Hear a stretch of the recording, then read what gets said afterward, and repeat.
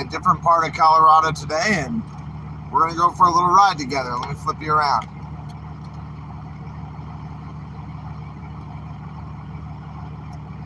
How's everybody doing? Anybody in here yet? How are you guys?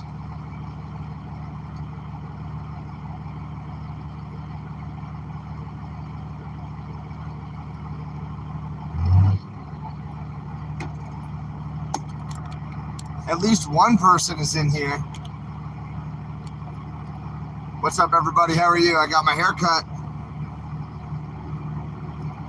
What do you think? Here we go. It's our turn. Here we go. How are you guys? I haven't talked to you for like 2 days. Crazy. Oh, let's get the seatbelt on. Come on. Showed you a good example, right? It's all right. Now I've got my seatbelt on, everything's cool. I want to show you guys some art up here. I guess we'll call it art, right? It's not graffiti, but it's art. And I'm in a small town in Colorado. I'm east of the I-25 corridor. And we're going to go up and we're going to meet with a trucker from the Convoy who's in the area. And he called me and was like, hey, what's up? You know, do you want to get dinner tonight? So I'm going to go meet up with one of these truckers who you guys have seen us talking to. What's up, everybody? Hello, hello. We're in the Arkansas River Valley right now. They grow some incredible cantaloupe out here, and, you know, they have lots of other crops as well, but the cantaloupe are especially good from this area.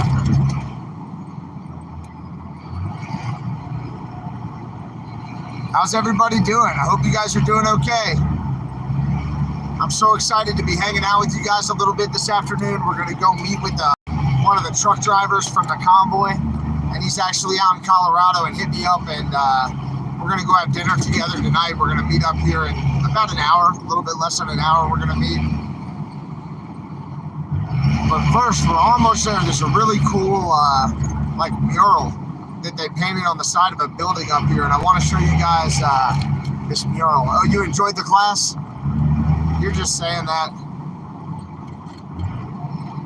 Shoot, I think I missed it. We're gonna flip a U-turn. I think I missed it. Sorry, I was talking to you guys, and I don't think I had my head on a swivel the way I should have. Let's just flip it and go back here real quick.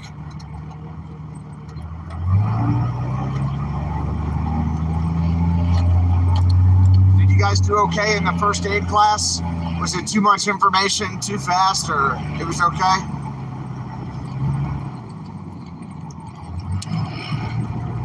Who's that little big rig? Where are you doing your Memorial Day ride? Where is that going to happen? Tell me. Tell me all about it. Okay, I appreciate all your very kind comments about the class. I really appreciate all those comments, really positive. I hope everybody got to learn something, you know. Hope you never have to use it, but I hope you learned something. Somebody wants a certification in the mail. Yeah, maybe. You almost earned that. Crap, I might have missed it again. We might have to go back to the middle of town and then come back this way to look for it. All right, we're going to turn around. Yeah, we've got to go back farther. You guys are going to really get to know this side of town. You love the class. All right, cool. Thank you. Thank you so much for your kind words.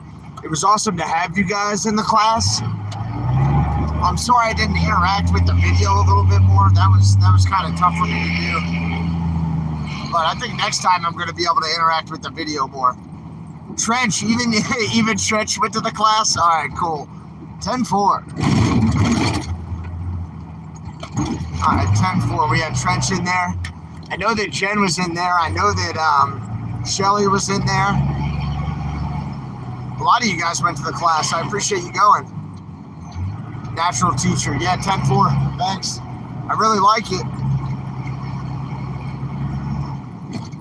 We're going to go like all the way back to the center of town to try to find this mural. I think it's a mighty nice mural. All right, we're going to go over here. We're in the small town of Rocky Ford in Colorado. Rocky Ford, Colorado.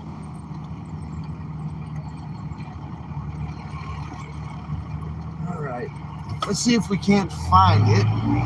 Hopefully it all. Yeah, oh, I see it. Good. I see it up here. I want to show you guys this mural. We're almost there.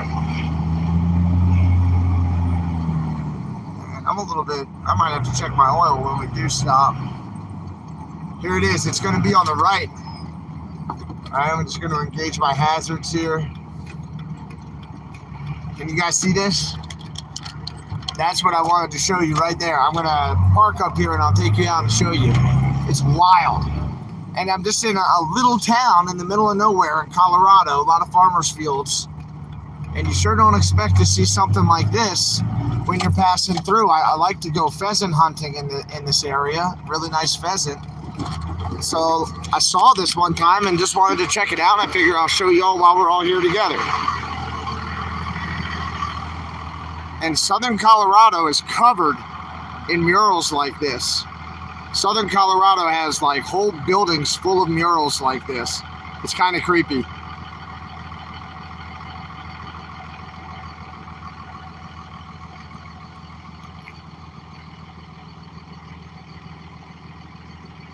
It's pretty good skill. The eyes are weird, right? Kind of creepy. Kind of a creepy mural. But, you know, it's one of the random little things you see in southern Colorado when you're driving through, and I thought I would just, you know, show all you guys so you can see you've seen it.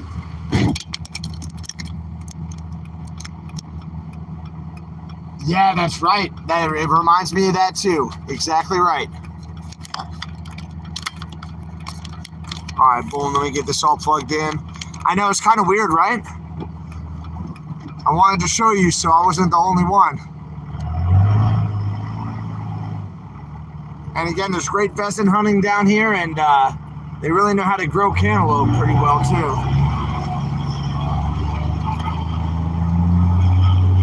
Yeah, I'm getting my seatbelt on. I'm doing it.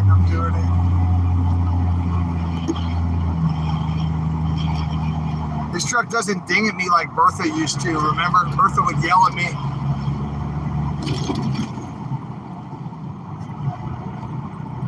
All right, next step, check the directions, huh? Good. How are you guys doing? What's going on in your world? What's new? Have you been watching the Convoy?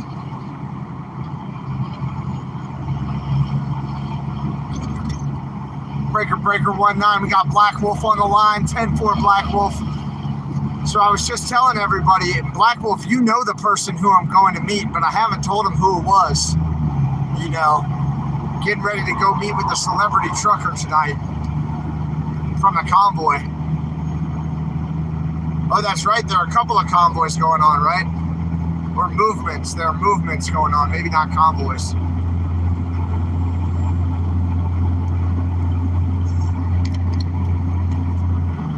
Oh, you want hints on who I'm going to meet?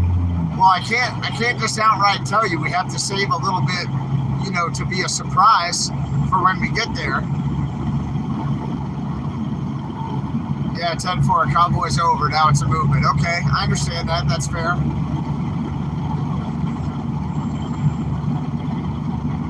The 1776 restoration movement, right? Oh, so Davey is a good guess, right? Who remembers Davey? Does anybody remember the driver named Davey? Where was he from?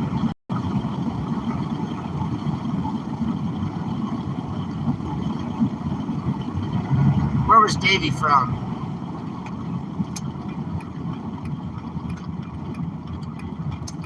Good job, from Colorado, 100% correct. So it's possible it could be Davey because he lives in this area.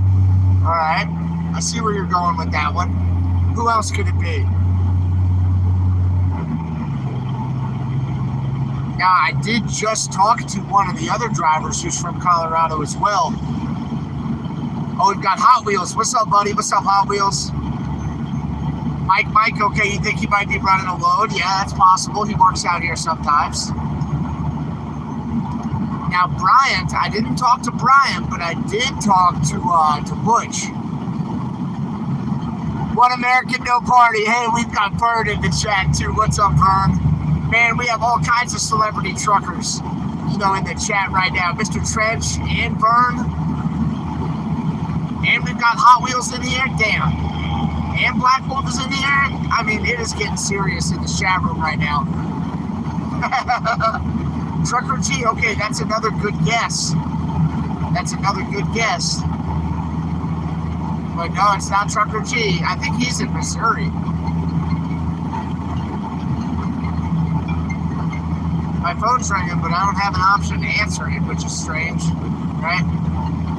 My whole phone is frozen, so whoever's calling me, sorry. You know how it is. Butch, yeah, I just talked to Butch. I talked to Butch yesterday or today, in the morning, and he's doing great. He's running a load right now, so Butch is running a load. He's doing really well. He says hello to everybody. I know that he got to talk to Jen, to the real Jen, because when I called him and asked him how he was doing, he said, "Oh, I'm just tickled. I just got off the phone with Jen." So Jen tickled him through the phone, apparently. Jen, you'll have to tell us how you did that.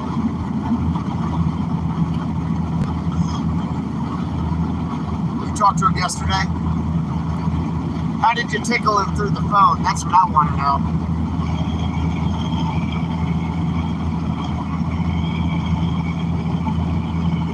You don't have to tell me. That could be your business. Yeah, you use some powers, I think, for sure. I got a haircut, right? I told him I'd just take a little bit off. Just take a little bit off, and they took a lot off. I keep my hat on. You know what I mean? What's this? Good, I'm glad we have so many celebrities in the chat room right now. Thank you guys for coming on board. The scenery is kind of flat and boring anyway. Actually, here comes a farm, Check out the farm. There's the Arkansas River back there.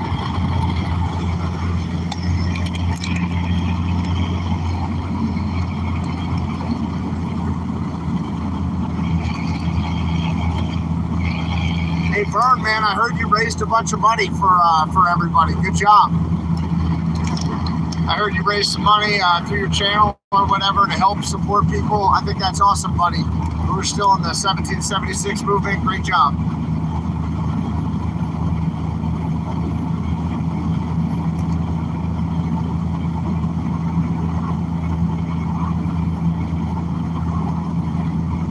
Yeah, they never listen when they cut your hair. That's a big 10-4. They just sort of listen, and then they do what they think is going to make you look good, regardless of what you think, right? What's up, Rhonda? Thank you for being in the chat, Rhonda and M. It's so good to see you as always. Jen, Mr. Trench, thank you to the mods so much. You guys are amazing moderators. Thank you for keeping the channel online. I love you. You're amazing. Looking at the GPS, I think we're only 45 minutes away from meeting with this celebrity trucker. We're going to be there a little bit earlier than we thought, but there's a good little restaurant up there in Lyman. At least there used to be a good restaurant in Lyman. And so we're going to try to check it out. The celebrity trucker from when we were all on the Convoy together back in the day. Excuse me, way back in the day.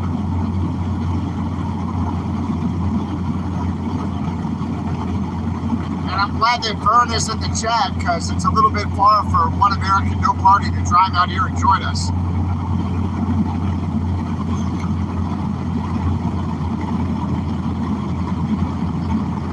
Oh, you're a CNA and you thought the course was okay, Debbie? Thank you. Thank you so much.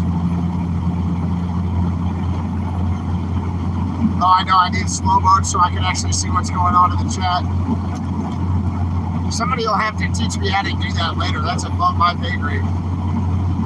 You love the class. All right, cool. What did you learn? Put it in the chat for me right now. If you learned something from watching that first aid class, and you didn't know it before or whatever, it was new to you, put it in the chat and tell me what you learned yesterday or a couple days ago. If you were paying attention, I want to know. Were you paying attention? CPR, all right, good to go. What's my plan from here? We're going to talk about it. We're going to talk about it on the drive. That's part of what today's chat is about.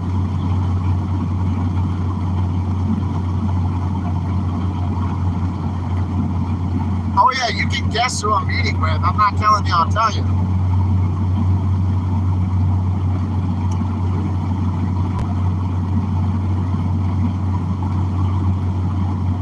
Double dose, yeah, for the antihistamines. Good job. Oh, thanks, Lori. I appreciate everybody's comments. Thank you guys so much. One American, no party. Am I coming to see you at home? Is this what your house looks like? I'm coming right now, Vern. I hope you've got dinner ready. We got a couple hours, but I'm getting hungry.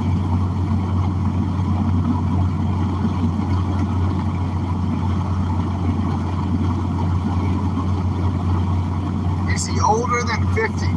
Well, that might give it away if I tell you how old the person is. It might give it right away. Oh, you learned how to purify water. All right, good to go. Good job, everybody. Yeah, wet the gauze with the iodine. Good job. Great job, everybody. Frostbite levels, good. You guys learned some stuff. I'm really proud of you. All right, I can't give away the age. Good question, though. Really good question. I'll just tell you this. I think they're older than I am. I think they're older than I am. That's all I can tell you. They're older than I am.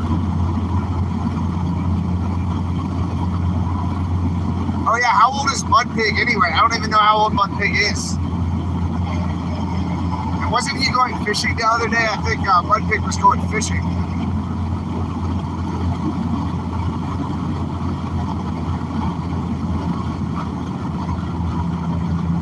Garbage bag apron. Yeah, good job, Mr. Trench. Mr. Trench knows how to do the dirty work.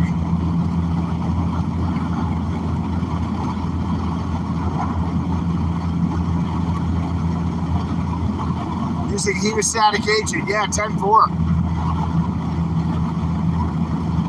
Oh, yeah, roger that. Roger that, Sylvia. Yeah, on Boston.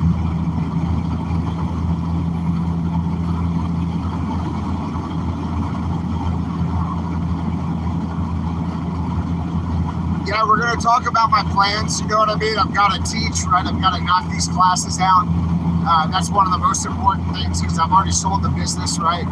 So it's important for me to follow through on the business that I sold. The contracts that I have for training, just like you saw that last training class, I have 2 more of those to deliver to meet my contractual obligations over the next couple of weeks.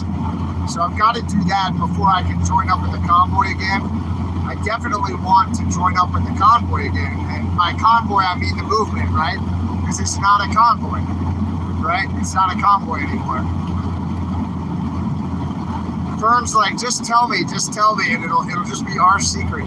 Once you tell one person a secret, Vern, it's not a secret anymore.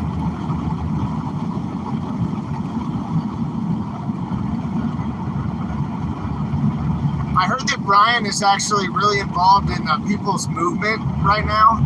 I hear that he's pretty involved in that people's movement right now, and I wish him the best with all that. And guys, I've actually been talking to a couple of big truck drivers, owners of big trucking companies, and I want to talk to the guys who are in the chat right now, all right, about something big that's coming up. And yeah, we want to support the people's movement. We want to support the 1776 restoration movement. We want to support anybody who's standing up for freedom on this channel. At least I do. I want to support whoever's standing up for freedom, right? And a lot of different groups are doing that. And if we just sort of put ourselves in a corner with one group, we're not going to be able to have as big of an impact as we would otherwise. You know what I mean? So I heard Brian is involved with the people's movement. I want to show some respect to that group. I know my buddy from East West Trucking, Jeff, is involved with the people's movement up in Washington State. And I know that there are a lot of patriots, you know, who are involved with that movement, who want to step up for America, to make their voices heard and to raise awareness. And so I just want to support all of them. All right, with that said, something big is going to be happening in September. 2 big things. And let me just say hello to everybody who's joining us in the chat who just came in. Welcome. Great to have you in the chat. We're going to be looking at two pretty big things in September. At the end of September, there's a big movement called 10-4, the numbers 10 and the number 4, DC. 10-4 DC. And that's like a big truck policy awareness protest movement. And they're going to be in DC and they're going to be there with permits at the end of September, early October. You know what I mean? Oh yeah, and October 4th would be a great day for everybody to meet at DC, right? 10-4, that would be great. But my point is, we're going to run a convoy in September at least, in early September. And I want to talk to the big truck drivers on the channel because Jeff and some of the other guys are saying, hey, maybe it's best if we don't go into DC, but if instead we try to put all the pressure on the states, right? Drive around, raise awareness in the states, get lots of different convoys rolling together, and then we roll to DC and we meet up with everybody who's already there and going there for 10-4 DC. So that could be like a September convoy plan. And I want to get your guys' perspective on that. Then I'm going to talk to you about what I have going on in June and July related to the restoration movement and supporting Santa.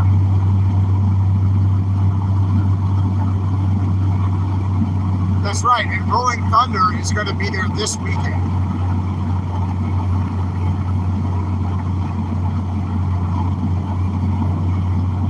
Yo, what's up, 007? Always great to see 007 here, right? Great to see you, buddy. All right, we've got an owner-operator out of Florida on the chat. Awesome, great to have you guys. Big respect and shout out. Oh yeah, Vern, man, I want you with me 100%. We're gonna stop at some of the same places, and it's gonna be like rallies across the country to raise awareness. You know, not a plan to go into DC and clog up DC, but to go meet with everybody who's doing 10-4 DC, to go meet with Fred and those guys, or really to convoy around the states during the month of September to raise awareness before the vote in November.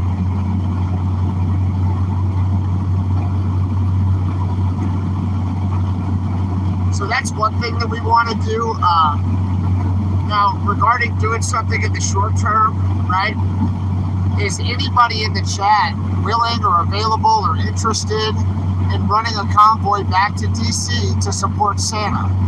Is anybody willing in the next few weeks, right? It would have to be mid-June or July to go back to DC and support Santa. Does anybody in the chat want to do that?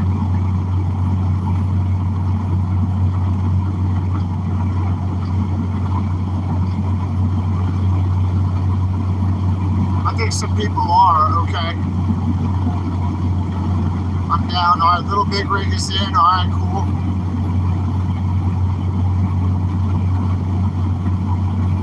Now, if we have some people who want to go, we can always run over and support them for a little while in DC before we run the whole September convoy. And so I'm just trying to get a feel for how many people would be interested in maybe running back with me, either for 4th of July or in the second half of June, so we can have a big 4th of July party in DC maybe, or in that area. I think we ought to try to plan a big 4th of July party and maybe go out there, you know, in the middle of June, into June, to help set everything up.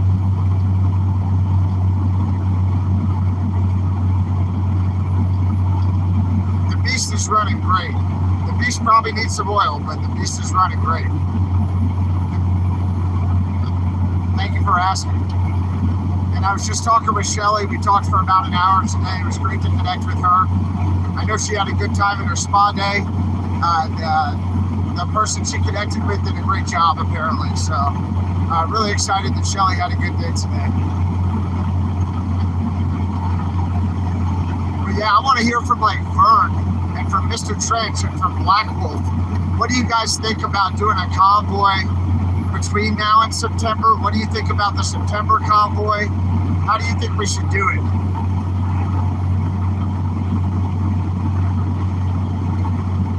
Right, that's what we're trying to figure out here.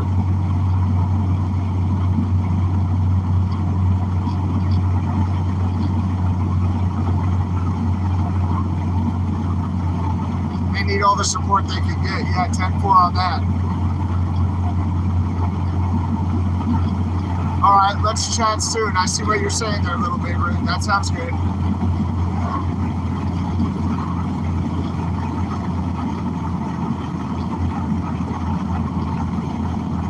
I will be there with all my horns on. Yeah, 10-4 on that. I've got to get some train horns on this thing. Oh, they've got a rally at the Canadian border on July 4th. That could be fun to go to. We could maybe go to like TQ Trucking, meet up with all of our friends there, and then we could ride over together or something. Not to invite myself again, but to invite myself.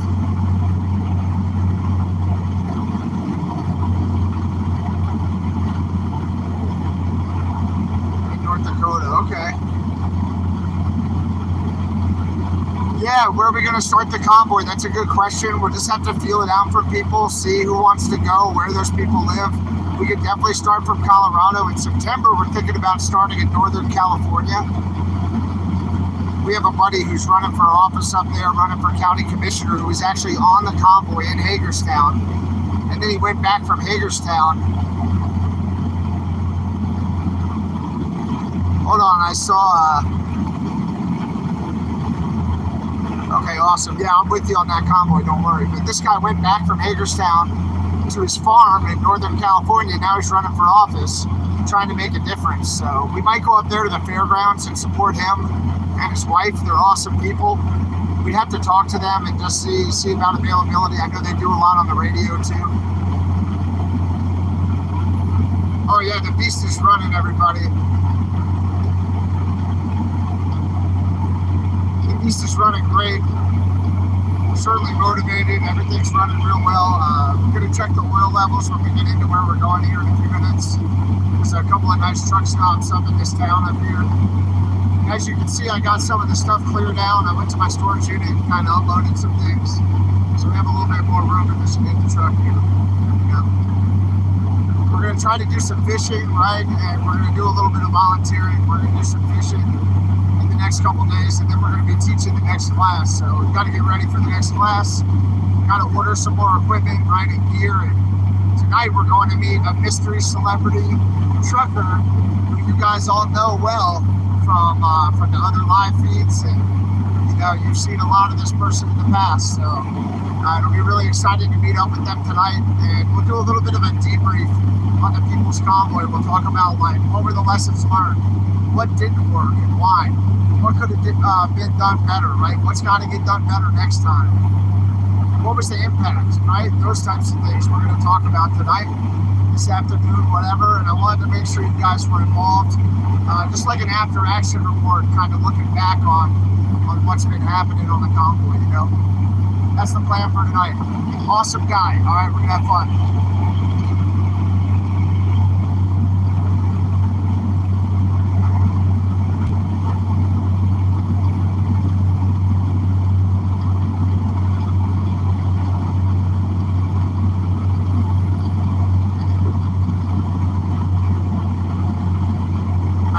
Marcus put a video out. I did not see it, but I heard he put out a video. That's just what I heard. How many trucks do they have in the 1776 movement? Do they have Santa and Big D and the fire truck, and who else is there?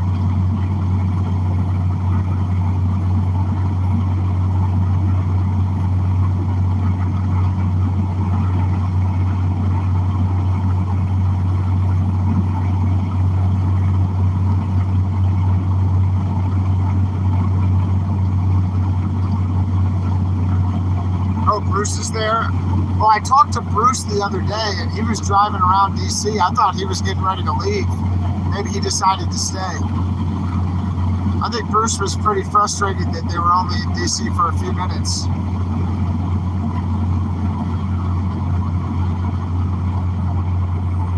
Bruce and a black truck. Okay, 10-4.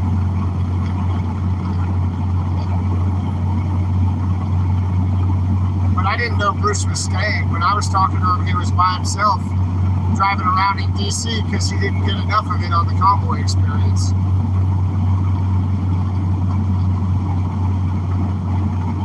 People are frustrated, yeah, 10-4. Well, I hope they can work through some of those frustrations, you know, and get back in the game there. Yeah, one of the black trucks is probably Santa's. I don't know who owns and operates the other black truck. But it's awesome that those people are there and that they're standing up. All right, talk to you later, Trench.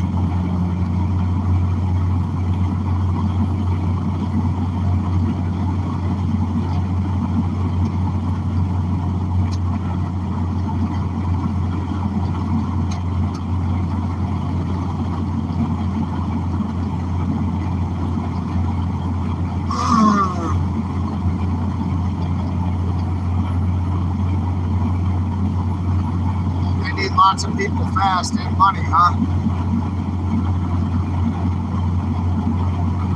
Is 007 still there with the Convoy? 007, are you still with the 1776 movement, or did you hit the road 007 or what, buddy? All right, Vern, yeah, I'll definitely call you 100%, Vern. 007, what are you doing now, buddy? Where are you? North Carolina, all right. I hope you're doing okay in North Carolina, man. I hope you're doing okay, buddy. Thanks for coming into the chat, and man, I can't wait to meet up with you again, 007. Nobody I'd rather run on, you know, run with on a Convoy, you know, having that back door. You're a hell of a driver, buddy, and a hell of a mechanic too, 007, respect.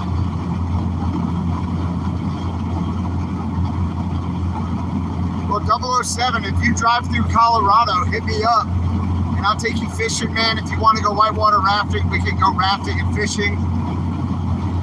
I know some good people here, dude, so just hit me up if you're coming through Colorado.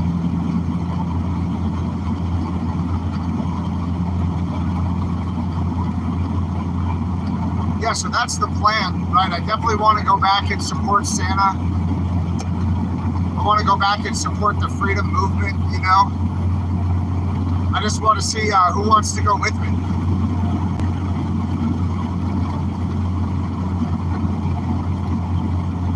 That's what I'm interested in.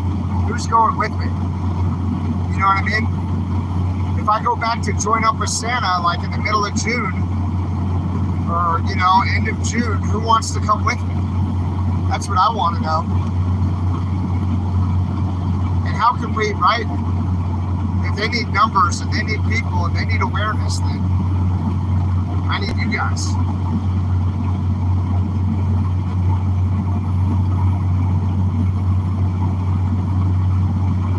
Yeah, if we have time to plan it, right? That's what I'm talking about. So that's why it's so important for us to run this convoy in September. All right, everybody's going to be aware of it now. We'll have plenty of time to set it up. We can even get a webpage going for it by then, right? But we can get a lot of people motivated. People can make their plans. They can put in for vacation. We can have the route posted.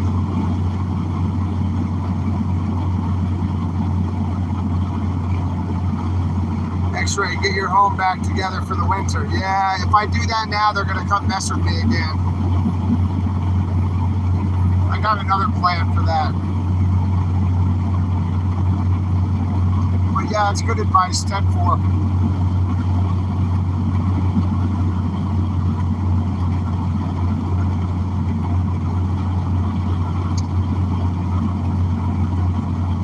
I saw that press conference. They did the press conference the other day with Santa. I heard Santa had to have stern words with somebody.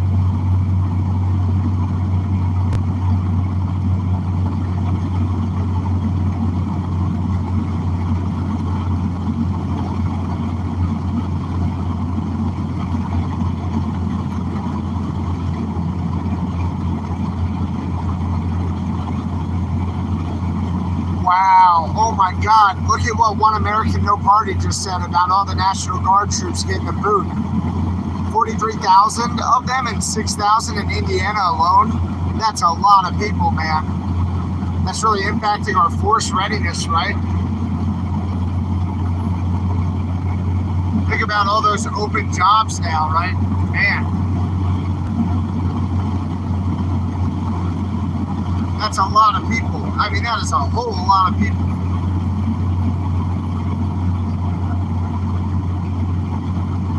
Yeah, oh my God, that's hilarious, Nina. Yeah, so all 43,000 of them need to come and join the movement. That's right. We need to run a convoy with everybody who just got kicked out of the National Guard. 10-4.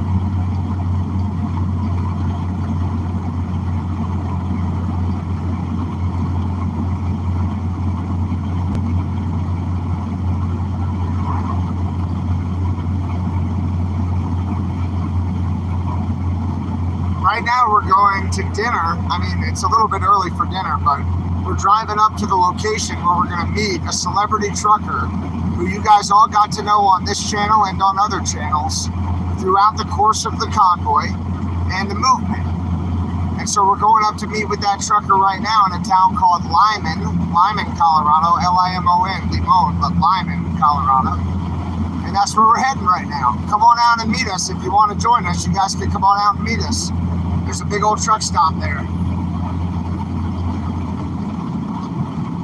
Actually, there are two of them. I think there's two big old truck stops there.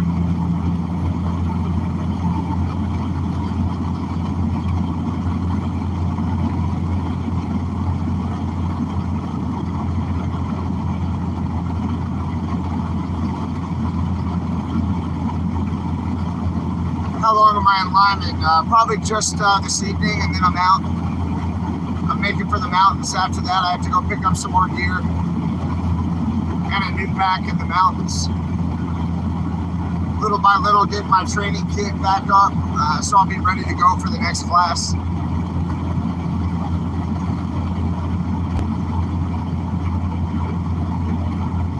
Go to the IHOP. Yeah, 10-4. I know, I want to go back and join up with Santa. It'll have to be when my training courses conclude. So after my training classes, I'll be able to meet up with Santa. I want to go and give him support, and I want all of you to come with me. And I'm just asking the group, how many of you would actually be able to come with me if we were to leave in maybe late June and plan to be there for a big 4th of July party? Would anybody be able to do that?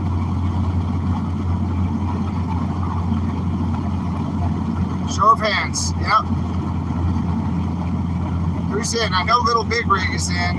I know Mr. Trench said he was in. I know One American No Party said he might be in.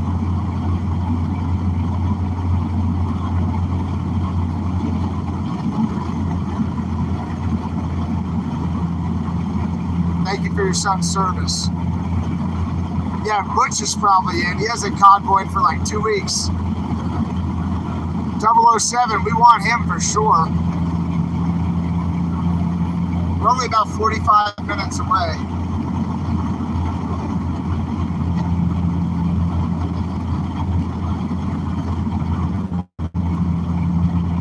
Oh yeah, you said you wonder if the jab had something to do with your strokes. Possibly. Possibly, right? I think that, I'm not a doctor, right, but a lot of people have written about how it leads to pulmonary embolisms and myocarditis.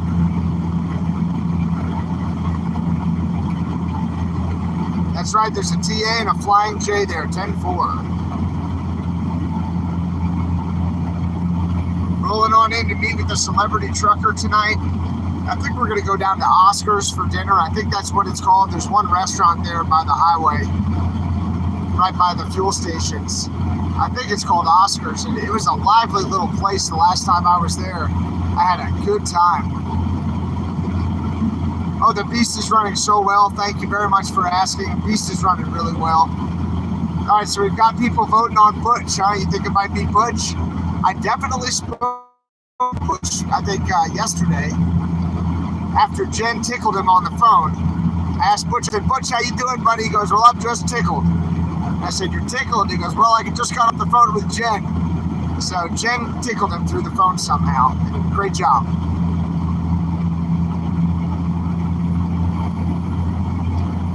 This evening, the plan is to meet up with the celebrity trucker, and then I'm going to interview this driver, right? We're going to find out about how this person got into driving, and then we're going to ask about how they got involved with the Convoy and the freedom movement and what it means to them.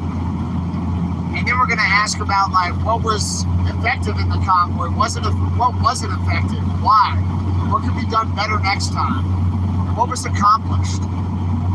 So it should be a really good conversation. I just wanted to give you all a heads up. Definitely wanted to show you guys that mural down there in Rocky Ford. Yes, Jen, he totally loves you, of course. Oh yeah, you know him, Vern. You know this guy for sure. Uh-oh, Little Big Rig thinks it's Sasnak. Some people are saying Mike, some people are saying Butch, some people are saying Sasnak. Again, it's a celebrity who you know from the whole Convoy movement. Oh yeah, I'm going to stay live. I'm going to roll in live. We're going to get on the CB radio and find this guy in a truck stop. Once we find him, we're going to say what's up, throw him in the truck. And then we're going to go down to Oscar's and have a cold Pepsi.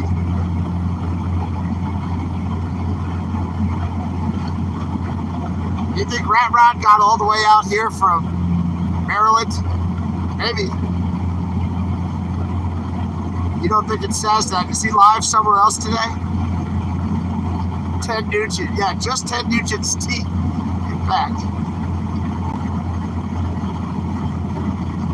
All right, some people think it's Mike. Some people think it's Brian.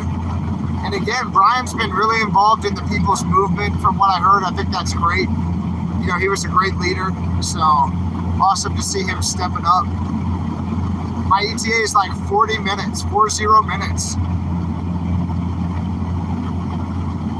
You don't think it's Grey Wolf, huh? Okay. He likes to drive on the East Coast. Oh, it could be Tommy from GWT. It could be Tommy. But I don't know. I wouldn't count on it. Look at all these American flags on the side of the road. Did you see them? Big Red. Well, Big Red doesn't go anywhere without Big Blue, and I'm definitely not buying dinner for the two of them. I'm just kidding. I would buy you guys dinner if you guys ever watch this. I think they live in Connecticut or something.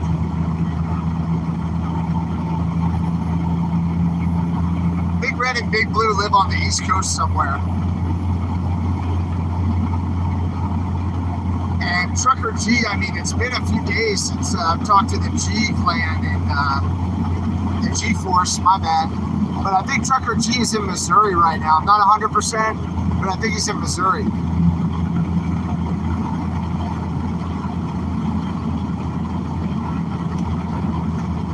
What was a wise decision, Vern? I didn't see what you were talking about. I just saw you say wise decision. Oh, Fred from 10-4 DC? Nope, it's not Fred. All right, I think it might be Butch. That's probably the smartest bet. I mean, somebody said somebody else earlier, too. I'm not going to go back and say the name. But there's another driver who's actually from Colorado. Right? There's another driver from the Convoy who's from Colorado. All right, 10-4 on that text message I just received, buddy. I know you're in the chat, so I'll tell you it's a big 10-4. Oh, yeah, Big Red and Big Blue show up, I'm going to go broke, okay? I love those guys, but I still owe Big Red a whole lasagna. He hooked me up one time. I owe him a lasagna. And Big Blue, I think we're cool. I think I'm cool with Jeremy right now. But Frenchie, I definitely owe that guy a lasagna. Oh, Davey. All right, somebody mentioned Davey. 10-4. I think that was Sally. Yeah, so Davey is from Colorado, everybody. If it's Butch, I hope you brought a lady. 10-4. 10-4. I didn't show you guys the back seat.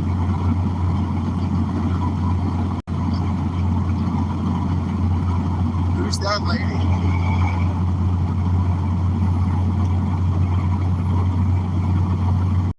It is not Polish Agnes. That is not who I'm going to be. CPR doll. Yeah, that's who I'm rolling with. I've got the CPR dummy. Only the dummies, yeah. That's all I can get to hang out. Yeah, guys, I think Trucker G, I think he's actually in Missouri, but I'm not 100% sure. Is he in Missouri? You think it's going to be Davey? All right, well, we're going to find out. It's a celebrity trucker who's been on the convoy with us. I'm on my way to meet him right now. It's been a while since I've seen this guy. He's a good guy. He actually met up with the convoy many times. Yep. I'm not reading my text while I'm driving, I promise.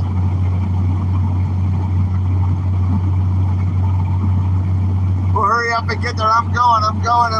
It's only like 40 more minutes, and then we're going to be there. It's going to be amazing, everybody. I'll give you a little taste. All right, I got my hair cut for this occasion and everything. I told him just take a little bit off. They took it all off. Worst things can happen, right? But yeah, we're almost there. We're like 30 or 40 minutes away. We're going to go see a celebrity driver, you know, and we've got a lot of celebrity drivers in the chat right now. We've got Vern, One American No Party. We've got Black Wolf. I saw Hot Wheels is in here too, right? We've got Little Big Rig in here. Who else is in here who's been out on the convoy? Come on, we're loaded up in this room right now. Yeah, I talked to Butch yesterday. He's doing great. He's running a load right now. Butch is always working, so he's running a load right now. I won't tell you where he's running the load because that might spoil the surprise. Yeah, buddy, all right? We're going to keep it sexy. We're going to go to dinner with the celebrity trucker, and we're going to talk about the convoy. We're going to talk about our lessons learned, what was good, what didn't go so well, what could have been done better and why, you know, and then what did we accomplish, right? We're going to talk about all that stuff. So thank you guys for being here. Appreciate you riding along with me. You're always welcome on the channel.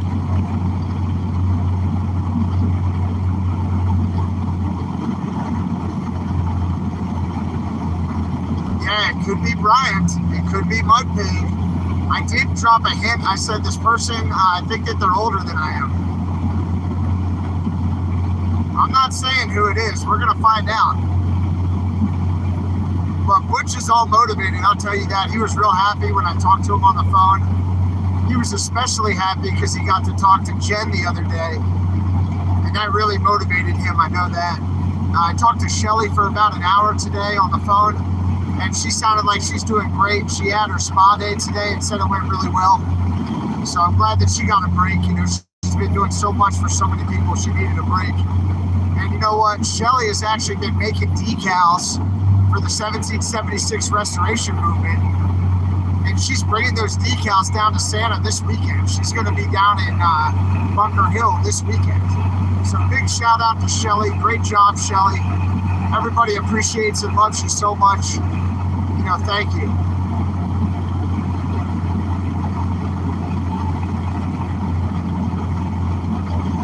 Man, if I was going to meet up with Bryant, I would have to tell him no snakes. Did you guys see those snakes that Bryant had in his truck? That was crazy. I don't know if you guys ever saw them, but when we were in Sacramento at the horse ranch, I think I stole Vern's live feed, One American No Party on Rumble. And I went and looked at those snakes that he had. That stuff was crazy. Crazy.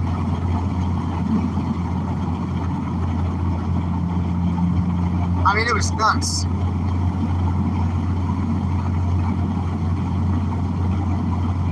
A lot of cattle ranches out here, right? We're going up to Lyman, Ohio, Limon. I know you want to say Limon, but Lyman, Colorado. And if you live in the area and you want to come to dinner with us, come on out.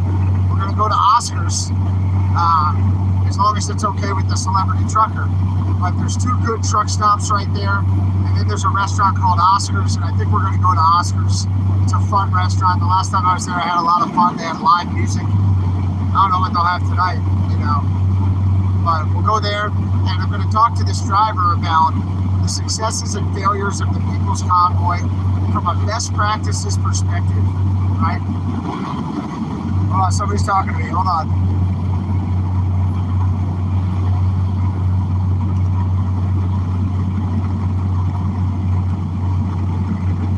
tires out there? Where are the trees out there? Oh yeah, 10-4, there are no trees. I know. Fern wants to know who the celebrity trucker is. Come on, guys, I can't tell you. A lot of people think that they already know. I've heard some names thrown around that are pretty good ideas. I mean, it's possible that it could be any of the people who you mentioned. You know, it's possible. It could be any of those people. The question is, how good are you guys at research?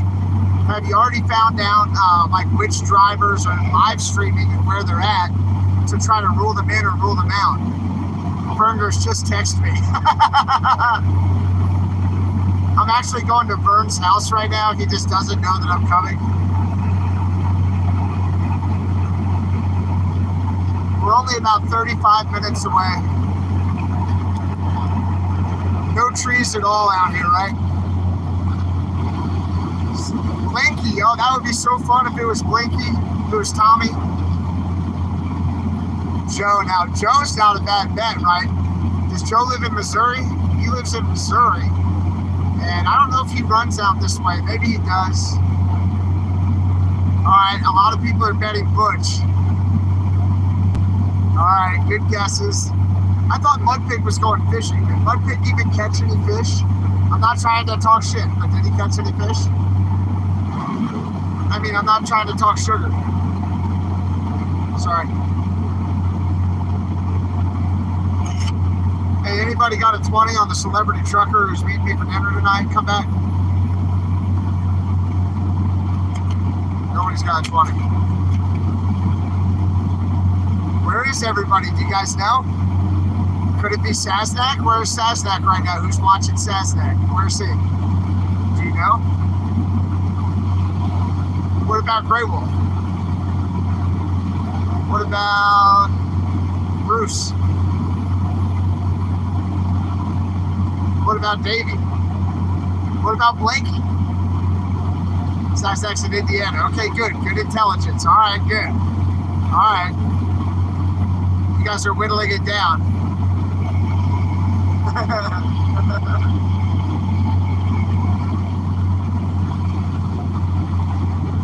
Oh, there's a cattle hauler.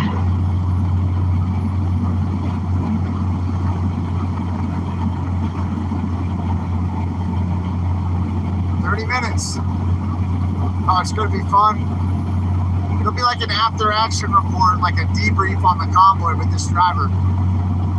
One American No Party is going to get pissed off over there.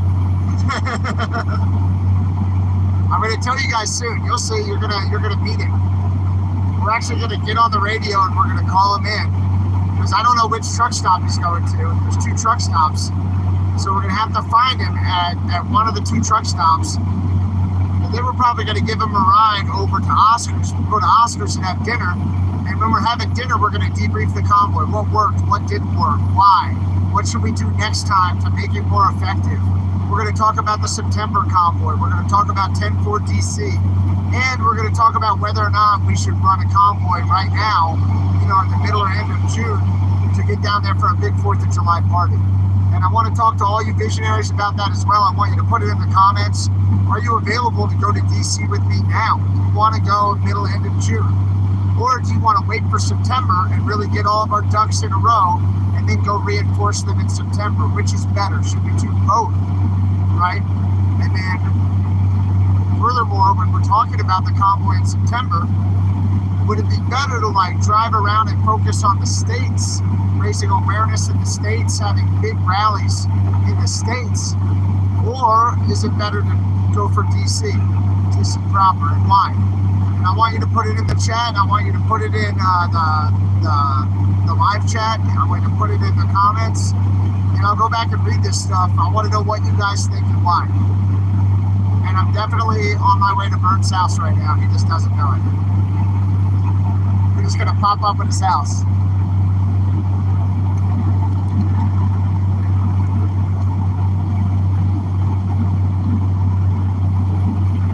First person to see a tree gets a prize.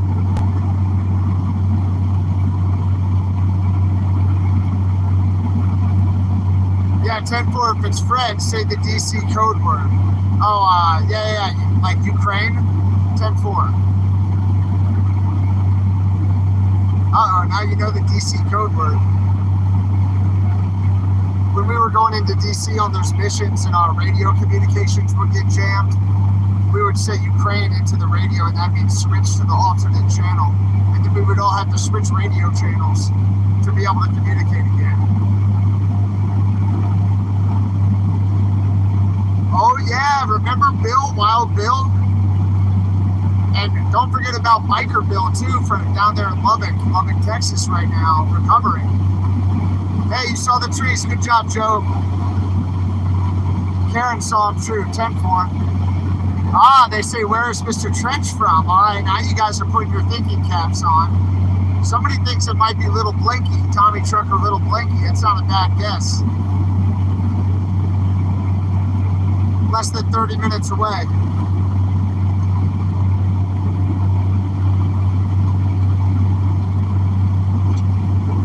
All right, 10-4, 10-4 on the text message.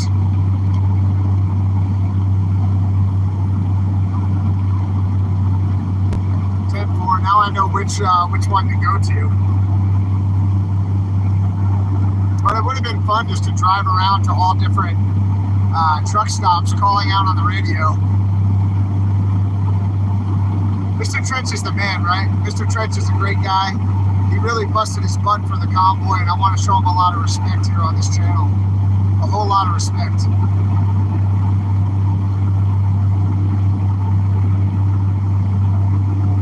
We're almost there. This is going to be awesome, everybody.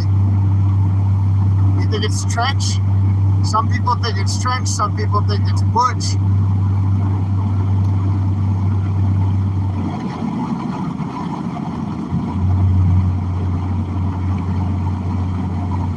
All right, Awakened Lady says Santa did a good job today splitting them into groups. Maybe you should make an appointment with the mayors in the towns to get the word out. Yeah, that's a great idea. Good job. That's a great idea. Good thinking.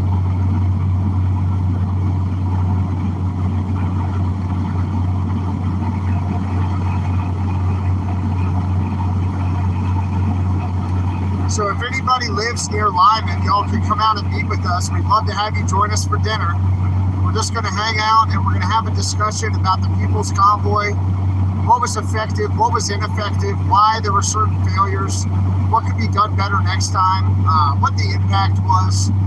So we're going to have an after-action debrief on the convoy with one of the celebrity drivers. And I can't wait to meet up with them here in about 25 minutes. Now, it's not quite a date night. It's just a dinner night, like hanging out with buddies night. This one's not really a date night because we're meeting up with one of our buddies from the convoy. You know what I mean? You guys want some x-ray stickers? I'll get them made for you guys, sure. That would be awesome.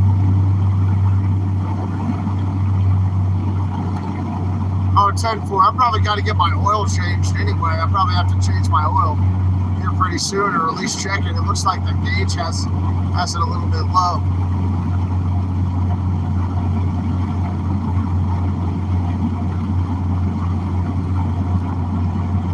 Not a lot out here, huh? This is pheasant hunting area where the crops are, but out here in these ranchers' fields, there's not much out here anyway. Yeah, I see the question, am I going to go back and join Santa? You know what I mean? And yes, that's my intention. My intention is to go back and join him. I want to talk to you guys. You know what I mean? I want to talk to you guys about how many people want to roll with me back to DC, if anybody wants to roll back. Right? If you want to come back with me, it would be fun to ride together. And do you want to do it at the end of June or just in September, or you know what I mean? Because I've got to teach until June 9th. June 9th is my last class. And so after that, I'm good to go. Oh, Marcus did a YouTube video. I didn't get to see it. What did he say in his YouTube video?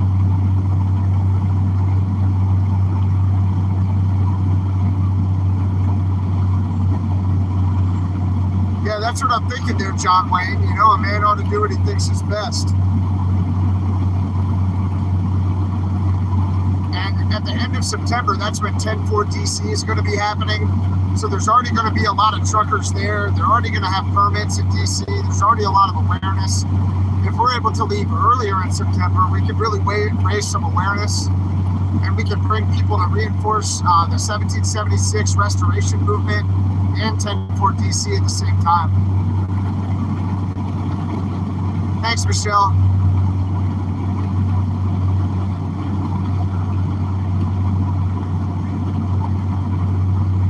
Oh, you never know. Oh yeah, did you guys watch the class yesterday? Did you guys, did you enjoy it? Would you guys like that class again?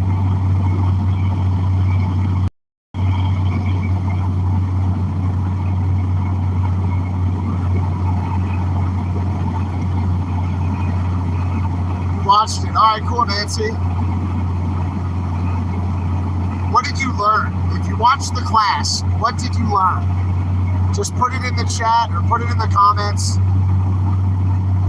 All right, I hear you guys calling for x-rays, stickers, and shirts. We're going to get those made, sure. I don't know how to do any of that. If anybody wants to help me, that'd be great. Maybe there's a website or something, but what did you learn in the class? That's what I want to know. What did you learn? If you watched the class, what did you learn? Scene safety, good job. CPR, good. Stay at band camp and play with your flute, 10-4.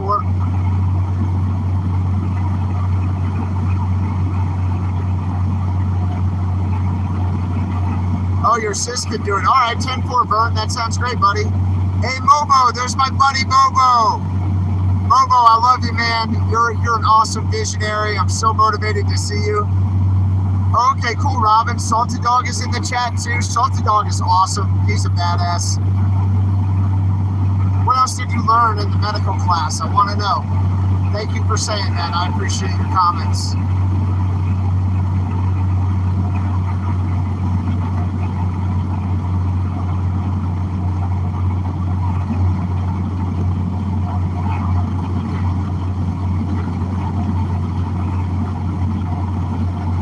All right, awesome, Vern. We're gonna talk to your sister. That would be super cool.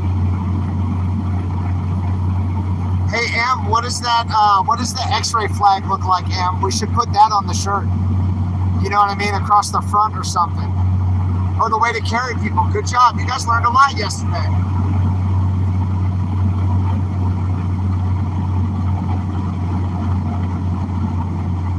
No CPR for hypothermia. Good job. Good job. You guys were paying attention.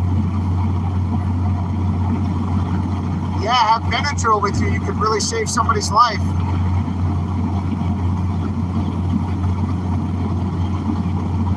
Yeah, 10-4. There it is, Em. Yeah, we'll put something like that on the shirts. You know? And then it'll say, like, keep it sexy underneath.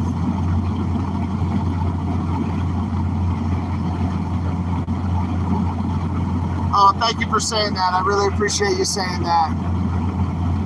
Farm Fresh, thank you. What's up, RV Hauler? Right now we're in Colorado. We're just outside of Limon, Limon, Colorado, and we're going to meet with the People's Convoy trucker. We haven't said who it's going to be yet, but we're going to meet with one of the real People's Convoy truckers, and we're going to have some dinner, and we're going to debrief. We're going to have a couple of cold Pepsis, and we're going to debrief the convoy and just hang out and blow off a little steam and talk about what worked and what didn't work and why on the convoy and what could be doing, what we could do better.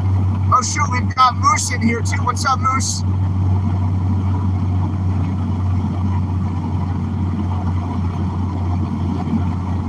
Keep it sexy. That'll be awesome. I will call you, Vern. That'll be really cool, buddy.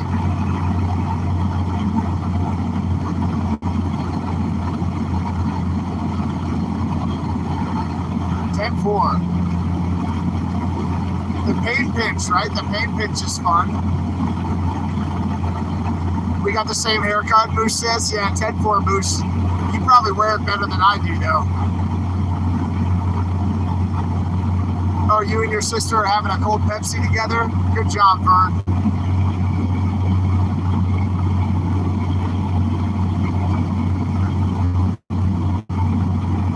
your sister-in-law lives up there. Okay, 10-4 on that. 10, Roger. You love the class? Thanks, Eric. I appreciate that so much. Yeah, smack the crap out of your patient with heat stroke. 10-4. No, RV hauler, who are you? You said, do I know who you are? No, you're the RV hauler. That's all I know.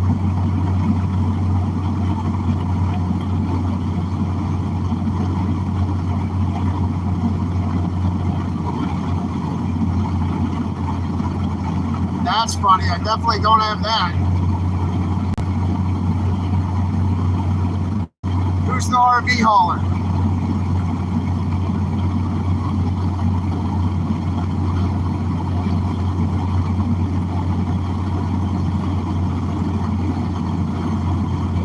I'm just outside of Lyman right now. Just outside of Lyman, Colorado.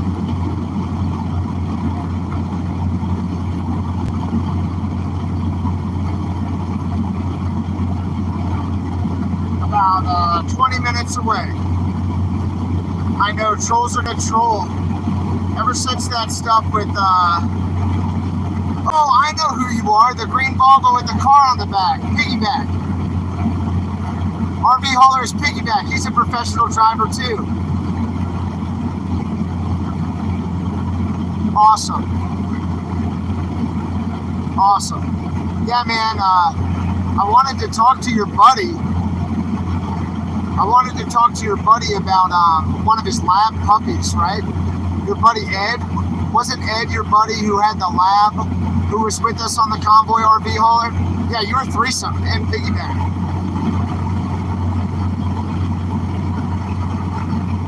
Thank you so much.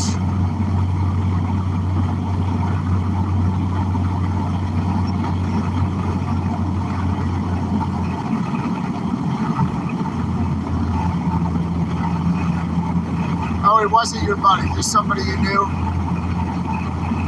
We've got a lot of professional drivers on the chat tonight. It's great to talk to you guys. Did you ever get your radio fixed there, threesome? We call this guy threesome because he was a bobtail hauling a big giant RV trailer, and he had a smart car on the back of the bobtail. So he had like 3 vehicles being towed at once, or being operated at once. So we called him threesome.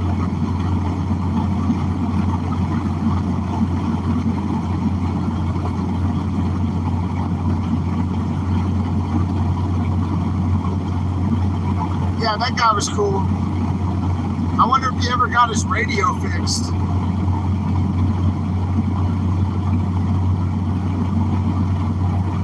Yeah, the smart car, the camper, trailer, and the bobtail all at once. That's why we called him threesome.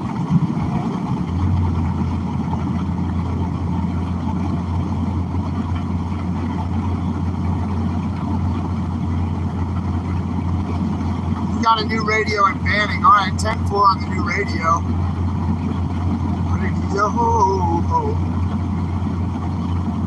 Gotta keep moving. Yeah, 10-4, bro. I'm glad you got that new radio.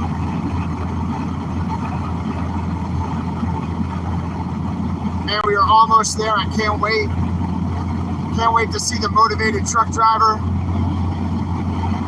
Have you guys figured out who it's going to be yet? We're only 15 minutes away. And we might get there first. Like, frankly, we might get there ahead of the celebrity truck driver.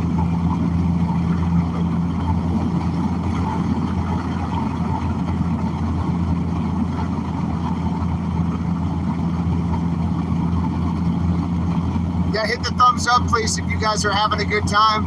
I know we've got a bunch of people in the chat. It's awesome that you guys are all here. Thank you for riding with me. Tonight we're going to go meet with a celebrity driver from the Convoy, and we're going to talk to him about, about what's working, what's not working, and why on the freedom movement, about what the failures were on the Convoy and what can be done to improve Convoy operations in the future. So it should be a really good conversation tonight. And I'm just hearing from the driver, he's about 30 minutes away. We're about 15 minutes away. So if anything, we should slow down. And the last time I talked with Santa was a couple days ago.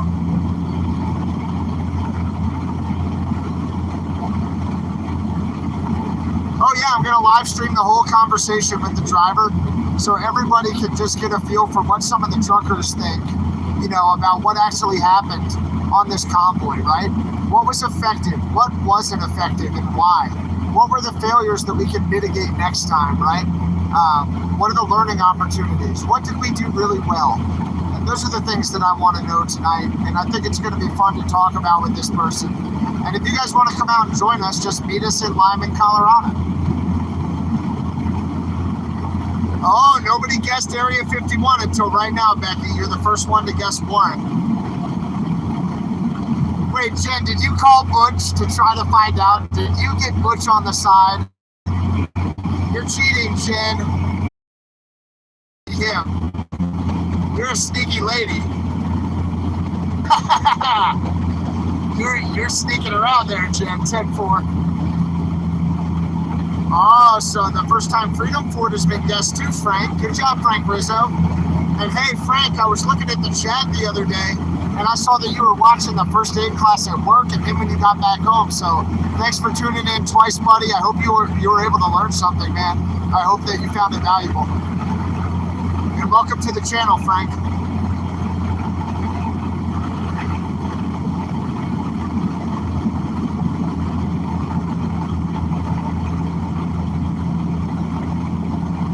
Oh, you think it might be Trench, huh? Trench was on the chat a little bit earlier, so, I mean, we were actually talking to Trench here in the chat room. We have like 5 big truck drivers in the chat right now who are on the convoy with us, which is awesome. Thank you guys for being here. Lots of respect. Oh, yeah, good call. So I told you that the driver's older than I am.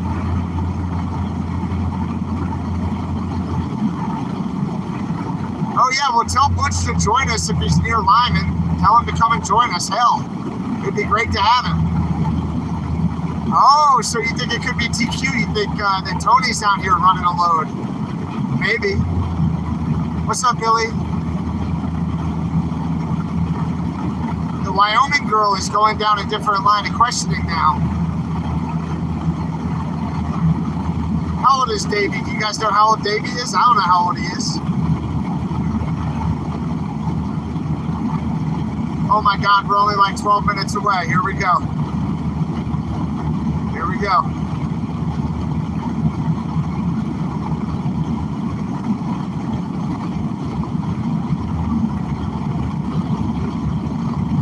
Davey's a Colorado-based semi-truck driver who came with us on the convoy several times. Real nice guy, smart guy. And he's back at home taking care of his family right now, running loads.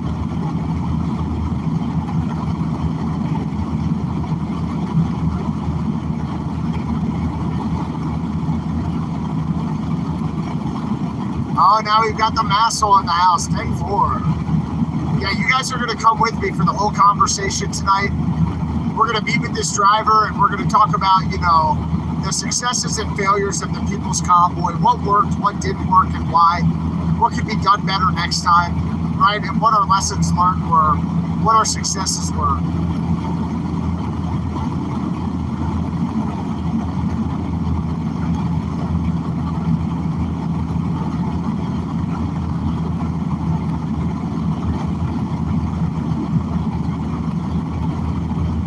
I think Mike is 36, right? But I don't know. I think so, but I don't know.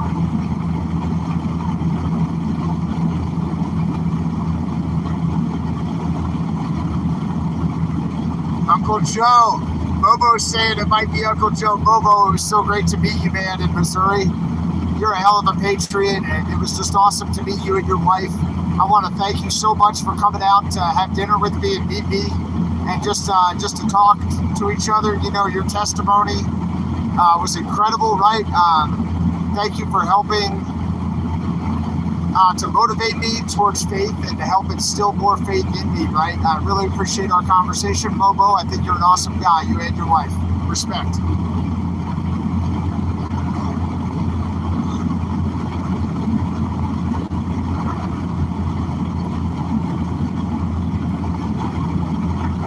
Yeah, the Beast has an American flag in the front and a Marine Corps flag in the back. It still says the Beast on the front windshield, heck yes. I've actually got another little flag in the front up here. Oh, you're thinking it might be Grey Wolf or GWT. Well, you're gonna see. You're gonna see in like 10 or 15 minutes. I'm about there right now. I'm almost there. 10 minutes outside of town. I think the driver. Oh shoot, we got a gator in the center line right here. Oh my God. Did you guys see that gator?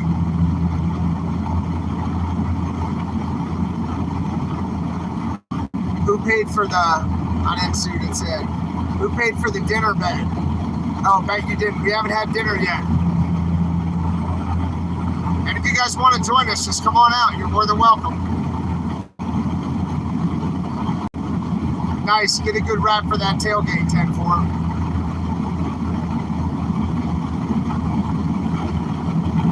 Yeah, we're going to go back and, oh, yeah, the forgotten country truck. Robert, you're talking about Robert, who drives that truck.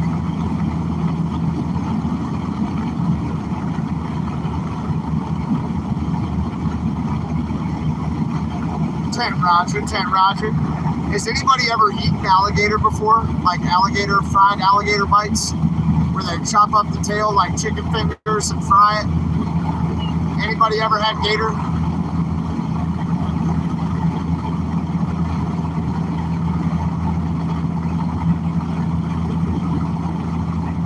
Gator's pretty good. Yeah, it's pretty good. The Cajuns like it, right? They serve it in Florida too.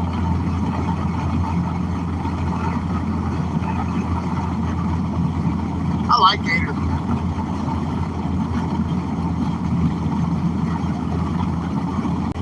Turtle, yep. Oh, Mr. Alan Kelly, that's a good question. We haven't seen Alan for a long time. That's a great idea. No, it's not Alan. Good guess, though. Oh, Marty from True Blue, another good guess. Not Marty. I think alligator's pretty good if they cook it right.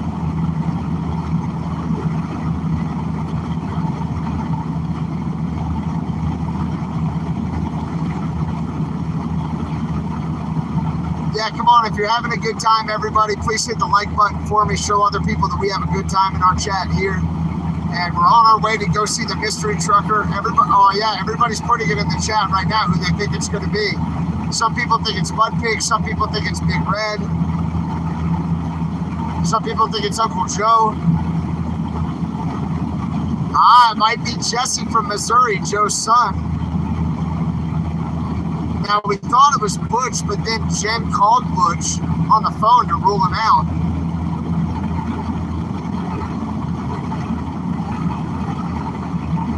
We know it's not Vern, right? Vern's in the chat with us.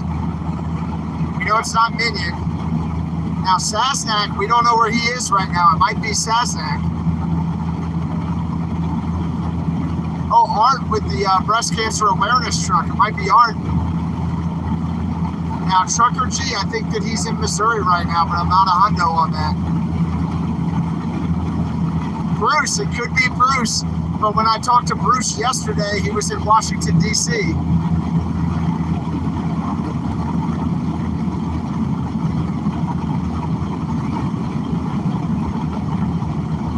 We're going to find out. We're almost there, everybody. We're going to find out who it is.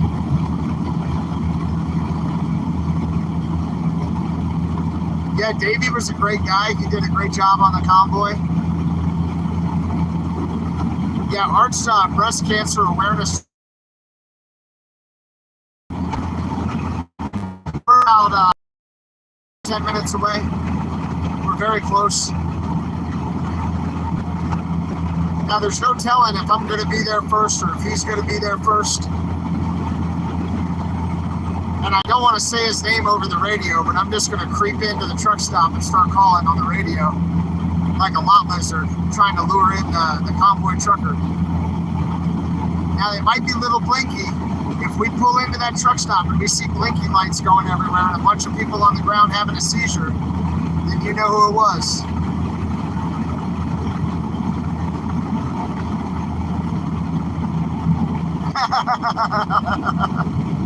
Damn 4. Oh, Blinky's live, so it's not Blinky. All right, you're ruling out Blinky. who's it going to be, huh? Who's it going to be? And if you're having a good time, hit the like button for me. Now they're asking what kind of truck. Oh, now you guys are smart. It's like playing 20 questions with you. If I give you all these answers, you're going to know. They think it's Mike, Art, or Trench right now. I think those are the winning. Yeah, gator is a tire, a busted up tire. So when we say there's a gator in the road or a gator on the fog line, it means a blown up tire on the side of the road or in the middle of the road, creating a safety issue. OTR, where's he? He's in Vegas. There's a correctional facility. We better keep rolling.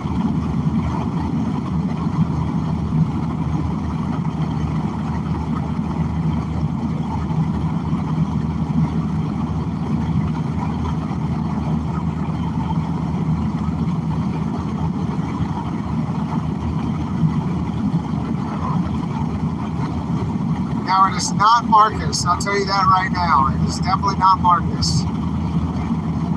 Drive as fast as you can. That's good, healthy advice right there. Now, Mud Flap is different from Mud Pig, right? Mud Flap is a raft guy that I know here in Colorado. Now, Vern is actually in the chat. Vern is Minion, One American, No Party. Now, has anybody seen Grey Wolf on the live stream? Do you know where he's at right now?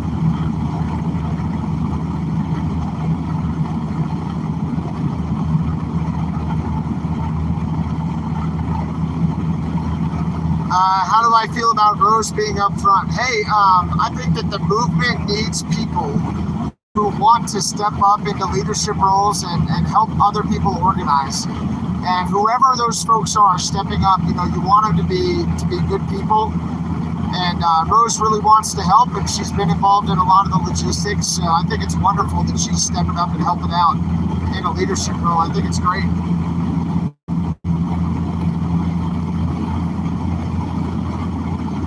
Oh, so Little Big Rig, do you already know who it is, Little Big Rig?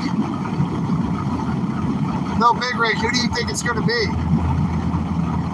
Little Big Rig was saying she was going through all the live streams to try to find out.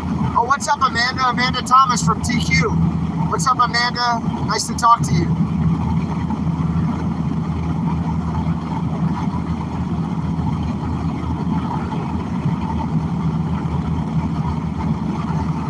Oh, you're not telling, but you know. Okay, 10-4. She's like, I know, but I'm not going to tell you.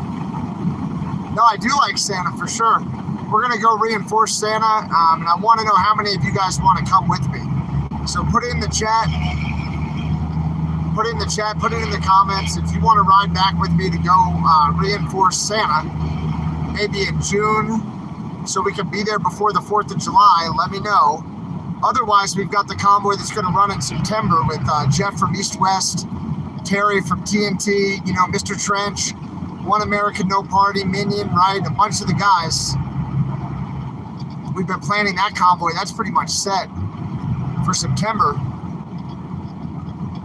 And we're going to get information out in the coming weeks about kind of where we're going to leave from, what the route's going to be, and then who all's going to be there. You know what I mean? We're going to try to make it as big as we can. We want to give ourselves time to really prepare so it can be a huge success. Good. And I want as many of you guys to come with me as possible, right? We want to have as many folks, you know, on the convoy as possible. Just like last time, we'll be real safe. And we'll have some parties along the way, some rallies and parties along the way. We're going to wake the states up. And the focus will not be driving into DC, although we will go down to support 10-4 DC and the 1776 Restoration Movement. Now, whether or not we also go in mid-June, once these classes are done, that's up to you guys. And I need y'all to, you know, send me a message and let me know if you're interested in doing a convoy here before we get there, right? Before we get to June, okay? So I want to hear it from you guys. Yeah, I would love to come back to Texas. I would love to see Shannon, right? I'm not sure if he won his mayoral race, if he was reelected or not, but he was an awesome guy, and I would sure like to ride with Shannon again. The mayor was awesome there in Big Springs, Texas.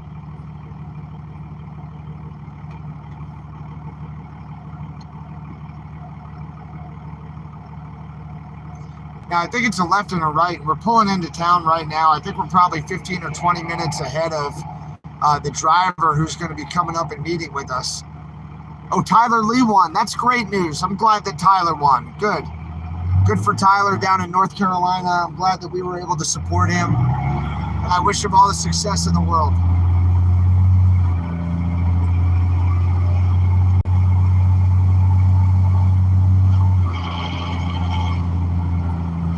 Yeah, we called him Pretty Boy. Call sign Pretty Boy 10-4, Tyler Lee. He's a good guy. You know, I only knew him on the Convoy. Same with a lot of these people, right? I only know them through the Convoy, but a lot of them are really good people. In fact, the best part of the Convoy was the people. It was getting to know all the different people and meeting all of you visionaries all the way across the country. You know, thank you so much for all of your support. People like Mobo, right, coming out. People like Craig. People like Randy and their families coming out to support us. Thank you guys so much. People like Shelly and Mike. Thank you guys so much.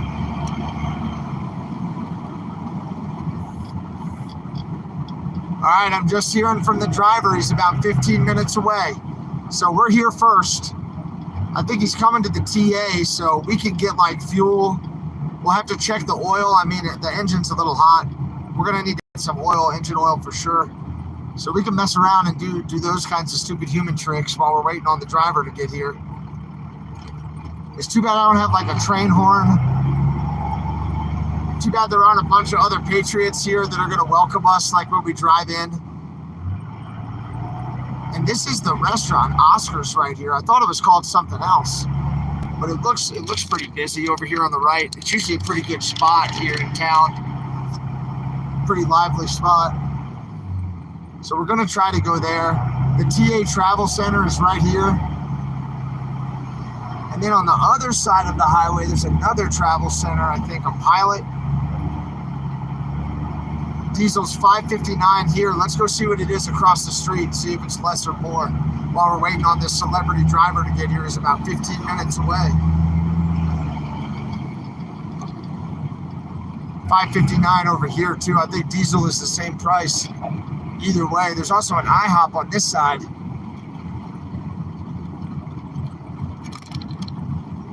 Let's just go get some fuel while we're waiting. People are saying it might be Freedom Ford. I mean, he only lives down in Arizona, right? That's not too far. I hope that Freedom Ford's doing well if he's watching this. Hope you're doing well, buddy.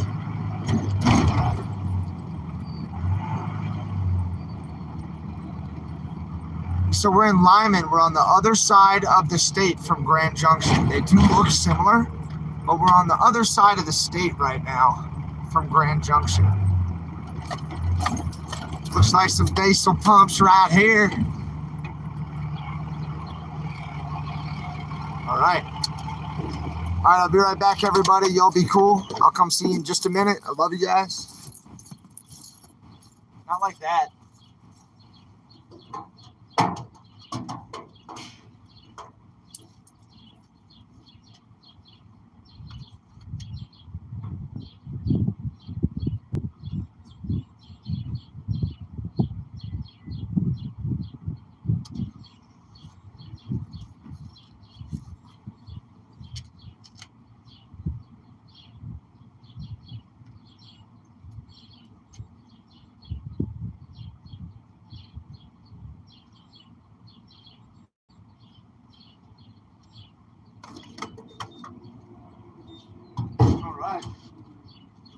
Get some juice, Bertha.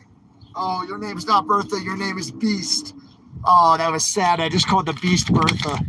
I had like a little Bertha withdrawal moment, you know. I miss Bertha. She was a good truck to me. I talked to Jason, though, the visionary who got Bertha, and he said she's doing real well. She's starting up. She's all clean. And she's doing well up at Jason's place. So respect to Jason for taking care of Bertha. Be nice to her, you know what I mean? Be nice to her. And here we are. If you guys want to look out here at the trucks, you probably want to see the trucks more than you want to see me. I can show you some trucks. There you go. There's some trucks. I know I miss Bertha so much. Oh, you think it might be the mayor, you know, like if she's not down in Texas.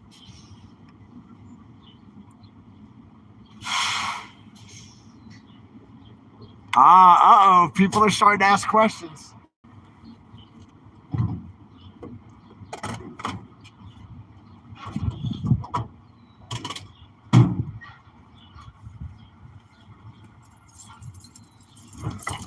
All right, we're full of fuel now, among other things, but we're full of fuel.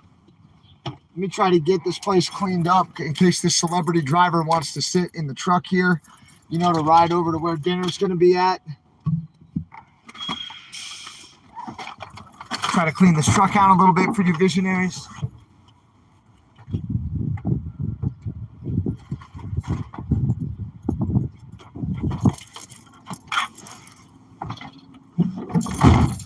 You got a family over there taking pictures of the motorhome. All right, here we go.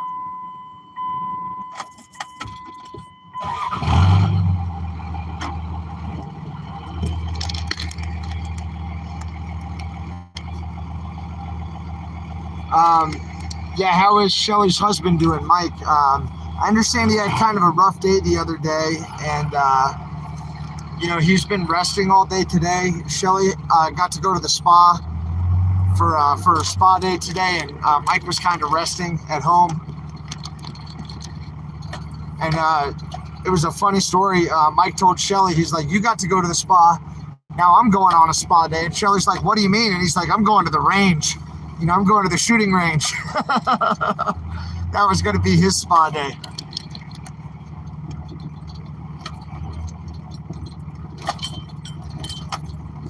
All right, we're rolling on out.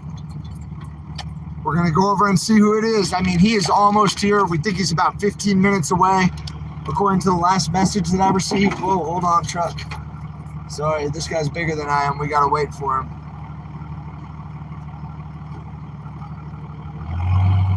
I know, Bertha went to a retirement home. That's a big 10-4. Can you do a new stream for dinner? Why would we restart the stream? Is that preferable for you guys or something? This one's going pretty well.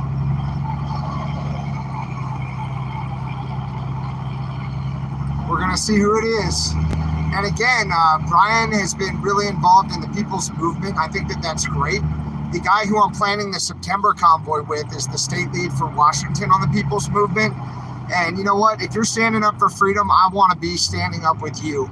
I don't care if it's called the People's Convoy or the People's Movement or the American Convoy Movement for Freedom or whatever it's called. I don't care. I want to stand up with you. I want domestic policy change in the name of freedom. I want our freedoms to stop being revoked, right? I want VA healthcare to work for people. I want America to do better for Americans. And if you guys believe in the same things, we should stand up together. You know, and I don't care what the different movements are called. I think we should all just work together.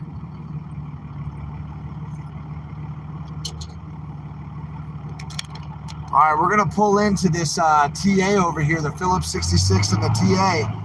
And we're going to start to look for the celebrity trucker. We're going to have to drive around to see if he's here. Nobody knows. Get oil. Yeah, 10-4. I need some oil in here. Yeah. It is not going to be crisp, but that's funny. Come on, pull it on in there, driver.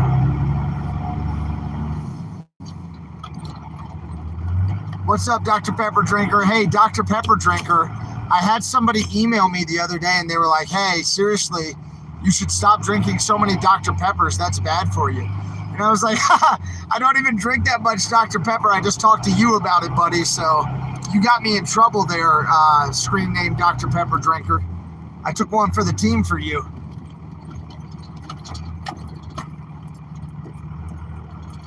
All right, right now we're in Lyman, Colorado, and we're looking for one of the celebrity truck drivers. He's got to be here somewhere. We know we're going to meet up. We're going to have a couple of cold Pepsis together. We're going to debrief the convoy.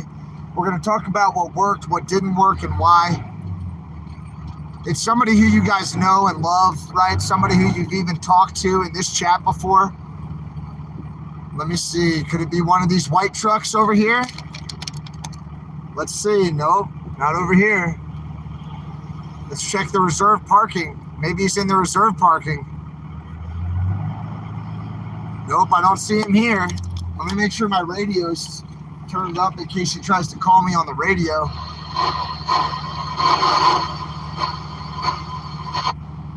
Maybe it's Trench. Maybe it's Trench. You know, you never know who it's going to be. We already talked about who we think it's going to be. Nobody knows right now. I don't see him here yet. He's probably still 5 minutes out, maybe 10 minutes out. Or maybe he went to the other truck stop, guys. Let's go check the other truck stop.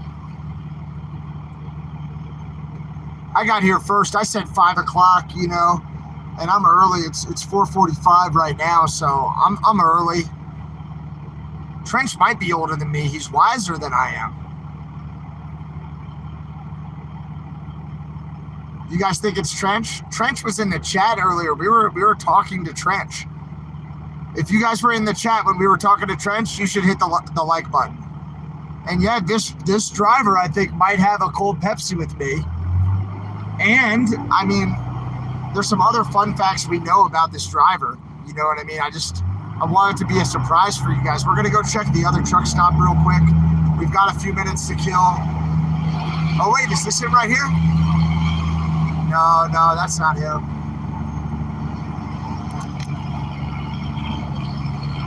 Is this him coming in off the shoulder? No, that's not the right color. I see a lot of trucks down here that we're gonna have to pull through and just try to find out. Oh, it could be Joe Nagy. It could be Uncle Joe. I know, Butch's jokes are hilarious. Now, if it's Big Red, it's gonna be a long dinner. I owe that guy a lasagna. And Big Red would have Big Blue with him, so it would be like, I would have to say celebrity drivers, plural. All right, let's go check these trucks up here. Let's see if we can't find him. He might be in here. I love how I still go in the truck entrance like I'm on the convoy. Like, yeah, I'm a big truck. Let me hit my whoopee lights. I got whoopee lights. Do you, driver? All right, let's see. Is it any of these trucks over here?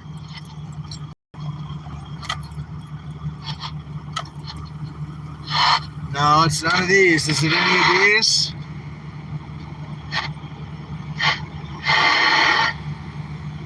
All right, no, I don't think it's any of these trucks. Let's go over here and check these other trucks out. See if we can find this person. Man, there's a lot of trucks down here. We're gonna have to check them all. It's not this one. That's a cool looking orange Freightliner though.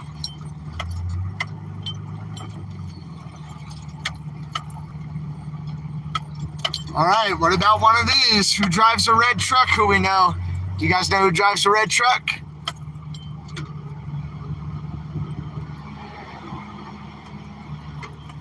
This orange and white Kenworth is cool.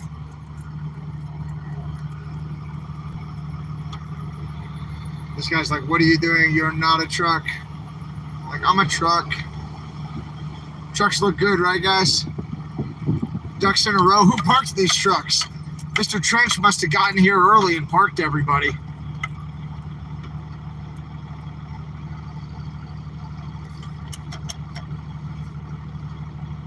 This guy's trying to pull out, so I'm going to give him a lot of room up here. Davy's truck is green, 10-4.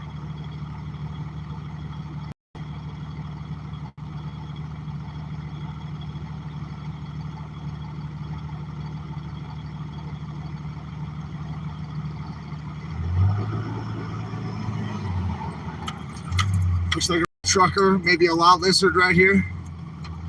Looks like he just got a shower either way. Let's see, is it one of these trucks right here? Oh man, no, it's not one of these trucks. Hey, that guy's got a flag, look. See the flag in the windshield right there?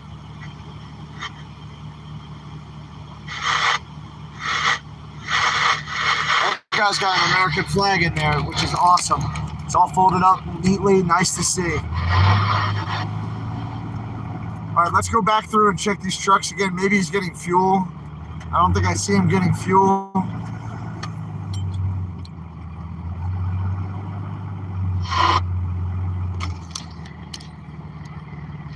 See if we see Vern's yellow truck.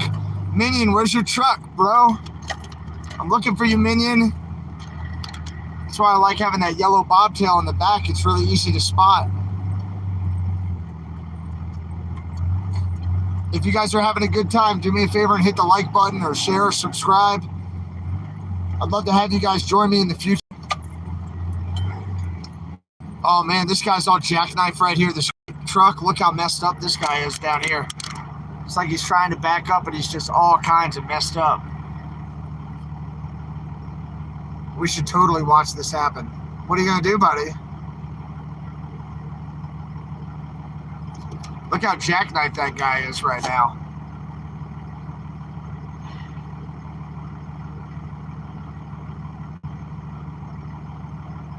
All right, he's making a right turn. Good, he's gonna be able to get around. I thought he was trying to back up. It's like, that's crazy.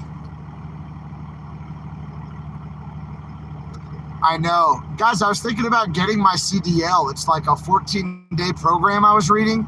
I'd love to talk to some of the professional drivers about the best way to get it, but I was sure thinking about getting my commercial driver's license, and I'd love to hear from you on the best way to do that. Roger, Roger, Roger. You got me there, brother, or what?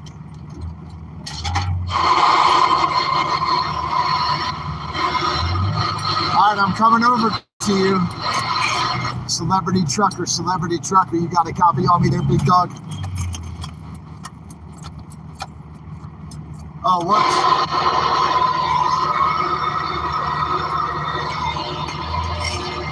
Celebrity trucker, this is X-Ray. You got a copy on me, brother?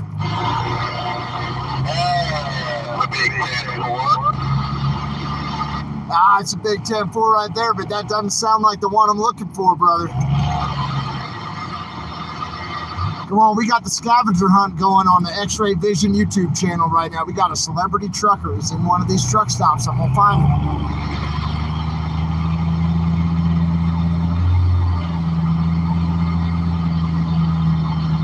The wrong guy came on the radio.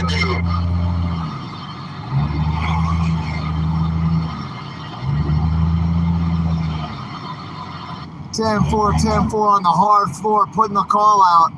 Putting the call out right now to that celebrity convoy trucker. Are you in the lot, brother? Yeah, you got it. You got it. He's on the radio.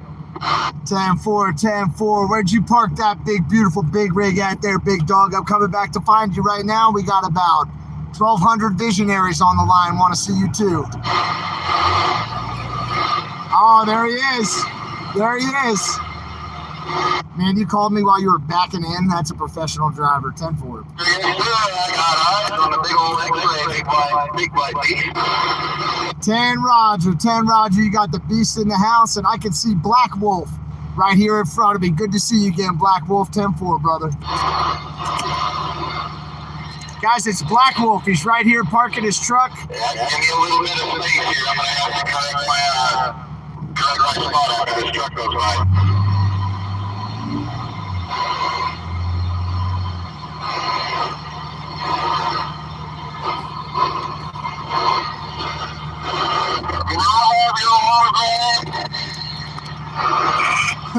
He'll give you a lot more than that if you buy him dinner.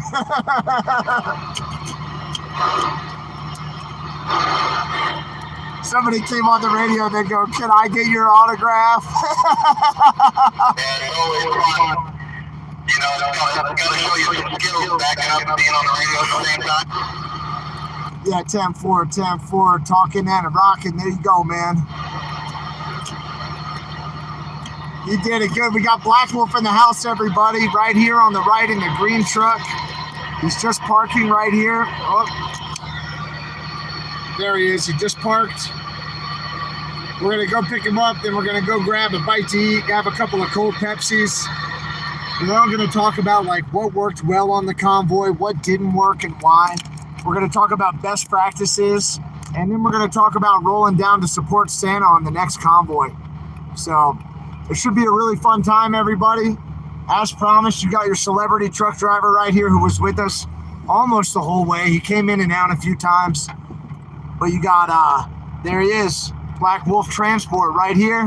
And he's often in the chat, you know what I mean? So you guys get to talk with him, and now you get to see him. And check out the new decals that he had made for his truck here, right? You can see Black Wolf Transport, but also the 13 stars for the 13 fallen in Afghanistan right there. So we're going to meet up with Black Wolf right there. Really motivated to get to see our buddy. We'll go grab a bite to eat, you know? It should be fun. Black Wolf's a veteran as well, right? So he's another vet, and it's always great to get to hang out with another veteran right here. Let me go say hello.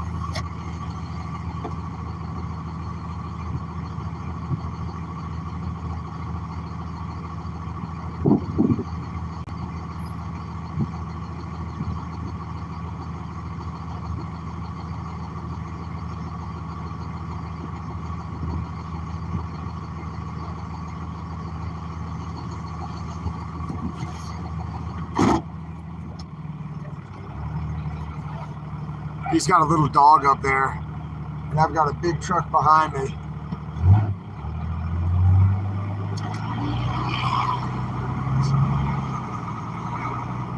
So what we're gonna do is go park with the four-wheelers, because I'm not on a convoy anymore, so I can't just park wherever I want. I'm used to just parking wherever the heck I want in a truck stop, you know, and that's just how it's gonna be. But now I realize and respect that I have to be like a four-wheeler. I don't exactly have the numbers like I used to have, where we could just park wherever we wanted. Maybe you guys remember those days back in the day, right? When everything was cool and we could park wherever we wanted in truck stops. Oh, hey, buddy, are you just going to come right out?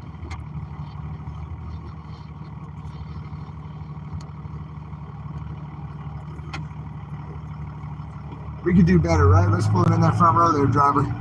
So, yep, it's Black Wolf. We're going to go hang out with Black Wolf tonight. We're going to get a bite to eat, maybe have a cold Pepsi or two. We're going to talk about the convoy, what worked, what didn't work, and why. We're going to talk about what could be done next time to improve convoy operations. It should just be a pretty chill evening. That's the goal, you know. Nothing crazy tonight. And then, hey, tomorrow we're going right back into course prep mode. So right now, let me just grab a couple of little live streamer tools, like this grippy handheld thingy. And I'm going to try to grab an auxiliary battery source too, so we don't drop the stream in the middle of the interview. So I'll just try to grab one of those real quick as well. There we go. Thank you guys for hanging out with us tonight. It should be super fun. If you guys live in Lyman and you want to come with us, just come on. It'd be great to have you guys with us. We're going to go to Oscar's, I think. Because at least it used to be good. I don't know if it's still good food there, but it used to be pretty good. We could probably walk. It's as far of a walk to the truck as it is to Oscar's over there. So I'm just going to bring you guys with me, okay? We're going to do this old school style like we're at the fuel stop. Remember? Back in the good old days on the Convoy.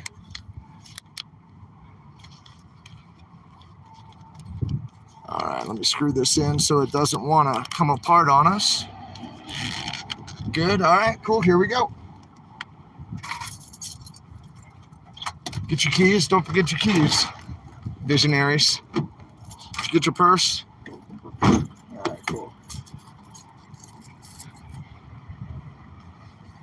All right, you know what we're actually gonna get is a pair of sunglasses as well. We're gonna get some sunnies here. A little bit bright on my face. All right, cool.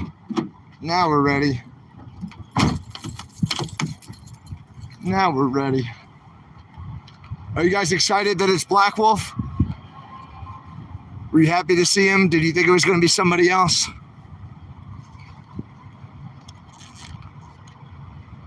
I hope you're excited. Ripped is confused. What are you confused about, man?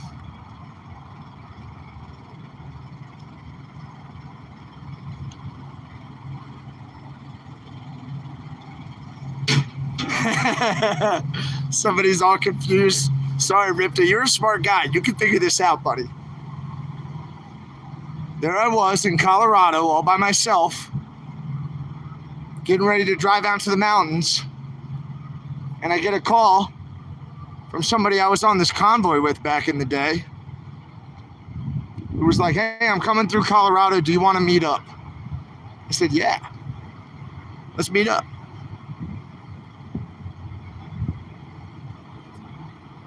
Ripta, how you doing, man? Are you still with the movement? Did you go home? What's going on in your world there, Ripta? What are you doing, bro?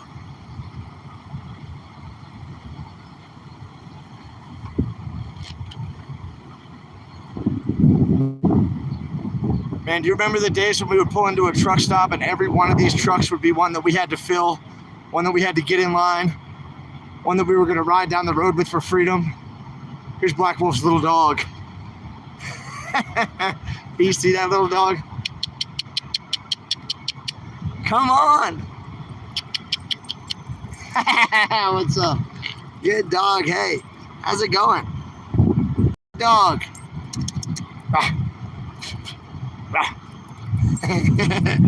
Good. What's up, bro? Good to see you. It's good to see you too. Say hello to the visionaries. There are a bunch of them on here who are waiting for you. Yep. I'm surprised you guys didn't guess Black Wolf. Like, maybe one of you guessed that. Like right at the very beginning. Yeah, at the beginning, and I tried not to give them any love. They say, hi, Black Wolf. How you doing all? They say, Freedom Dog. What's your dog's name? That is Sid Vicious. Sid Vicious. Hey, what's up? You're vicious. And he's named after the musician, not the wrestler. All right, Sid Vicious, named after the musician and not the wrestler. In case you need a clarification, this is a tail wagging happy dog who's probably just been in the truck for a few hours. Where were you coming in from? He was just out here about half an hour ago. Oh, okay. For about half an hour total. Okay. Because I had to take that stupid mandatory half-hour break. Oh, I see. So you already walked him. Yeah, no, I picked up a load in Kansas City this morning. Okay. Been stuck in St. Louis, Missouri, most of the week. It's almost exactly a week. I mean, I got in there Friday, delivered a load in Lawrence, Kansas, and as I was delivering the load, I blew a coolant leak. Oh no! And I couldn't figure out where it was. It was hiding behind. I could see the coolant coming down behind my EGR's exhaust and turbocharger. Yeah. So what I did is I just went through like 12 gallons of coolant and babied it into St. Louis to park it at a friend's house so I could work on it. Yeah. Turned out as soon as I started taking the EGRs apart to get back behind to see what's going on, it's one of the little hoses on the EGR. Shit, really? That's all it was? Yep. But you had to do all that to find it.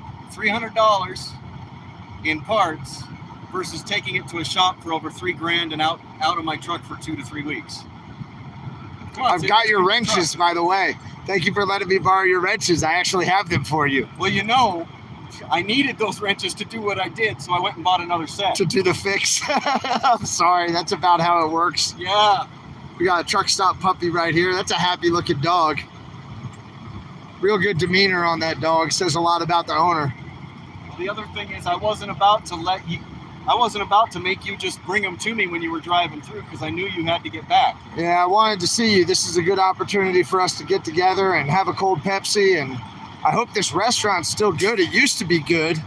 It used to be kind of wild in there. Oscar's used to be really good. I haven't been here in a few years. Yeah, they used to have like live music and a real roadhouse feel.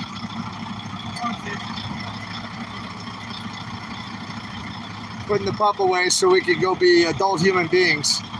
And I was showing you guys Black Wolf's his stickers, man. Tell us when you had these made, or I know there's some symbolism in here. This has been my CD handle and internet handle for many years, off and on. Yeah. Along with a couple of others. But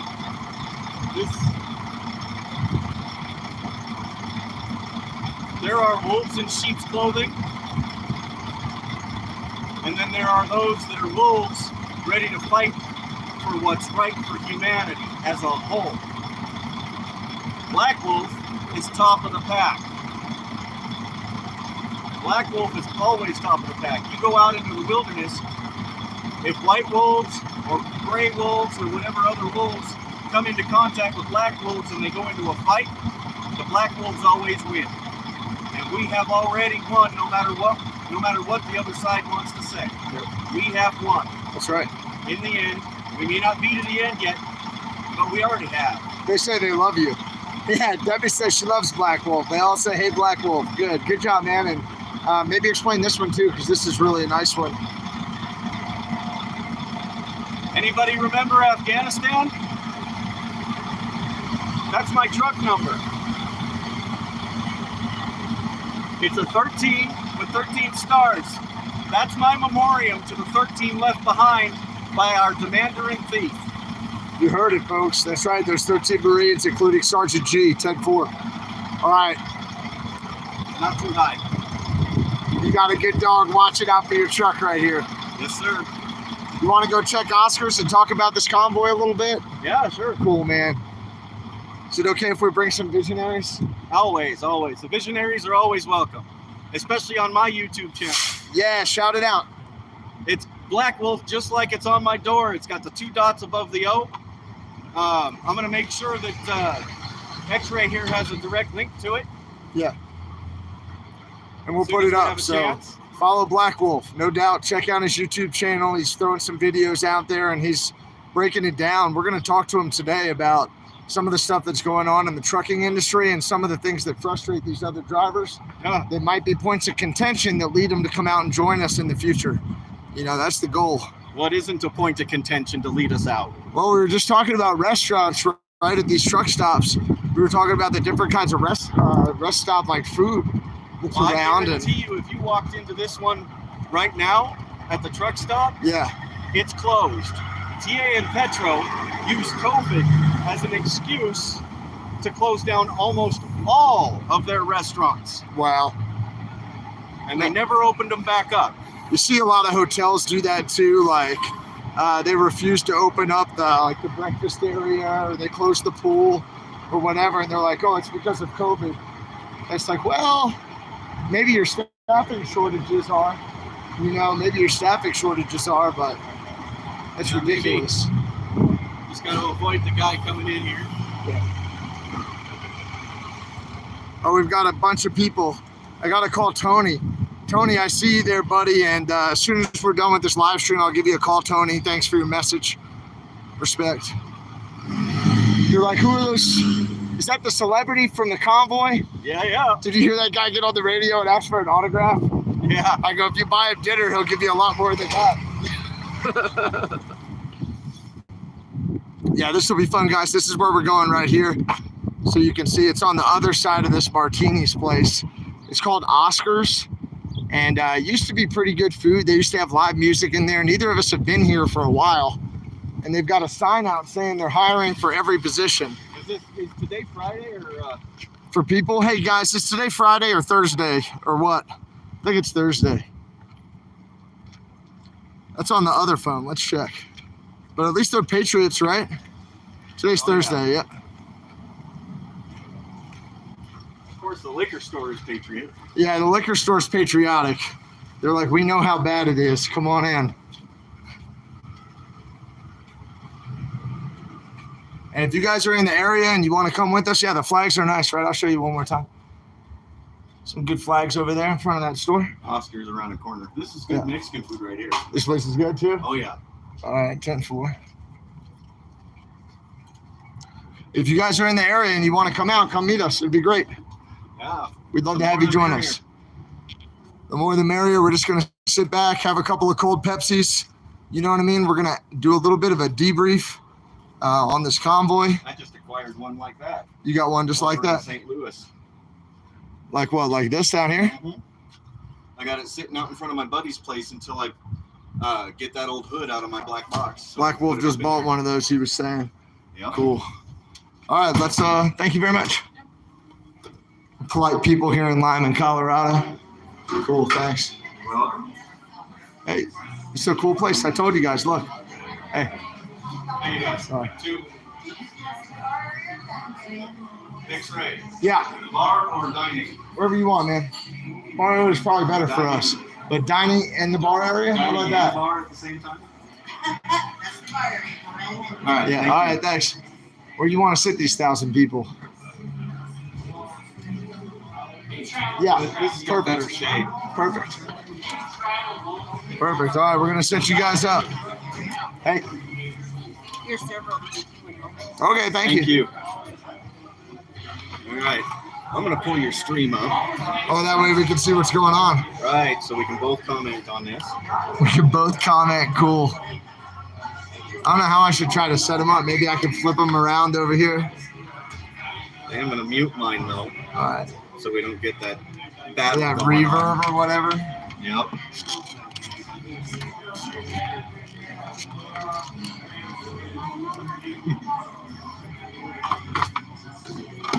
Oops, sorry. That's all right. Knocked your vape over. It's all right. My bad. All right. It's designed that if it falls, it separates so it can break. Can you guys see Black Wolf over there? I need to aim it down some, don't I? Cool. All right, you got a Black Wolf. I can kind of pop in. Sorry, guys. You get to talk to Black Wolf and just know that I'm here. What did they say?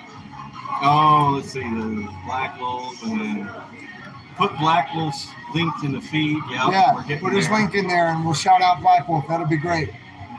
Yep. Let Yeah, me go here and good. I'll get you my link. Hello, how are you doing? Hey, what's up? Good. How are you? We got like 1,000 people on the live stream. Is that okay? Yeah, we're live streaming. Can you, yeah, what's your name? Valerie? Valerie. This is Valerie, everybody. What are you live streaming for? Just guys? This is Hey. just a YouTube channel. Yeah, The live channel.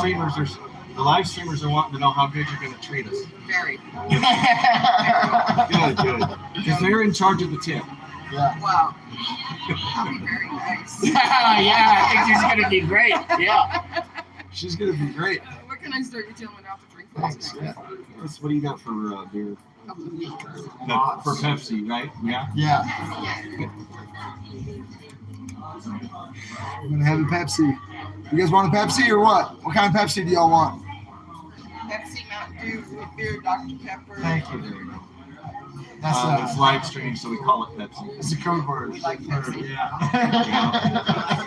Pepsi Light. Have you lived here for a long time? Oh, yes. This is a fun place, right? Do they still have live music sometimes and karaoke and stuff like that? Very seldom. Okay. Yes. I came here once a couple years ago. There was live music. I had a great time in that bar. Oh, yeah, it's fun. What was it? One guy up there? Yeah. Yeah.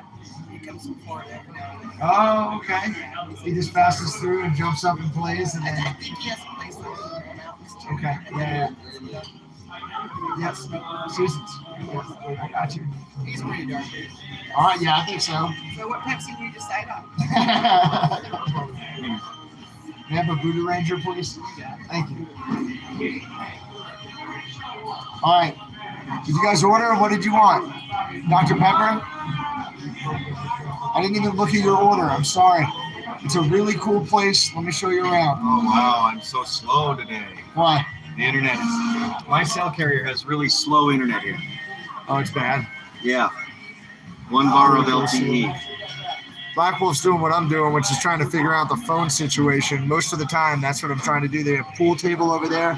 I will whip Black Wolf's ass in pool later. No, I'm just kidding, man. I'm no good. Challenge accepted, brother. I was just talking trash, but I I'm just no haven't good. played pool since the army. I know, yeah, I haven't played for a long time. All right, I'm gonna text it to. I'm gonna text 20 my. bucks is 20 bucks. I'm gonna text my channel link to you. All right, cool. Got really cool pictures up here, really cool ceiling. No,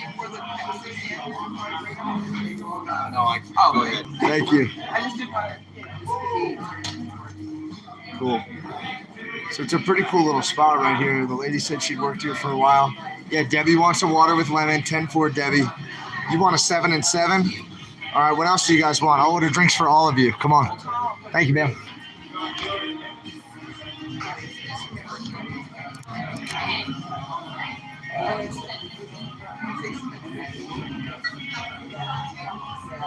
Man, I think that this one's been a long time coming, right? We've got plenty to toast to. plenty of hard work that's been done and accomplished. We're getting ready to march towards the next phase, you know what I mean? How's that for head control? Well, it's important to have good head. Mine's a little better, but you know, they're both pretty good. Cheers, brother. Good to see you again. Man. All right, I texted you my channel link. You know I can't pull that stuff up while I'm doing this. So, Hey, moderators, is it possible to pull up if Black they give Wolf's me channel? if they give me a Sorry, we're done. Keep talking to us. No, I'm done. I haven't even That's looked really at good. this. This is the menu, right? It is. Okay, I haven't looked at it Some yet. beans or onion rings or Do you have calamari? I'll take a side of calamari. you got it.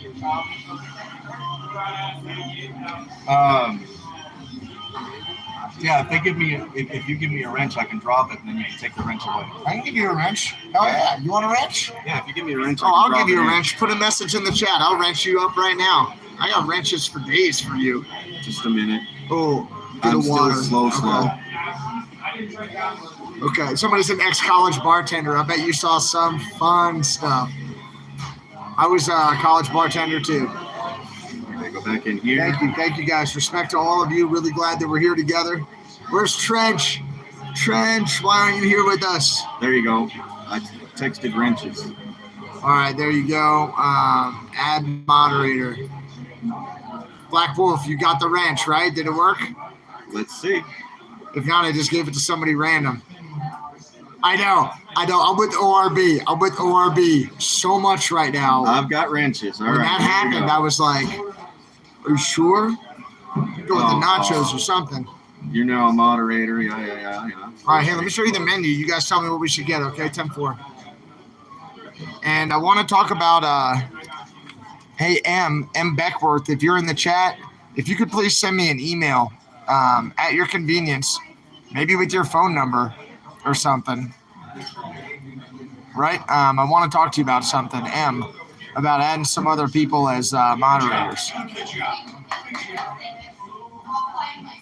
All right, check it out. Let me know what we're going to get. There's also some pizzas. There's a back to this menu, too. Margaritas, they say.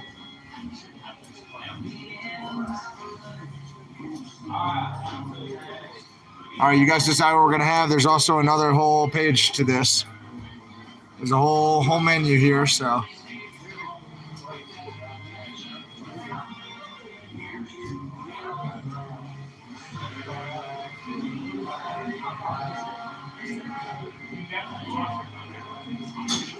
Tim says steak, 10-4, Tim Morehouse. Chicken and sweet tea.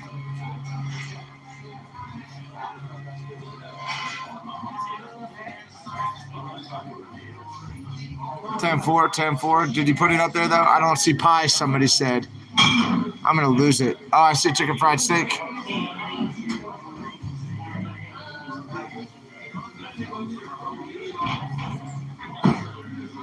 This looks pretty good. Mashed potatoes. The Godfather looks good. Is that one of the sandwiches? No, it's the main attraction. It's a main attraction. Okay. Oh, I see it down there. But I would probably. They say, hi, Black Wolf. He is back there. I was showing you the menu. Sorry, guys. I'd probably be more apt for the urban cowboy though in the attractions. The Urban Cowboy, okay. Yeah. Oh, I see it down there. Yeah, the ribeye. They do have some good home sweet home over here. I was looking at some of the Home Sweet Homes, to be honest with you. I was looking at the Home Sweet Home. I was looking at that too, but the one thing I would most definitely order in that section, most people would probably go, What would that be? the liver and onion. You would get liver and onions? Yes, I would. 10-4. I'll show them some of the drinks here. It's good for your iron. I've heard that about liver. Yeah. All right, now y'all have seen the menu. You can decide whatever you want. Got a pretty good table here in the corner. They say some of them love liver and onions. Get you what you want, they say. All right. Well, Oh, yeah, PJ just subscribed to your channel. Cool. If nobody's going to get squeamish about it, then I will have the liver and onion. That's what I want. That's what you want? Yep. They say get what you want, man. I'm good with that. Let's see. Do they have desserts labeled on? Yeah, do they have liver and onions for dessert? Is it candied? Onions for dessert. Yeah, I don't really know how to put up a link to Black Wolf's site, but if somebody puts it up, I'll tag it. They say, Black Wolf, drop your link again. There it is. I'll just keep posting it while I'm in I'll it. just keep posting it to my site and I I'll won't do spam it. anything. Just tell your other wrenches not to kill my spam. Yeah, it's okay. Let him put it up there, guys. It takes a minute for it to come out. There you go. Yep. Now I don't get on very much, so. My bad, guys. And it's sitting on a charger at the same time, so it's getting hot quick. And I think I've noticed, like right now with YouTube, I can go like this, and I can feel air blowing out of my phone. I'm with RT3 on this one. They're all subscribing to your channel. Cool. Yeah. Even if he eats liver and onions. And my bad, I just tried to click on your link to post it, to pin it, and I just clicked onto the live stream. But most of the people stayed in there, and I had to come back into it. So I'll try this again. But come on, you guys are going to have to figure this out for me. I'm going to have to go out of it. They said they found it now. They found it now. Yep. I got to get back in here as soon as it'll let me. I might be better off putting my phone by the window. Yeah, it might work better over there. 10-4. Oh, they all subbed. Cool. Thanks, guys. Thanks for supporting Black Wolf. He's a great big truck driver who's been with the Convoy, all the way along. And I actually want to talk to you about some of that. Like, have you actually talked? Thank you. You're very welcome. Like, have you talked to any other drivers since you stepped off the Convoy? And did they know about it? Have they heard about it? I mean, I've talked to a lot of people. What was that like? Yeah. A lot of people and feedback that I have heard from the general trucking public. Yeah. The biggest mistake, and what I saw as personally, forgive me, don't hate me for it, but when everybody decided to go to California and leave Hagerstown, that was the first nail in the coffin. Yeah, I hear that. Because they went against everything they told everybody they were going to do. Yep. Yep, I hear they that. were What do you going guys there, and think? they weren't leaving until they were done with what we were doing. Yep. Yeah, they say, speak the truth, honey. Exactly right, he says. Amen, they say. Absolutely correct. Biggest mistake they made. Yeah, I couldn't agree more, man. When they came to me and when I had that conversation with them, let's just say them for now. When this driver came up to me and was like, hey, I need you to go to California with me. Will you do that? I was like, what the flip is in California? I don't give a flip about California. I came here to put a little bit of pressure on Washington, D.C. to get domestic policy change, right? So it's like, why are we now going to leave and go to the exact opposite side of the country? Once we've gotten here, we've been so well supported the whole way here. Why is that important? And the answer I was given is like, well, the things that happen in the trucking industry and in other laws and policies, what starts in California is going to move across the country, right? And so it's like, I hear that, but at the same time, I really thought we'd have more effectiveness in the Washington, D.C. area and in our own states. Yeah, and I grew up in one of those Northwest states, and I have watched, as a matter of fact, I still live in one of those Northwest states that gets affected by this too, which is a different state than I grew up in. Yeah. But I've watched every time California passes crazy crap, within 3 to 5 years, that crazy crap is in our state. Yep. And it is because they pass that crazy crap down there, and then the people move away because they can't stand what happened and how it regulated them after the fact. Yep. But they're moving to our state. Yep. And then vote the same crap in. Enough is enough. Study what you're voting for.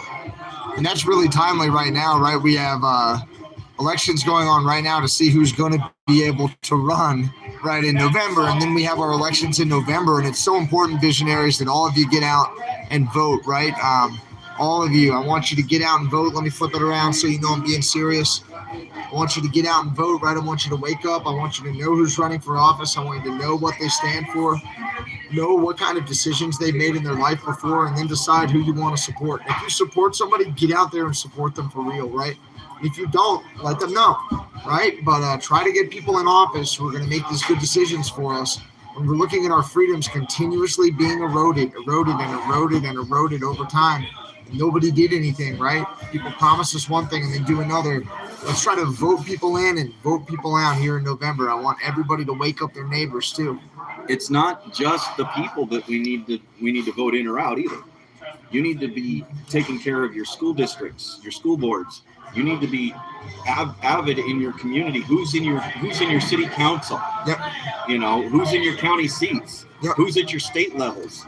You know, you need to be mindful of all of that. Plus, you need to be mindful of every bill that they want to vote in, with or without you, whether they put it on your voter ballot or not. That's it. Or if they have it that just their own little private politicians inside their Capitol building want to vote on. You need to be apprised of all of it and know what every bit of it is, so you can step up in advance and say, hey, no, this is wrong.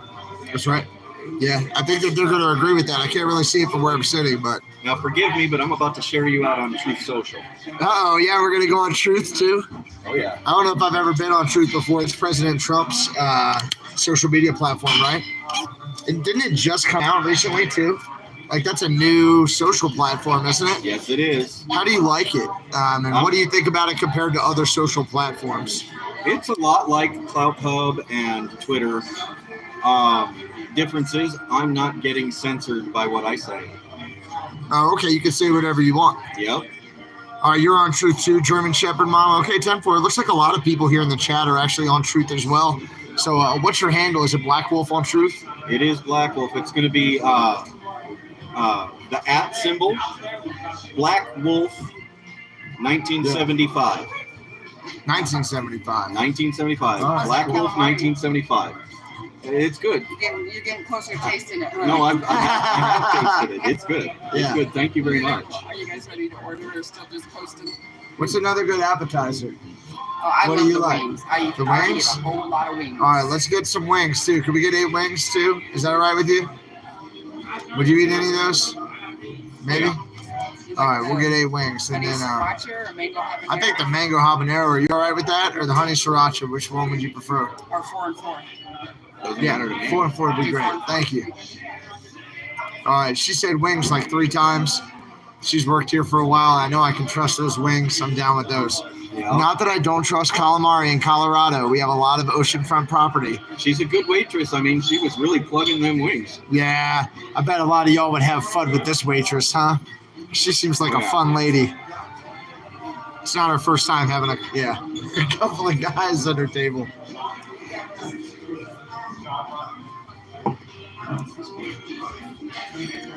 Oh, you followed. Okay, cool. That's Vic to Nike. Nike actually means victory, right, Kim? Kim Reeves? Doesn't Nike mean victory? Nike? She looks like she lifts weights, they say. That's from throwing bad customers out of the bar, no doubt. Yeah, Little Big Rig, where are you? Are you in Denver right now, or where are you? Little Big Rig is apparently in Colorado, wants to convoy. You know, has been in the chat shouting everything out. So we're looking forward to seeing her next time we get on the road. Yep. All right. Let's go to the main here. And any music that's being played is it's outside of my control. We're at a restaurant, right? And they're playing whatever music they want. But it's good music. If you watch the screen, see, somebody else is already up. There it goes. There it goes. They're joining you on Truth? You are going to start seeing that little thing keep popping up and popping up and popping up like mad. And what does that mean? Does that mean people are joining your account or whatever? That means people are seeing my post, liking it, Oh, coming cool. in. Oh, they're coming into this chat then. Yep. Wow, man, you guys Look know at that. 3, 4, 5, 6. you guys know a lot more about this stuff than I do. I mean, the visionaries have had to 7. teach me so much about how to actually run a live stream. People So are already they commenting must be on my post frustrated. too. Oh yeah. Thank God I have friends like you, man, because The visionaries must be so frustrated putting up with me as like a little kid live streamer learning how to do this. They're like, you dropped me. I'm nauseous. Like, Yeah. you need to charge us up. But even while I'm over here, I'm going to be getting, even while I'm over on just watching your. Oh, okay. Guys, We'll look, be this is getting his them up post there. on Truth right here, so you can see the live chat running on Truth Social. Everybody jumping on there. Cool. Yeah. So I wonder what the lag is between the platforms, you know what I mean? I have no idea. I wonder. These are I some have nice no idea, but earlier today we had like almost a 20-minute lag between what you were saying and what I was commenting. 20 minutes. Yeah, but it could have a lot to do with the fact that I was in the middle of nothing. Yeah, but that's a long time, man. 20 minutes is a long time to have a I'm a lag. patient man. You've already known that. I know it. Cool. Thank you. Yeah, when I was here last time, there was live music right up here on the other side of the pool table. This guy was playing music, like a little 3-piece. They've got some signed guitars back under there in the showcase too. Did she just take a shot or did she have a bite? She was hanging out. Visionaries, were you watching? Did that waitress just take a shot? She's cool, right? Yeah. This is a nice little bar, right? So what went right about the convoy, right? Yeah, let's talk about the convoy, man. Let's talk about, like, I like how you started it with something positive, right? Black Wolf goes, so what went right? You know what went right is The marketing of it, the not so much marketing, but the way we got word out in the beginning. in the beginning, yes, beginning. not in the end. In the beginning, the way the word was spread, the way Brian was out there every day, 3-4 times a day, putting a live stream out. This is what we're planning. This is where we're going. Brian Brozzi did a good job. Set up. Brian is the man. He did a good Brian job. and Mike both. Mike did Brian a great and Mike job. both. I agree. Mike did a great job. You know, and the day that I found out that Brian was no longer going to be part of it, that was another death nail in that coffin. Yeah. Losing Brian was tough. You know, he was a great leader. He motivated people. I remember walking around with him in the snow in Hagerstown, and he went to every camp. Are you okay? What do you need? How can I help you? Can I put you in a hotel? Oh, yeah. You know, we went and got the carbon monoxide monitor for the school bus, and he made sure I put it in there. He was like, follow up with me and let me know that got in there. Yep. So Brian was a really good leader. You know, I'd never worked with him before. I never met him before. I showed up on that convoy, and I thought Brian was a great leader. Sorry guys, I pulled on your cord here. I would look forward to seeing Brian in the future, if at all possible. And I know that he's involved with the people's movement, right? Well, the more you get out towards Ohio and Pennsylvania area, and maybe even Maryland and Virginia area, Sorry the guys. more likely you might run into Brian doing something at some function. So Black Wolf's making a good point. I just wanted to let you know I'm not that drunk yet, and I'm sorry I dropped you guys. I'm going to put you back on your holster. I apologize for Do I need to go get you mine? I know. I need like a big kid live streamer to Mine's teach me how almost to brand do new. this. It doesn't have a million convoy miles on it. This is Trucker G's right here. This mount is from Trucker G. Trucker G and Mrs. G gave me this one back in the day. Speaking of, if you ever get a chance, you can give Trucker G my phone number so he can call me because I want to Is that talk okay? trucking stuff with him. Okay, yeah, I'll definitely pass on your number, man. 100%. I owe him a phone That's call one thing anyway. I forgot to do was get his number. Okay, I never had a chance. I mean, we were always so busy doing one thing or another. that's true. That's true, man. I definitely owe him a call. I've been talking to people who are connected with him, so I know that he's getting my messages, you know, my respect and my love and everything. And Yep. man, I wouldn't even have this channel if it wasn't for Trucker G and Mrs. G putting the word out. So, you know, lots of respect. Big shout out to both of them. I hope they're all doing really well in They Missouri. are some of the most down-to-earth, family-oriented, God-fearing, or God-loving, should I say. Nobody should fear their own God. They're just real people. Yeah, I think they're good people. I didn't know what to think at first. And the more time I spent with them, the more I came to respect both of them. Yep. So shout out to the G's. If anybody here is in the G-Force, we're sending you guys love and support. You know what I mean? Always. Yeah, what do you call the people who follow you, who subscribe to your channel? I haven't come up with a name for them yet. Are they the Wolf Pups or the Wolf Pack or I think they're going to have to come up with their own. I think they're all going to have to come up with their own name because Wolfpack is not going to fit because of a certain other GW. Oh, there's another wolf who's doing the Wolf Pack, but that Right. wolf doesn't win in wolf fights, from what I heard. Heard it's the black wolf that wins. Right. Yeah. Right. I heard mixed things about how things ended with Grey Wolf there, and the people on the chat are conflicted about how they feel about that. I could show you. Oh, do you have some video? Oh, no. I have documentation. Oh, the other stuff. Right. Well, we're live right now, and No. you can think about what you want to say and how you want to say it, right? Everybody has freedom of speech. Yeah. What Black Wolf means is he's going to show respect in this situation where he can otherwise break his teeth out. I have tried my best. For months to keep my mouth shut and be the better man. That's why, if you look at any of my videos, I haven't privatized any of my. They videos. say Grey Wolf is spineless. Don't trust Grey Wolf in the chat. That's what they're saying. You know, I haven't deleted any of my videos. I haven't. The Wolf I haven't Pups. put Yeah. any of them on privatizing or anything like that. They say vicious pack. They say. I haven't gone out and outright attacked him for anything, especially not on a live stream. But I have received it. I have received it back from him plenty. Yeah, that's like a guy that I'm kind of dealing with right now. He's having his people give me a lot of crap in the live stream, and I'm getting a lot of negative stuff from this I've guy. had a couple of his I don't want to viewers say pull up anything. next to me on the highway, blowing horns, rolling their window down. So I lean over to hear what they want to say while we're going down the highway. Yeah. And they start screaming at me about what I Really? did to him. You're kidding How me. bad it was, and I should die. I should be ashamed of myself. And I'm just Well, like, that's seriously? unacceptable. That's And they're inappropriate. weaving all over the place trying to tell me this stuff, and I'm like, you're gonna get somebody killed. Yeah, that's really inappropriate and unsafe. You know what I mean?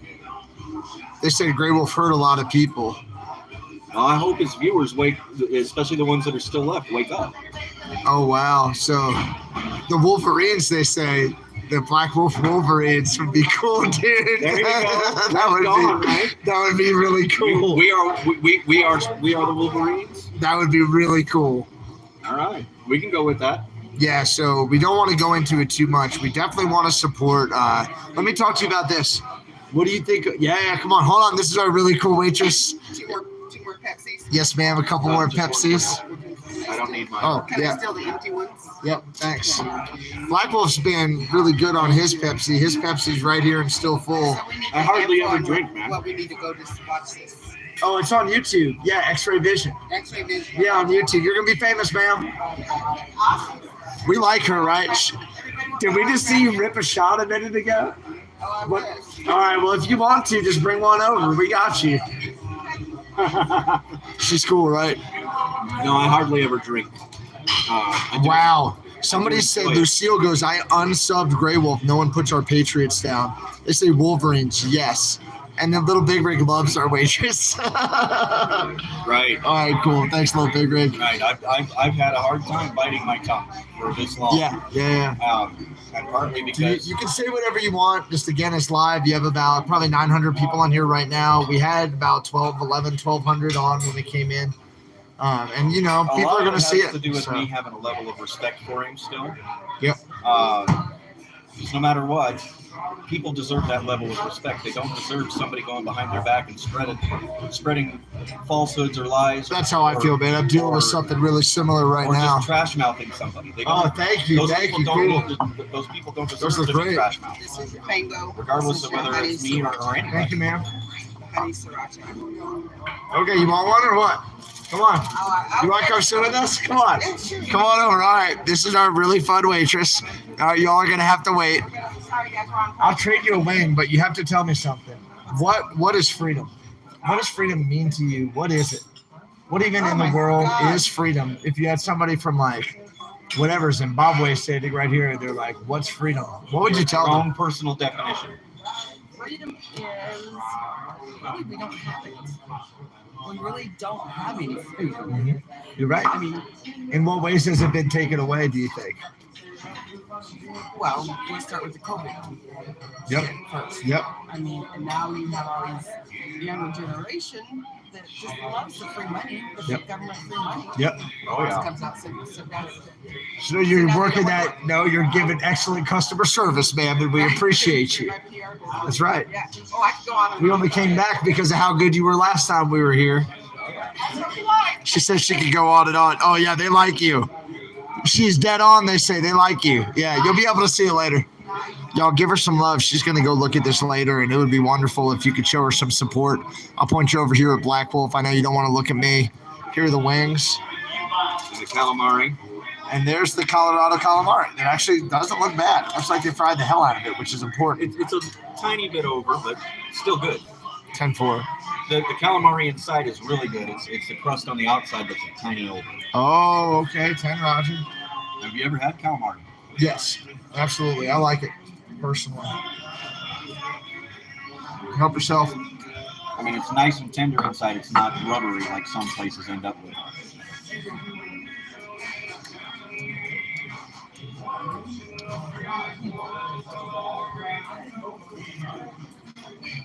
Anyway, I have things in the works that are going to have to be done, which is why I'm not talking anymore about that situation that we were talking about a few minutes ago. To address those wrongs. Right? Because you don't want to get behind the bench and find out that something you said killed what you were getting. Yep. Yeah, I'll take this. Start on one, try the other. All right, people. Hope you're having a good time. Thank you so much for joining us. We're going to talk a little bit more tonight about what's in my mustache. Sorry. We're going to talk about the convoy a little bit. What worked, what didn't work, and why. What could be done better next time, right? So far, we've talked about Brian Brazzi and Mike Landis and how they were great leaders, right? Kind of pushed into a leadership situation they may or may not have been expecting. We think they did a really good job, right? How do you see other facets of convoy-related leadership, both on the way out while we were in Hagerstown and then the California and back trip? What were the components of the leadership that weren't quite as strong as Mike and Brian? Once Brian was kind of out of the door, yeah, it was apparent that there was another agenda, a behind-the-scenes agenda that didn't fit with what they had told us in the beginning. That's not Brian's fault. That's not Mike's fault. Now, what do you mean? Once you get to the end of the convoy, you really see whose fault it was. Who was it that was pulling the strings and worming their way into control? Yeah. Now, what was this other agenda is my question. Make us pointless, make us useless, bring us down, whittle us down, make us smaller to the point that they can just disband. So you think people involved in leading the convoy were also involved in the destruction of the convoy If you intentionally? remember some of the meetings in the beginning, Mike and Brian both said that there was opposition amongst them. Oh, wow. They were trying to find out who. Oh, wow. Oh, so this is a thing that's been going. It was going since the beginning. Wow. Those are spicier than these. But these are spicier? Yeah. They're They're good, I think. I think they're mighty good.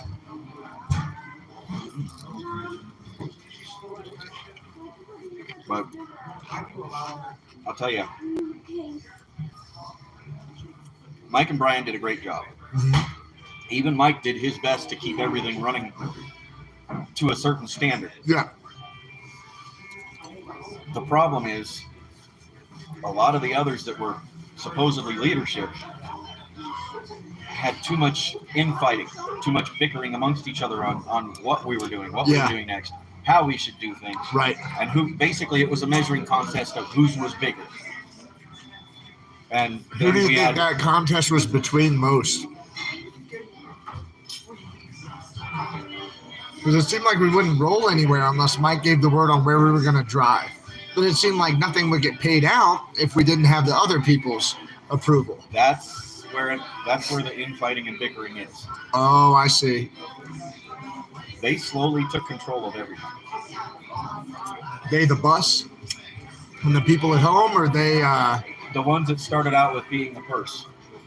I see. So you've got that at play. Yep. Then you also have all of these others that, since day one, tried to make themselves into leadership. No matter how much they tried, they just couldn't quite get there, even though they hung out in the command bus all the time. Yeah. Like who? We've already talked about that person. Oh, I see. I know what you mean. I got you. Hey, I'm president, therefore I'm a leader. Yes. I got you. That's Yes. like the Navy's definition of leadership. No offense, but you've got a pulse. Good to go. I'm going to promote you. Right? Right. There are a handful of people out there that tried as much as they could to be frontline, to be Thank you, in ma'am. everybody's face constantly, to try to make themselves accepted by leadership so that they could be involved with it, Yep. no matter what. And these people are the same kind of people that for the last 3 to 4 years or more have constantly, or even their whole lives, have constantly done anything and everything they can to try to make themselves number one out of everything. So this is like a repeat thing. This has been happening. That's really bad head, right? I have too much head. It's about 2 fingers of head. You took too long. It took too long to finish. A little bit too much head. I admit fault. I don't drink a lot of beers. I don't pour a lot of beers. I admit fault in this situation. Now with these ones right here, the spice is really in the breading. They're asking what you think about Trucker G and Mrs. G and how they fall in with convoy leadership. For a long time, Trucker G and Mrs. G just wanted to be truckers right next to everybody else, protesting right next to everybody else, being heard, the whole nine. And I can't begin to tell you how many times I heard rumors that they were asking him to become leadership. And he turned them down so many times until it got to a point where so many people were gone and so few were left that he realized That he had to. that he was needed just to even be able to get everybody back to Washington like they promised. That's true. That's how I see it. He That's was in not a tough necessarily spot. how it actually happened, but that's what I see from the outside looking in. Excuse me. Sorry. You know, Yeah, I think that's a really fair comment. He never charged after that leadership role, but when he took it, he never wanted it. when he and Mrs. G took it, they did a good job. They had a lot of weight on their shoulders, and I think they did a good job. They did an excellent job. For what was handed to them, they did an excellent job. And I told him, I don't remember if it was in Sacramento or over in Sheridan, or was it Sheridan, Wyoming? Yeah. Yeah. I don't remember which one of the places it was, but I told him straight up, man, I love you, but I don't envy what you have to go through right now. Yeah. You Yeah, know? they had it tough. They had a lot to figure out, and that probably affected his ability to live stream while he was dealing with all those issues. Oh, yeah. You know what I mean? And he had to figure out Portland, right, and the route that we were going to take, and what was going on with those man queefers up there in Portland, and everything that happened around that. Oh, yeah. There's still stuff. Yeah, There's still stuff spewing out of that Portland, you're telling me. Yep, there sure is. which I can't get into for other reasons. The Men in Black kind. Yeah. Yeah, did you even want to talk about that on the live stream? I know you put it out there in the chat before. Well, the FBI apparently came to my place and harassed everybody in my neighborhood on multiple occasions. Really, about you? Right? Oh, my then God. They call me. The So FBI they did. had to get my phone number from somebody in my neighborhood. FBI has your phone number. Oh, yeah. They know everything. Yeah. They called me and left a message, and I'm looking at it like, oh, no, this is spam. Because it came up, Portland. No, it came up, it came up Portland Bureau of Bureau, NVGST was the name. Okay. And I'm like, this has got to be spam. And I just sent it to voicemail. Yeah. When it comes back, see, with my phone, the voicemail gets left, and then I get it gets translated into text and put into my text messages. Yep. So I see it pop up, and I see a certain person's name, said they talked to so-and-so, Yeah. and I'm like, oh, this got to be real then. So I went and I read the whole message, and then I turn around and I call them, Yeah. and they couldn't figure out which agent it was, blah, blah, blah. So they said that they'll get a hold of whoever and they'll figure it out and they'll get back to me. So next thing you know, the guy's calling me back and he's asking me tons of questions. Yeah. Oh my God. All of which I'm not going to go into. Right. The one thing I will go into is, there was several false allegations made about me that I actually have a federal driving log that shows GPS location of where I was, and I was nowhere near the convoy and not even in that same state when I was accused of doing whatever it was. So this is when we were going through Portland and Yeah. that stuff happened on the bridge. Oh yeah, I was in Seattle while you were in Portland. Your son's birthday, right? I was in Seattle. I remember. Yep. I I had gone remember. up. I left up 2 days before you, if you remember Oh, correctly, okay. Yep. because I had to grab that load out of Reno and then take it up. Yep. So, So do you haul out of Reno a lot? oh yeah, Reno's kind of like my second home. I see. Okay. I have where I live, and Reno's kind of a second home. North Carolina, around Charlotte, is another home. Okay. St. Louis, Missouri, is another home. Okay. You Yeah. know, I've got lots of places across the country I consider home. Good. Yeah. Me too. Friends and family, and a lot of times your best family is the one you make, not the one you're born into. I hear that. That's why I'm glad you have some time to hang out tonight, man. Thank you. You're welcome, man. 10-4. Don't forget to drink your Pepsi. I'm not forcing it on you, but don't forget to drink your Pepsi. I don't let peer pressure get to me.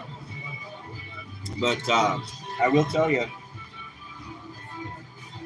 I'm not worried. He asked me a ton of questions after he got into my end of what they were looking The at. FBI agent. Yep. Asked me a lot of questions about what I might be carrying in my truck and all this stuff.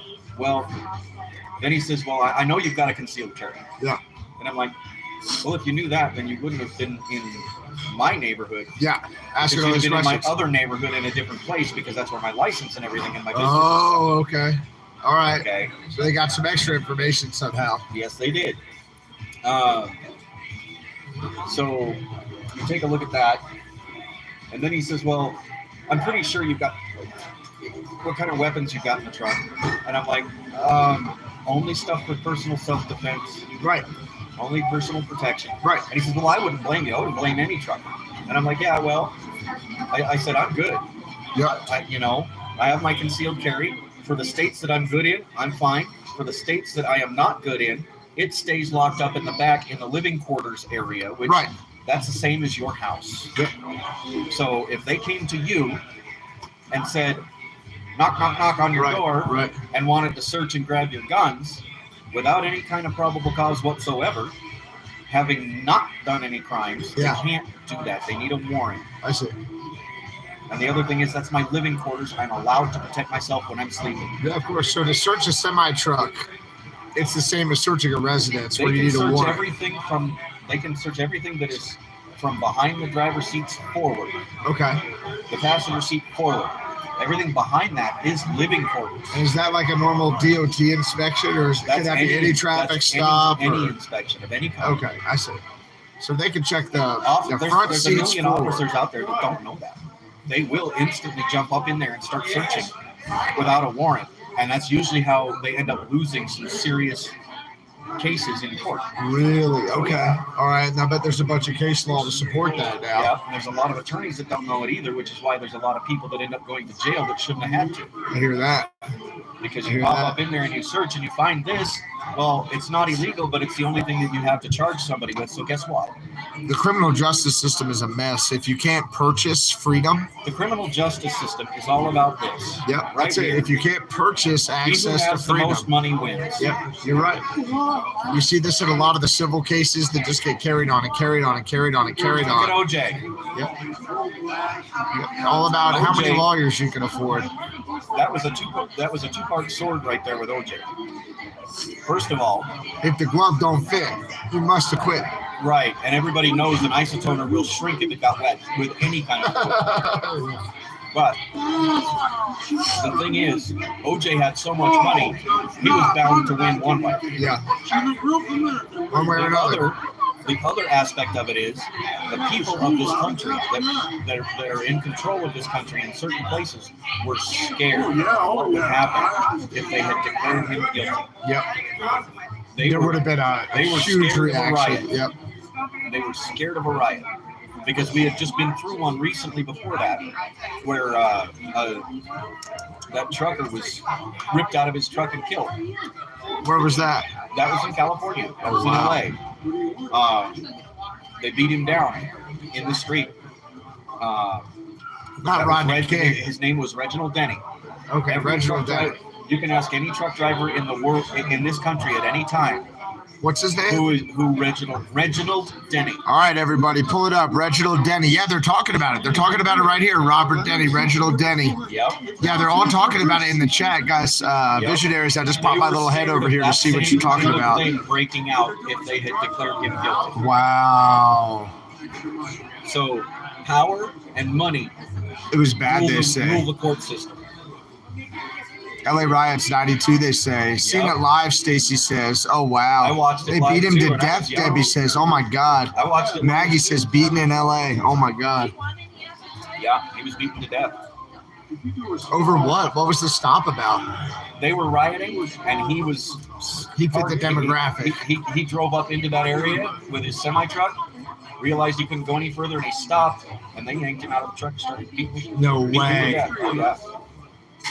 Oh, yeah. All right, good to know, everybody. Good to know. There's still tons of videos floating around out there over it. Listen, that's true. It's a very sad thing. He got stuck, they say. They were afraid Pulled of him that. out of his truck, they say. And we saw it again in Minnesota. Innocent died for no reason, they say. Beat almost to death. I remember that. Crushed his skull. They're talking about it right now. Yeah, there are about 900 people talking about it right now. Black Wolf, yeah. I can see it. Oh, my God. You know, we saw it again here in Minnesota, in the Minnesota riots, when they were protesting, and they decided, the BLM protesters decided to overtake the highway a couple hours earlier than they were scheduled to. It's the only reason that tanker truck was there. Because it was a couple hours He was early. already on the highway. He was ahead of what it was supposed to be. He was going to be back in his yard. Well, maybe explain the situation for people who might not be aware of what you're talking about. This was after. Those are the George Floyd riots in Minnesota. So after what happened with George Floyd, right, kneeling they were on his neck. They were marching, protesting through the streets, and they were scheduled to get on the highway, on the interstate, and march that. But So they had gotten a permit to block the whole interstate. Yes, they did. Wow. They got permits for that. Wow, and we can't even get a permit to gather peacefully, right? I'd like to say why, but they I'm not could get racist. a permit to block down a whole highway. Yeah, they got permits to do it. That's crazy. So, you know, they ended up overtaking the interstate several hours early. Yeah. Had they taken it when they were supposed to, he would have already been at home. Yeah. Okay. So that guy would have made it home. BLM decided to take over the interstate a couple hours early. And he ran right into him. And he literally ran into them? He literally ran into him because he's coming down a hill. Oh, man. He's coming down a hill with a tanker that's still got half a load in it. He's a thermos hauler. Or a little under half a load. So he's got a lot of fluid surge behind him, going too. through those baffles, so but still pushing he's got forward, his air horns on, and you can see he is slowing down the entire time. But by the time he gets stopped, he's already practically middle of the crowd. Thankfully, he missed everybody. Oh, thank God. Oh, I didn't know. Swerved as I was quick as he thinking could. you were He telling me a missed story everybody about, he could. oh, man. You know, with some of the maneuvers he made, he was this close to having rolled that truck in the first place. Oh, shit. Okay. To try to he avoid did everything he could to hitting keep people. from hitting anybody, and he succeeded. And for that, they ripped him out and beat him almost to death. He survived. Who was that guy? I don't remember offhand because he had a Russian or Ukrainian name. But that was recently. That was for the George Floyd riots out of Minnesota. Wow. Yeah. Wow. You know, this is what is wrong in this country. People get fired up and they start destroying things because they've been taught by things like that it is okay. Yeah. This is a peaceful protest with all that stuff burning behind you. No, Yeah, that's not peaceful. The That's. People's Convoy just showed everybody in the world what a peaceful protest is. Tell me about that. That sounds like something very positive, right, that came out of this convoy. We showed them what a peaceful protest We may could have do. raised our voices. Tell me what you mean. The People's Convoy may have raised their voices. They may have flown their flags. They may have blown their air horns. It may have pissed a lot of people off. Excuse my language. It obviously did. It surely did. But the fact remains, no matter how hard they tried to paint an evil picture on us, no matter how hard they try to say we're only in it for nefarious purposes and we're going to destroy this and we're going to overtake that and we're going to start shooting this or blowing up that or whatever, the more they tried, the more they lost at that, because we didn't do any of that. We handed out pamphlets. We talked to people. Even if we had to raise our voices to be heard, we never raised a hand, not in fear, not in anger. Good. I'm with you. So one very positive thing that came out of the convoy is that we showed people how to peacefully protest. How a real peaceful protest should be. We didn't destroy anything. Every place we stayed at, we left it in cleaner and better conditions than when we arrived. We had every place that we stay at step up and say thank you. That's true. Because, and they would even say, this place is cleaner than when you showed up. I don't even see a cigarette butt anywhere. That's true. That's true. That is how it should be done. What were the other positive things that came out of the convoy, and what could future protest movements take note of that we did well? It was the brotherhood and camaraderie that everybody shared in an equal and positive movement. Yeah. And everybody in this country is hurting in one way or another. Sure. It doesn't matter if it's over the mandates. It doesn't matter if it's over the wrong president. Yeah. It doesn't matter if it's over the wrong bill or the wrong politician. Yeah. It doesn't matter if it's over fuel prices or the freight rates or anything. Whatever your garbage in your life is that is affecting you. It's not necessarily your garbage. It's what our government has put in front of us. What they did that made things happen in the way that they are affecting us now. What we've been served to eat. We all stand together to move forward and tell the people around that this is what's going on. We spread the word about it. We get more help. We get more people following. And then we stand in front of all of the politicians and say, here we are. This is what is wrong. Come talk to us. Yeah, 10-4. What do you think the biggest things are that are, quote, wrong that people would actually talk to us about that can actually be fixed? Politicians in this country, it does not matter whether they are Republican or Democrat or flying spaghetti. They all are in it for their own purposes. They all are in it to line their own pockets. They do not care what their constituents say or want. What's up, guys? And it's very apparent when you G's have on the EMS squad. when you have several million people in one state stand up and go to protests against what they're doing, and they still turn around and do it anyway. Yeah. Their own people are screaming, no, and they do it anyway. I am a firm believer that not one single politician should be in any office for longer than 2 terms. Now, that doesn't mean that they can only hold an office one time for 2 terms. They could start at a city council and hold 2 terms. Then they could go to a county seat and hold 2 terms.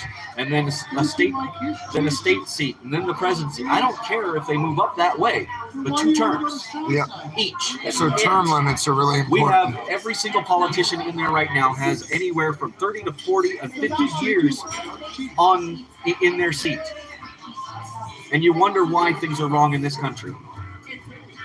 Oh, Lauren Boebert. Who just talked about Lauren Boebert? Lauren Boebert is wonderful, by the way. I love her in Colorado. I think she's a firecracker. And Butch and I are trying to get a meeting with her soon. We like her a lot. All right, let me flip you. You guys are hearing from Black Wolf, right? He's one of our big rig truckers who's been with us on the convoy and been with us on the movement for months. And so tonight we're talking about what worked, what didn't work on the convoy, and why. What could be done better next time, right? If something were to spring up like this in the future, how we could have a better and bigger impact. And I've been talking to lots of big truck drivers and owner-operators and business owners about this to try to find out how we can do it better. And we already have something scheduled for September where we're going to bring several trucking companies across the country to go to the different states together to try to build awareness. What I want to know right now, Bobert's a pistol. We love Lauren Bobert. Would you come with me if we were to go support Santa at the end of June, end of June, if we were to go in the middle of June and support Santa and the 1776 restoration movement? How many of you would come with us? Why should we do that, or why should we not? That's a question that we want to try to work through right now, right? Because I'm going to be teaching until June 9th. So after the 9th, should we just rush straight back to support Santa? How many of you will come with us? Or should we wait until September where we can put the pressure on the states instead of going straight into D.C.? Let me know what you think.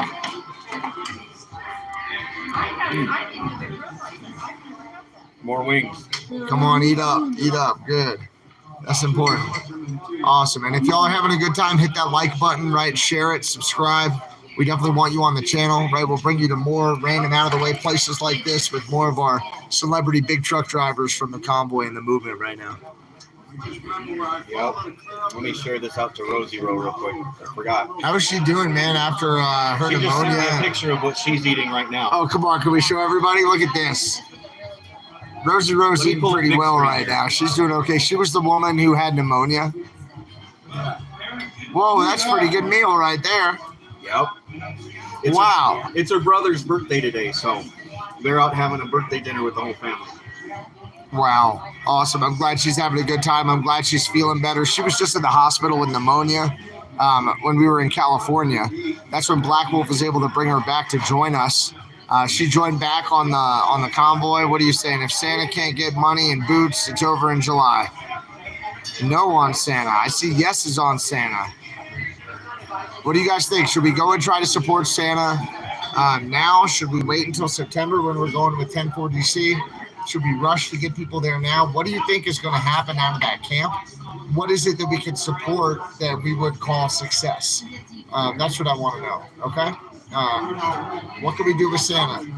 Should we do it now? Should we do it later? How do you define success? That's what I want to know. Go help Santa. Yes. Go now.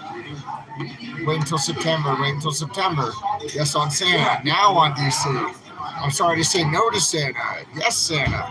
I'm getting really mixed reviews on this. Hey, look, if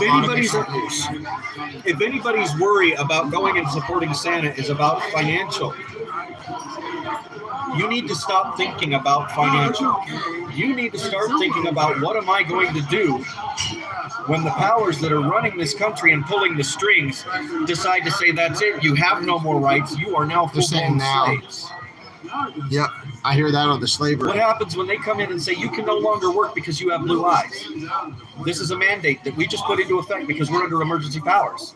What happens when they do this WHO thing and bring the blue helmets in to come into everybody's house and take everybody's guns? Good luck with that shit. When you are staring down the face of that, you're going to be kicking yourself and saying, why didn't I join? Why didn't I stand up and do something? It doesn't matter whether it's in D.C. It can be at your city council or at your state house. We need boots on the ground. We need people now. That's what I'm reading. We need everybody to stand up finally and say no.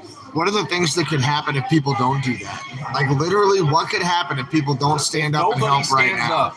If not enough people stand up, they're going to pass the WHO thing. Biden is going to sign over our U.S. sovereignty. Our sovereignty. Every American citizen has the right to sovereignty. He's going to sign that off to the WHO. So anytime the WHO declares a worldwide pandemic, then the U.S. will turn around and since they have not gotten rid of the emergency powers, even if they did, they could reenact it unless we get rid of it. Okay, so with it in place right now, if they sign that and the WHO were to declare another pandemic, the WHO is now 100% in charge of this country, not the president, not the military, and not any politician. They want us to help now. And the WHO's long arm is the UN.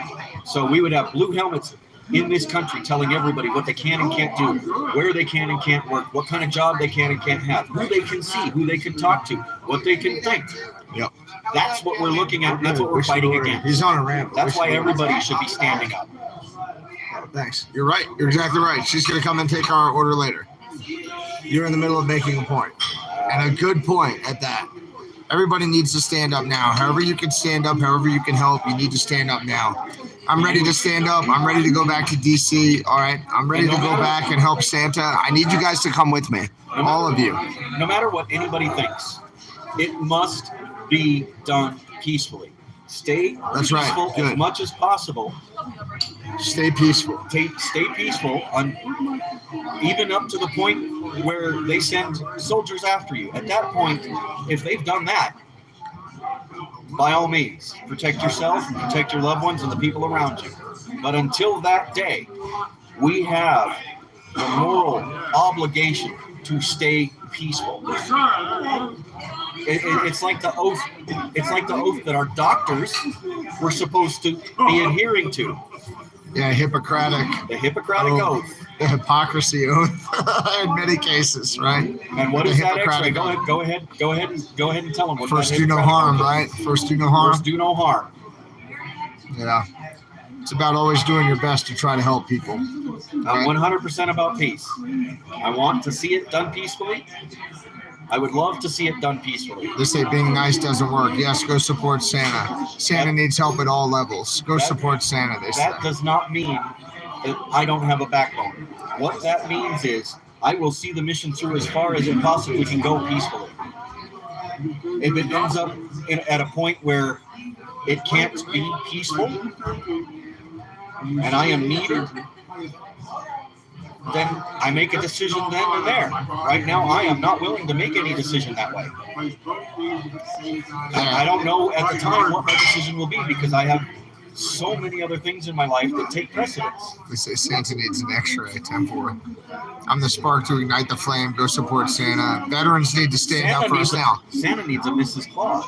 Santa needs a Mrs. Claus, 10-4. Hey, what can veterans do? Veterans who are watching this, veterans at home, what would you say to veterans specifically? Put down the keyboard. Get out. Get active. Be seen. Be heard.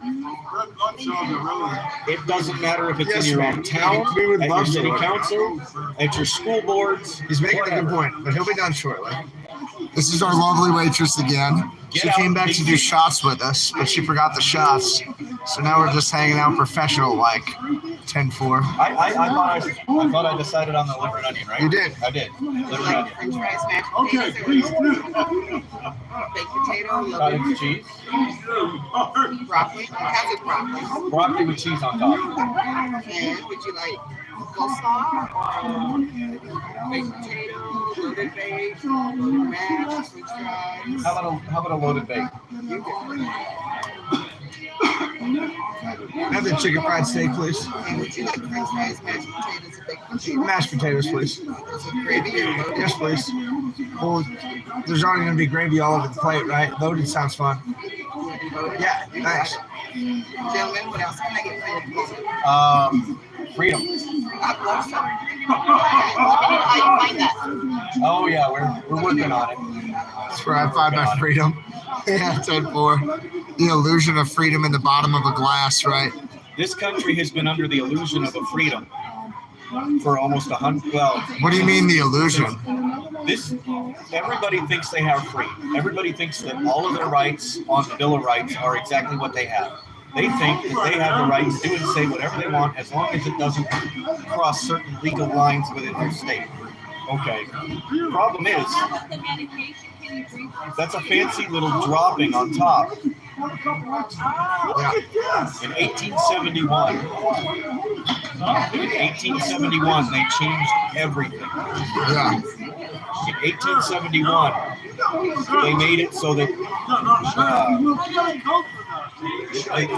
they basically made it so that the paper and documentation are there, but they can practically do whatever they want within reason. Yeah. And they're still holding up the guys that they have this. They say since paperwork Woodrow in Wilson. place Yeah, that since says they Woodrow can't do Wilson. this. I'll tell you, Santa said it the other day, and it stuck with me. As a matter of fact, yesterday. The Constitution was not written to protect our government from us. The Constitution and the Bill of Rights were written to protect us from them.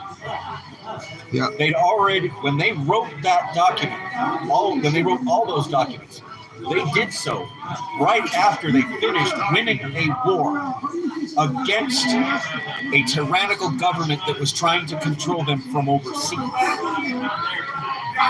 So they knew. How does that change the perspective when they're doing policy writing? When they're writing policy, how does that change their perspective? Just coming out of a war. Founding fathers. Yeah. I guarantee you, almost all the founding fathers, none of them were politicians prior to that day.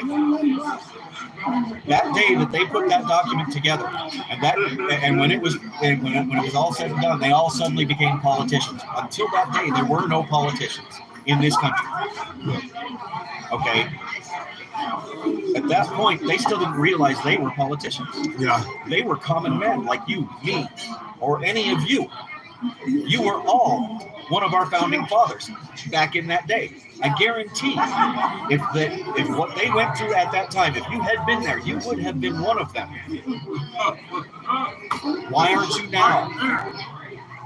What is it that you think people at home could do that would be most effective and helpful for the movement, for this freedom movement, for this awareness movement? Turn off the TV. Turn off the radio. Get the news from your neighbors. Stop watching mainstream media or social media. Stop. If you want to see what's really going on, go directly to live streamers where you can see it actually happen in real time. So get involved is your message. Find a way to get involved any way you can, whether it's in your own community or in your own county or in your own state. Yeah, good. The biggest pressure we can put on our own little communities, the more pressure you put on your little town, the more pressure that town has to put on their county, and the more pressure that county has to put on their state, and eventually the more pressure that state has to put on the government. They say exactly. Good job. Come on, get there if you can, it says. And hey, let me flip you guys around real quick for a little bit of awareness. Right? I know that a lot of you guys are, you're at home. Maybe you're on a fixed income. Maybe you're a disabled person and you're working through challenges associated with mobility, right? It's tough to get out of the house, especially for weeks or days at a time. If you don't know anybody in the area, it can be a little bit confusing or it can be scary. Maybe to come out and try to ride with people. So what I want you to do is just send me an email. It's convoyxray@gmail.com. If you're interested in going with me in June, in the middle or end of the month of June, let's say the 15th, between the 15th and the 30th, whatever, we'll try to go out and support Santa. We'll be there for 4th of July, right? And then we'll be able to go on to our next things, whatever it is that we have going on. But if we're able to maybe plan this now, is there anybody who would want to ride with me in the middle to the end of June to go and support Santa? Send me an email if you want to come with me. Just put Convoy in the subject. Say, hey, I'm willing to leave with you. If you leave Colorado, I can meet you here, wherever, all right? So I want you to send me an email. Let me know if you can meet up with me. Let me know if you want to go and reinforce and support Santa now, or if you think that that's something that should be done later. A lot of people have come on the channel here in the chat, and they've said they want to go now. Well, great. I'll take you there. I'll make sure you get there safely. I'll get big trucks to roll with us. We've done it before. We can do it again, right? We've done it before. We can do it again. But I want to know if you're with me because I don't want to do it by myself. I want you with me, right? I want to do it as a team. I want to bring a convoy to a convoy. Frankly, I had to go get fuel earlier today. I was all by myself. It felt dirty, raunchy, and wrong. If I don't have 20, 30 vehicles, 100, 200 vehicles behind me pulling into a fuel station, it feels wrong. I was parked in front of you, and that guy was coming in behind me, and I was like, I've got a convoy. Doesn't he know I've got a convoy? And I was like, oh, shit, I don't have a convoy. I better get the hell out of the way. So, you know what I mean? I'll do another convoy to D.C. if you guys want to come with us. Where are you? You're over here. So I need you to send me an email if you're interested. Don't just put it in the chat. You're right, Em. Good job. Em is really smart. Em, I'm going to take you out as soon as I get to Vegas. I'm going to take you out, and you're going to get an incredible spot there. You're an awesome mod. Thank you so much for being here all the time. For standing up. I don't think that July 4th is too late. I think the 4th of July would be a really fun thing to build towards and to go show up and have a big 4th of July party. I think that would be awesome. You guys have to let me know what it is that you want to do, right? To what extent do you want to go convoy right now? Would you rather wait until I go in September? I've got a lot of people in September that want to roll with me. And Butch, what happened to the 82-year-old trucker you took to DC? He's home safe. He's running loads. Yeah, I talked to Butch yesterday. Jen talked to Butch. Jen must have done something a little fun on the phone because I talked to Butch and I'm like, "How you doing, buddy?" And he goes, "Oh, I'm just tickled." Dropping my link Tickled. again. I'm dropping my link All right, again. good. Drop it in, Black Wolf. I'll shout your link out right here. Here comes Black Wolf's link. So if you want to join Black Wolf's channel, just grab the link right there, okay? Try to click his link. I try to click his link to like post it, and I lose it. So X-ray stop. You don't need a convoy to get back to Santa, Cynthia says. So you know what? If I go back to Santa, I'm bringing a convoy, 100%. I'm not going to drive across the country by myself. It's not. You know how we fun. roll. You know how we roll. He says, "Come on, no more." He goes, "Come on, driver, throw it on in there." Yeah, heck yeah. Support Black Wolf on YouTube. This is the Black Wolf right here. You guys just saw us chat. We didn't go into the stuff with the other wolf. We were trying to play that respectful, Staying off of that horse. playing it straight, but we want people to be safe. No sense in beating a dead horse anyway. Yeah, I got a dead horse like that too, but his name is something else. Right. You know, but what can you do? We do what we can, right? You try to stay motivated. I'm just saying, look, guys, if we roll this convoy back, if we roll back to meet up with Santa here in the next few weeks, I want you to come with me. I want to know who's willing to come with me. Tonight, we're talking about lessons learned from the People's Convoy, what worked, what didn't work, and why. What we should do better next time. And to that end, man, I know you're about to take a bite, so take a bite and process the question while you're eating. Tell me some of the wins. What were the demonstrable wins that the People's Convoy accomplished, right? What is it that we accomplished on the People's Convoy, and what could be done better in the future? But what did we accomplish that we should make sure we do again? And then we'll talk a little bit about what could have been done better. First of all, regardless of the politicians' ultimate intentions, when we first arrived in DC, we made our presence known. We did get, the People's Convoy did get the ability to talk to a very small That's true. handful. We talked to a lot of lawmakers, Frank. Out of all that are there, Yeah, it's a but drop in the bucket. more than none. Yeah, it's more than none. What do you think? So 10 the or success 20? was- 10 or 20 congressmen and senators? I call it a success even getting one. And True. we got one. True. We got 10. 10 full. You know, we got a handful. But that being said, we should have continued. Yeah, and just a quick interruption, 10-4, the people I brought on the convoy last time, they are still with Santa. The vast majority of them are still with Santa right now. Yep. So that was actually a strong reinforcing effort. And if we were to do it again, we would do the same thing. Yep. Sorry to interrupt you. Matter of fact, some of the people that I took are, they're taking a break right now, but they will be back to it. I'm good. Dude, that's yours. I need one of these. Down another, huh? Well, You don't have to tell them. They're not paying attention. What's the beer count right now? What's the beer count? Pepsi. What's the Pepsi count? Are you guys keeping track? So, 2. They got me. the other success was the fact that we came together with so 2. many people. No, it's not 3. It's 2. One of the biggest successes was what we saw driving from California to Hagerstown the first time. Yeah.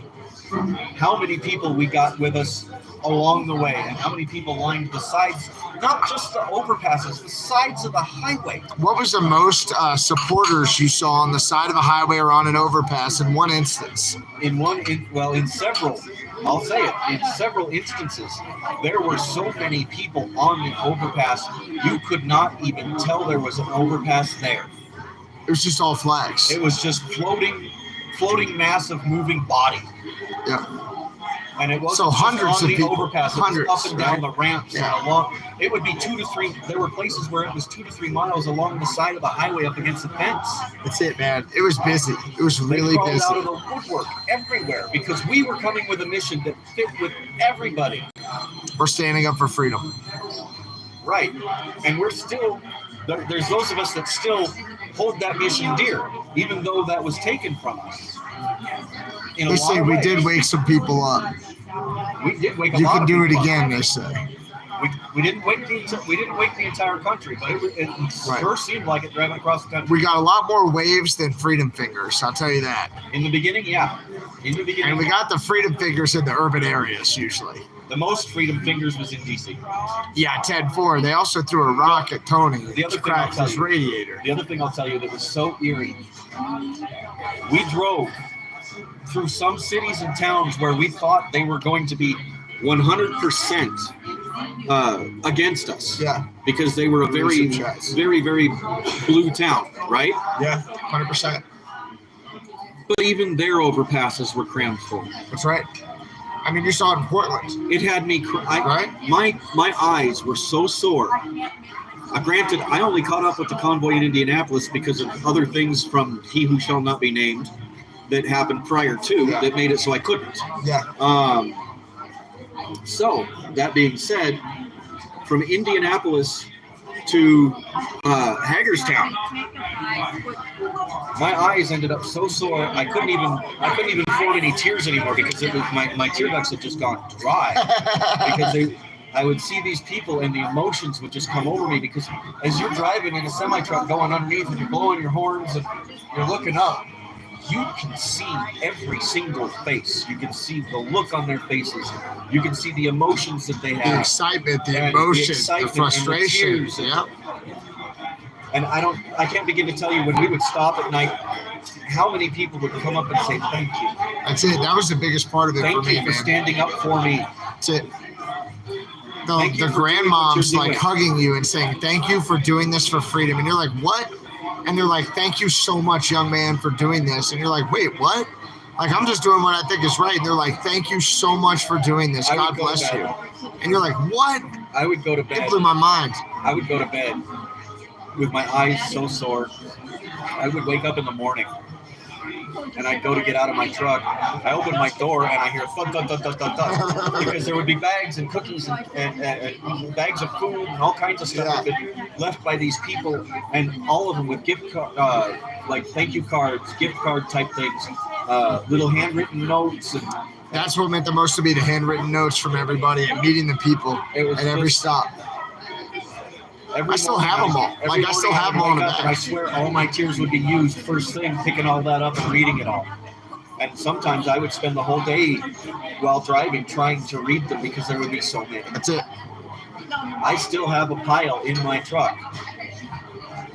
I still have They're a like pile. deployment letters, I put right? I put They're them away. cherished. Yes, they're like those gift boxes we would get when That's we were it. overseas. They're like deployment deployed. letters. They're Yeah. cherished. Thank Oh. you guys so much for everything that you said to us, everything that you came and gave us, every time you came and saw us at a stop. Thank you so much, visionaries. Really love and appreciate and respect you guys. We got him taking a sip. Got it. Just one though. Still the first. I know it's still his first beer. Those were the most important things to us, the most impactful things. So we just want to say thank you. That's We because appreciate this- you, Brenda. Hey, appreciate you. Thank you. Right, we appreciate you guys so much. That's because this is a beer, and yours is carbonated horse piss. Yeah, mine has more alcohol per volume than yours. No, it doesn't. Yes, it does. No, it doesn't. That's a Guinness. What's Guinness? 5 or 6. Depends on what state you're getting it in. Oh, really? Yes. What do you mean? Tell us about that. We don't know about that on this channel. Okay, so recently, like Utah recently finally went up to like 6.7 or something, or 6.9 at the For any beer? for a beer, right? Right. So before that, All right, here we go, before everybody. that you could Thank you, ma'am. before they passed that law last All right, year. yes, please. Yeah. I'm still good. Thank you. What do you want to tell the world? What should the world know that they don't know? More love? More love. Tip your waitresses better, she says. So last year, before they passed that law that upped their allowance for the percentage of alcohol, Yeah. they weren't allowed to have any beer sold anywhere in that state better than 3%. What's 3%? Yep. That's crap. There's still places in this country that are dry. That's crazy. There's still, like, you go down into Texas and Anybody live in a dry county out there in the there's chat? dry Y'all counties. tell me. There's dry counties all over the place. Especially in Texas, there's several of them. What? I found that out the hard way when I was stationed at Port Hood. Oh no, how far did you have to drive? Well, it depended. I could go right outside post into Killeen, Texas, and I'd be fine. But if I drove out the other direction into the other town next door, Dry County. Oh my God, that's nuts. Port Hood literally sat on the line between the two counties. Thank you. Awesome. Enjoy doing it. Thank you, ma'am.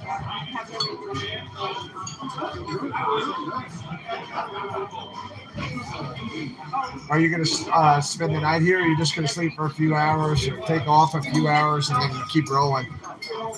What do you think there, truck driving man? One beer, you're going to stop. One beer, I'm done. Is that your limit? One beer, and then you stop rolling? One beer, and I even a sip, and I stop rolling. Yeah, I'm done rolling now. I don't roll with that. I hear that. That's good. You're setting a good example for the visionaries.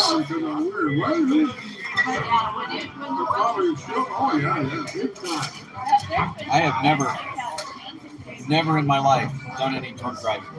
That's a good thing to say. Never in my life have I ever taken a sip, even a sip, of any kind of alcohol and got behind the wheel. Never. That's really good. A lot of people can't say the same thing. I'm glad. I can tell you without a doubt, in the future, it'll never happen. It'll never happen. Something happened that was close to home. No. You just know better. I know better.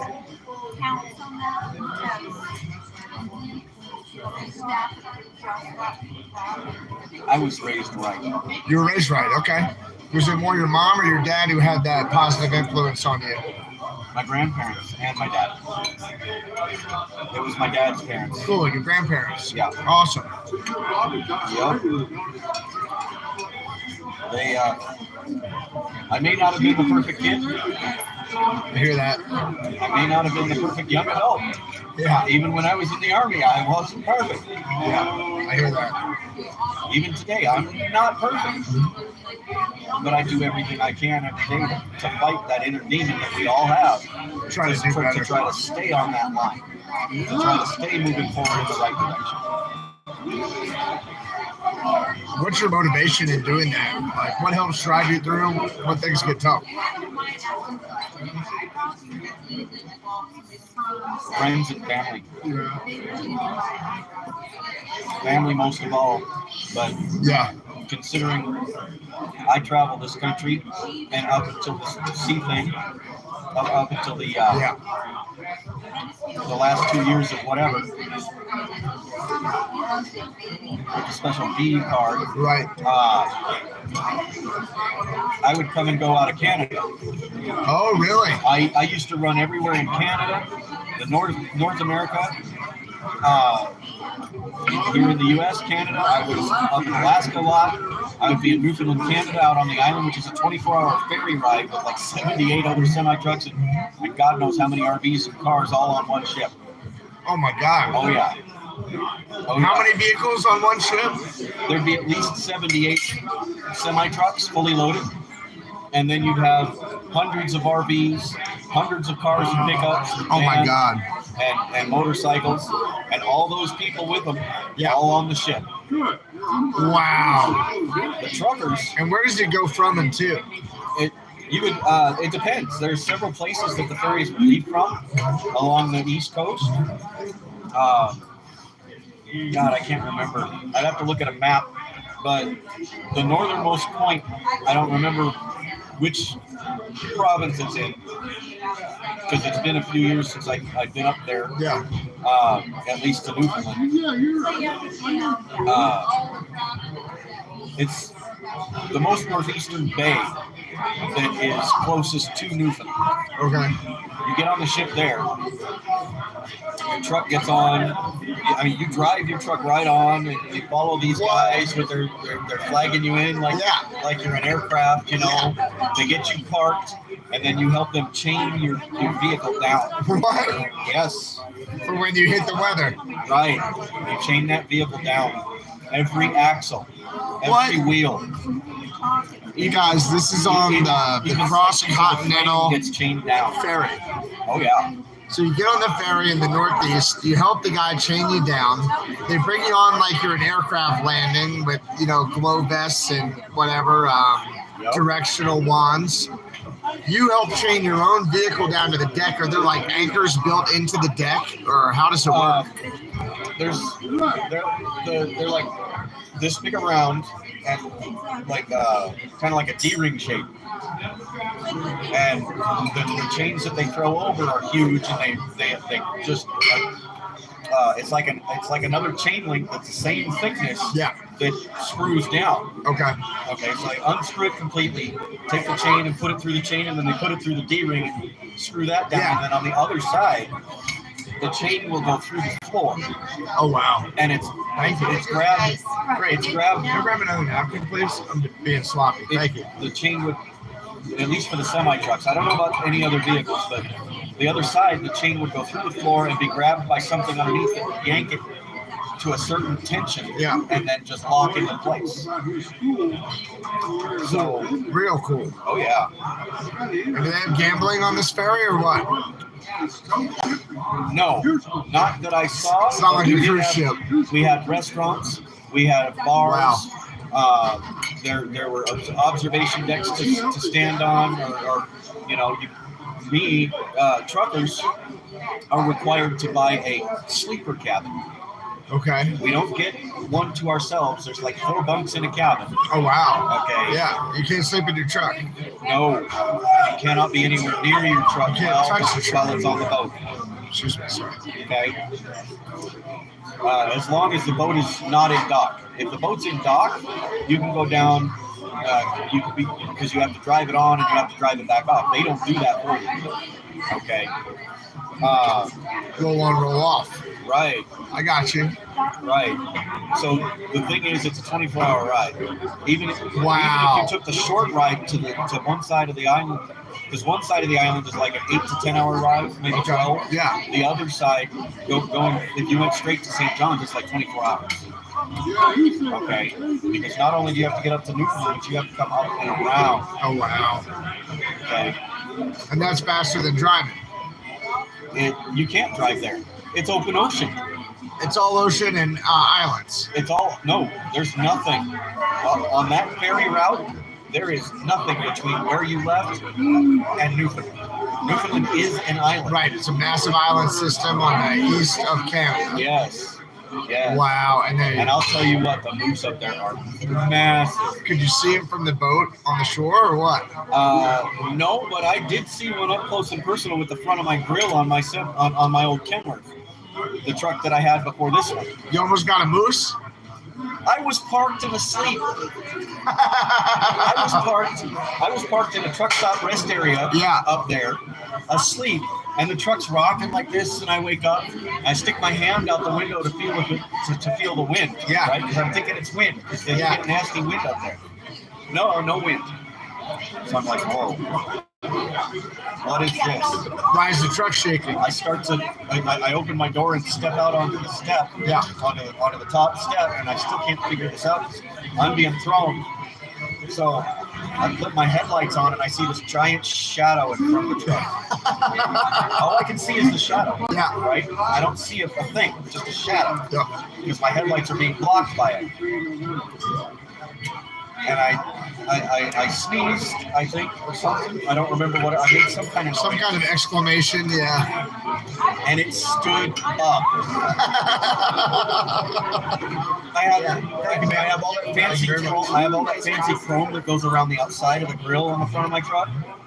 When it stands up, all that chrome was twisted up in its antlers. Oh my God! It was the reason the truck was rocking back and forth, because he was rocking back and forth on the front of my truck. Because you hooked a moose. So I just jumped back in the truck, slammed the doors shut, turned the light out, jumped back in the bunk, going, "Please go away! Please go away! Please go away!" Because I've seen too many videos. That's the Army. No, I'm just kidding. You did the right thing. You totally did what I would have done. I've seen too many videos where somebody upset a moose, and all it takes is even just catching your scent to upset them. That's it. Yeah, you're right. Okay. You're right. I've seen too many videos where somebody upset a moose, and that moose literally ripped the entire front end off of a semi truck. Not just the hood, but the engine, everything out. That's why you need a cab over. Those moose are big and strong, and ain't nothing stopping them. I know. I've only seen a moose in the wild a couple of times, and I saw a big bull moose once, and his antlers looked like a bunch of whitewater rafting paddles stuck together, and his body looked like a series of footballs and baseballs put on top of a horse. Anywhere there could be an extra muscle, there was an extra muscle.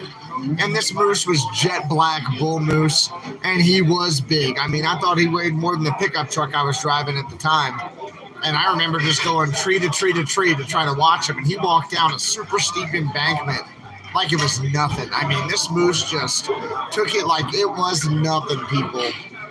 Is anybody in the chat? We're going to let Black Wolf get a bite to eat because I keep talking to him when he's trying to get a bite to eat. But has anybody in the chat ever seen a moose in the wild?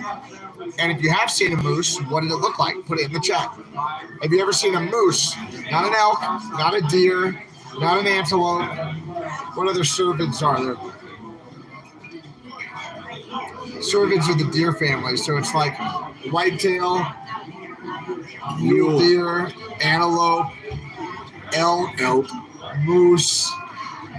Moose is.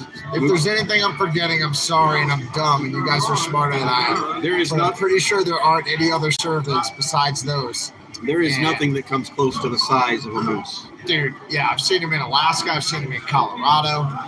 But this one place up near Electric Mountain in Colorado, this moose was bigger than my pickup truck. And it had a muscle everywhere there could be a muscle, just like you're saying. If you ever get a chance to go up to Newfoundland, But Newfies, those are the ones They're with bigger. the moose.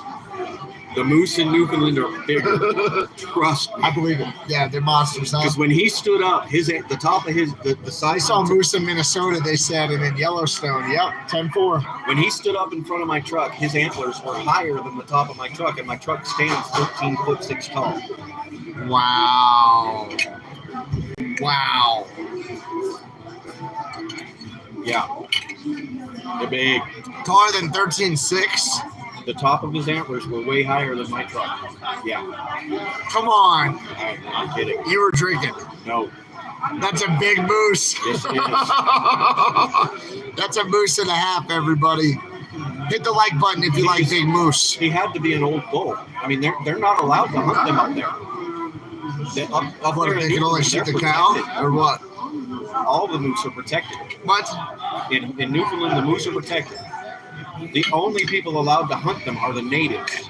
Oh. Jen, give me a permit. 10-4. It's not where that goes.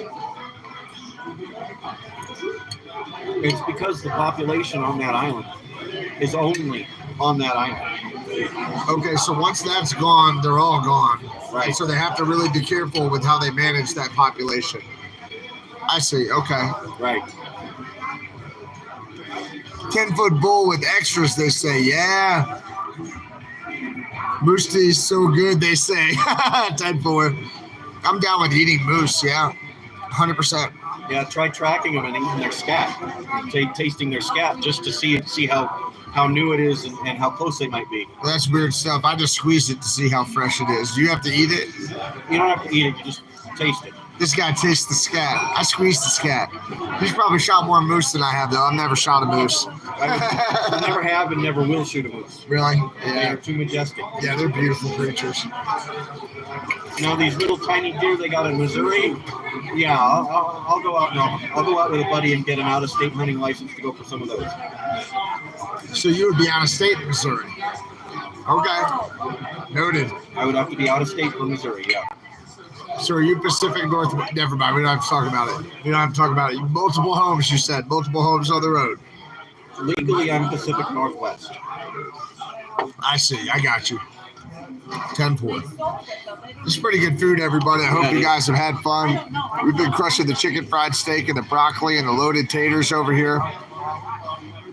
Somebody had a moose total her GMC Envoy in Maine. Oh, wait, that's Sylvia.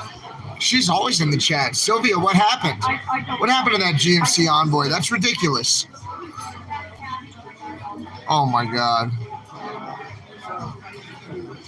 One of them has a moose in her garage. Mama Jen, she was the one who brought me You brought me stuff when I was sick. I appreciate you, Mama Jen. Thank you so much. She was also the only woman on the overpass by herself. Is that Jen Simpson? Jan, not Jen, but Jen's in there. Jen's the moderator. I told you a couple times. I don't know if you saw it, and I told Jen to go ahead and have you give her my number. Oh, Jen, Black Wolf now wants you to have his number, but don't worry, he has a girlfriend or he's married, right? One or the other, who knows? One or the other. He has at least one of those, so you don't have to be worried about that. Not, you know, because of things that have transpired, I'm not willing to discuss it. Yeah. And you don't have to. Right. You don't have to at all. And like that, like I was going to say, you know, your moderators, the people you trust, especially for communication back and forth between us, go ahead and let them have my numbers. 10-4. 10-4. A moose flipped it on its side. Oh my God, Sylvia, that's crazy. Well, it's not chicken and liver. It's liver and onions. Don't worry about it. It's okay. I got the chicken fried steak. You got the liver and onions. There's a lot of iron in that, frankly. A lot of nutrients. I haven't had a liver and onion in years. You were authorized.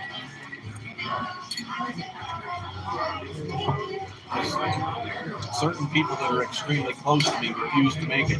Really? And they refuse to let me make it because they don't like the smell in the house. I got you. I got you. Of the liver or the onions? I think it's a combination of the both, but still. I mean, onions smell good when they're sauteing. You know what I mean? I think they smell mighty good. A little garlic in there. Come on, drivers.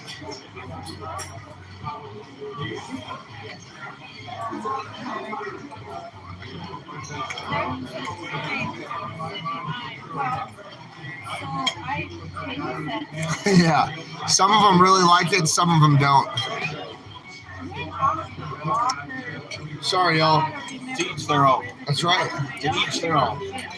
Now, a good friend of mine here, even earlier today, she posed a question to me. What's your favorite food? What is your favorite food? Food. Any food. Food. The kind that's on the plate. If it's considered food anywhere in the world, I'll eat it. I'm about the same way. I'll eat about anything. Even your cookies. There are some things I don't necessarily like, but I will eat them. Like what? What's the worst thing you've ever eaten? Green beans. Green beans? Don't like That's them. the worst thing you've ever eaten is some green beans? As far as things that I don't really like because of their flavor, green beans. It's a texture and the flavor. All right, no green beans for dessert, guys. But growing up, the only green beans I ever got to eat were the canned ones. Oh, I see. Okay, so that left a bad taste in your mouth. Right. I got you. And it seemed like we had them almost every other night. It was easy to do. So I grew to not like them. Doesn't mean I won't eat them. 10-4. Now, that being said, I have had fresh green beans that are just barely scalded a little bit. Yep. With a little butter and a little bacon. Oh, Real good? those are good. I like that. You cook anything in bacon, it's going to be good, right? That's how I feel about it. Y'all better cook everything in bacon. Whenever we have our meals, cook it in bacon. Yeah, nothing wrong with canned green beans. I've eaten a lot of it. What is the best canned vegetable? And what is the worst canned vegetable? Put it in the chat. What is the best and worst canned vegetable? That way when I'm on the road, I'll know what the best and worst canned vegetables are. I'll know what to avoid, and I'll know what to go after. Y'all tell me. Bacon and new potatoes, they say, are pretty good with fresh green beans. 10-4, Jan. Oh, they hate lima beans. I These love are the lima worst. beans with butter. Lima beans and butter, it's awesome. Yeah. Cream spinach, they say, is bad. Cream- Barbecue beef ribs, we don't want that out of the can. Eric Tate, come on, gross. The worst is mushrooms, they say. Spinach is awful. You take the cream spinach and you strain it out so there's no liquid left, and then you add just a little bit of vinegar back into it with a little salt and pepper, and it's good. It's good. All right, so that's one way to do it. Jen says you can have her number, just don't stalk her. So, okay, 10-4, Jen. I'll pass on your number with a caveat of no stalking. A lot of people are saying sauerkraut, tomatoes. Worst is spinach. Love it. All right, 10-4. What's actually good out of a can? I mean, Annie's soups are good. Seeds of Change rice are good. What are other good canned things that we can eat on the road that'll be healthy for us? Come on, tell me. It's not necessarily canned. Corn. I've Tuna out of a can, corn, as long as it's not from Subway, right? Corn. Didn't you guys tell me that the Subway tuna is not even tuna? corn has absolutely no nutritional value for the human body. What? Corn? Corn has no nutritional value for the human body. None. No nutritional value for the human body? It's all water. It's all water. Tell that to my truck with the ethanol. That's why the Europeans don't even eat corn, because they consider it pig food. They feed it to their hogs. That's all it's good for them. So corn is pig food, and it has no nutritional value for the human body. Come on, Iowa. Come on, you better argue this, right? I better see some corn state, Kansas. I better see somebody start to argue this. You're saying, Black Wolf is saying corn has no nutritional value for the human body. One of you corn-growing state people better argue this for me real quick. Come on. You can argue it all you want, but I want you to show me Right, a medical document that says it is. 10-4, Jen. They say cream corn. Corn is corn. $20 is $20. Right? That's right. This person lives in Germany and said that they call it pig food. Corn. Black Wolf is correct, they say. He's right. Corn has starches in it. Corn is for distilling, they say. It's sugar and water. That's all it is. That's what they say. Sugar and almost all GMO. He's correct on the corn. Yep. Oh, man. All right, 10-4. Gosh, you're right, Black Wolf. I study everything that interests me in any way. Yeah. You know, that's how I got to. Well, one of the ways that I got to be kind of my own mechanic on my truck was mainly I got sick and tired of paying mechanics hundreds and hundreds of dollars an hour and being without my truck for weeks on end because it's first come, first served. Right. But having grown up on a farm in the middle of nowhere, a small family farm, we didn't have hired hands. We were the hired hands, even us when we were 5 years old. Yeah.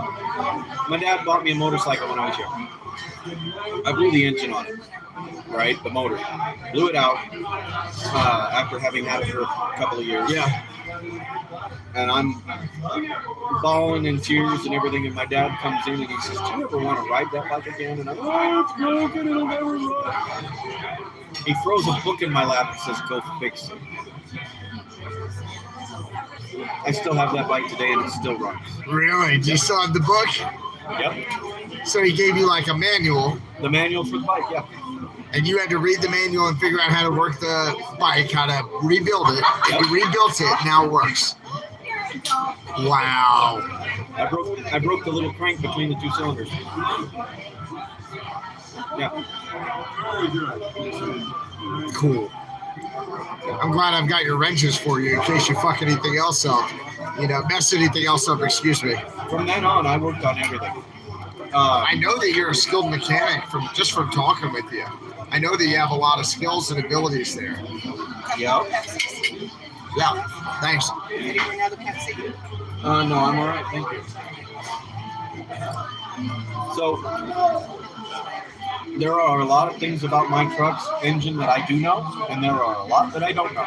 Yeah, sure. No problem. Yeah. But when something in the area that I don't know goes wrong or breaks, I learn it, and I do it myself. What are the best resources for trying to teach yourself this kind of information? YouTube. There's always a video on YouTube. Mm-hmm. Somebody else has already done it. Or done something similar. Yeah. But I also have at my disposal all kinds of other mechanics around the country that I can call and ask. So watch a video a few times, figure out what you're doing, give it a shot. You get into trouble, call one of your buddies. People out there want to help each other, especially when you build rapport and friendship with people. They want to help you. Oh, yeah. I can call just about half of the different dealers for the truck, for the type of truck that I own in this country. I can call them up, say, hey, I've got this going on. I think I need these parts. What do you think? Oh, okay. Well, it's doing this. Okay, Yeah. well, you know, you can bring it in. And I'm like, well, you know, I would, but I am 300 miles out, or I'm on the other side of the country right now. I'm not home. Yep. They don't have to know that that's not my home. They just know that you're somebody who calls them sometimes. Yep. They also know that I'm somebody who has, in the past, been in there buying parts. You've been in their shop before. Oh, yeah. Thank you. The other, Oh, gosh. All right. She's on to me. Here we go. One more. Thank you, ma'am. the other thing Thankfully, is, I don't have to drive. I'm just walking to where I'm going, 10-4. the other thing is, you know, you got other truckers that own their own stuff also may have run into the same situation and Yeah. how to fix it. So they've been through it before. They know how to help you. Most real owner-operators in this country work on their own trucks. They don't let other mechanics touch them unless they absolutely have to. The only reason I will ever let another mechanic touch my truck is if I'm standing right there doing the job and they're helping, or I'm helping them because it's something I know, which doesn't happen very often. Yeah. Or the computer. Sorry, I can't afford at this point in time the computer to talk to my computer on my engine. Yeah. That computer plus the programming, you're looking at $80,000 minimum. Whoa, come on. I'm not kidding. I am not kidding. These big rigs cost a few $100,000, a couple few $100,000 new. Bottom of the line, brand new big rig that can haul 80,000 pounds today. Yeah. You're looking at $220,000 to $240,000 right now if you went into a dealership. Wow. Brand new. $250,000 to haul freight. In 2012, when I bought my Kenworth, Yeah. in 2012, I paid $120,000. That same truck being brand new and sold today is almost $240,000. Wow, really? Yeah. Wow. What are the difference in the specifications or anything? Have they upgraded that much? Is it the same truck that they're rolling out? Like they make the inside a little nicer? They're worse. Really? Wow. The insides are the same to an extent, Yeah. but now almost everything's plastic. Instead of having hand-stitched leather, and good hard metal mounts and good wood cabinetry and everything, now it's plastic cabinetry with plastic mounts with plastic screws. Your bed frames are no longer metal or anything now. Really? In my Kenworth, in my 2012 Kenworth, the bed frame was plastic, and it ended up breaking because one night the bunk heater underneath Yeah. overheated while I was asleep. You had a lady friend I was over, in and it Winnipeg. got hot in there. I was in Winnipeg and it was 86 below. Okay, yeah. Okay, so yeah, the bunk heater was going. 86 below. Yes. I burnt my hand that next morning when I got to the shipper to unload my Yeah. truck because I had my lock on the back. I got out of the truck in shorts, Yeah. and a t-shirt to unlock the back, open the doors, and back into their dock. Yeah. I was standing out there for 20 minutes with my hand stuck to the lock Oh, before no. somebody saw what was going on. Yeah. Did they pour some water or what I happened? forgot my gloves. Yeah. Yeah, they had to bring warm water out. What happened? This is incredible. I literally lost like a whole layer of skin right here. And so you just grabbed onto the lock because you were really grabbed onto warm the on lock. the inside of the trailer. I unlocked it. I unlocked it, but my hand wouldn't let go. I'm sitting there stuck with this thing in my hand. That hoarfrost on it or whatever. Yeah. Oh, man. Yeah. Oh, wow. That's crazy. So you're stuck to the lock in the loading dock, and you're like, just take the load and me with it. And they had to go get water and pour it on your hand to get you free? Yeah, Oh, my God. so that I could get my doors open and then back into the dock. Back so I could in. load it. Yeah. Oh, my God. It's That's pitch black crazy. out too because it was still like 4 a.m. Oh, my God. That's yeah. nuts. Ladies and gentlemen, the life of a trucker. It's tough. How would you recommend if I was thinking about maybe trying to get a CDLA?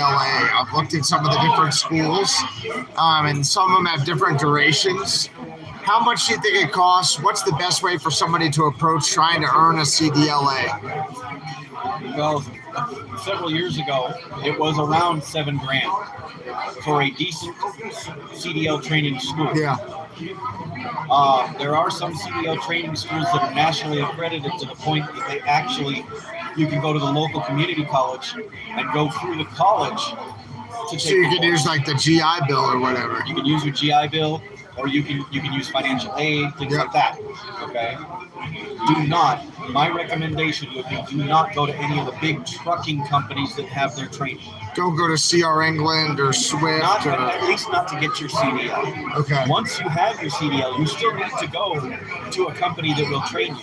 Because just because you have the skills for that moment to be able to pass the Department of Transportation DMV test, that doesn't mean you're ready for that road. For the big road. 10-4, I'm backing into That's truck why- stop parking. I watched you back up while you were on the radio today. 90% of the truckers in this country that end up in accidents of any kind, whether it's just barely bumping a mirror with their trailer, they have less than 6 years and even less than 4 years experience on the road. So there's new drivers causing the accidents. And most of these training companies will put somebody with you for 20 to 30 days, maybe a month and a half. So after you go through the school, you drive with the more experienced driver in there. And in that the more truck. experienced driver may only have 6 months more than you. Wow. I used to teach people how to drive for over 15 years. Oh, really? Okay. Yep. The last person I was teaching how to, I had just bought that Kenworth. He was the first and last student on my truck. I picked him up, got him 8 hours down the road to a truck stop. We fueled up, and then we parked the truck. Went in to get showers. I got in his shower, and I got mine. I got into my shower. I come out to find my truck down the hill inside a hotel. What? You took your truck? He went back out to Thanks. the truck. He went back out to the truck instead of getting in the shower and tried to take off. And he drove it through 2 rooms in a hotel down the hill. You drove it through the hotel. With people in each room. There were 2 people in each room. He crashed your truck into a hotel where people were in the rooms. Were they naked or what? They found one of the guys. For several hours, they weren't sure what happened to one of the guys. They were picking through the rubble, trying to find him. Yeah. Somebody finally found him 10 miles down the road in his skippy, still running down the highway. Trying to get away from the truck. Oh my He God. was that scared. They want to know how long you've been driving. A little over 24 years, I think. That's a long time to do anything. 24 years on the road, Black Wolf right here. He's a veteran driver. In more ways than one. Matter of fact, I think in September it'll be 25 years. In September, 25 years for Black Wolf. They said prayers for the masked person.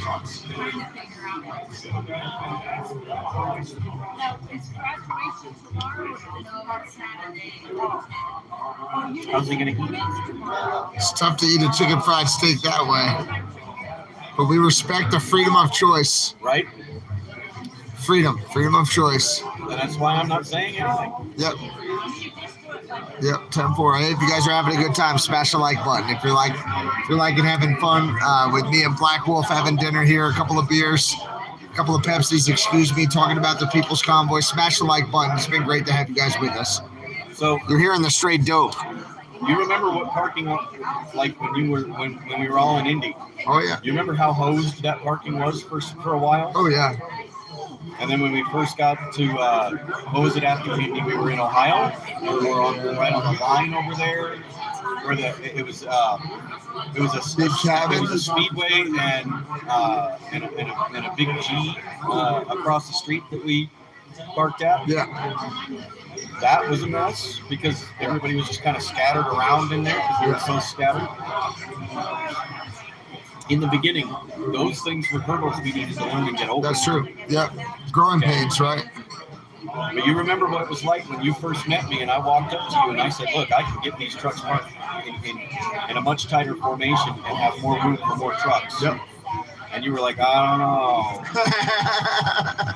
I don't know. I remember. Yeah, I remember. Oh, yeah. Yep. And I whipped that lot. I whipped that lot into shape in just in minutes. You did. It's true.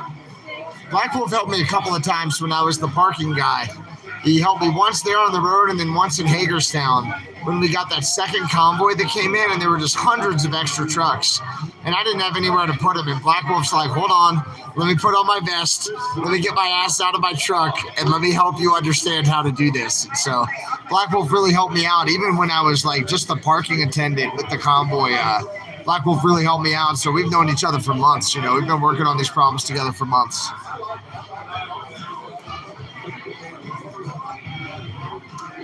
Logistics is kind of my thing.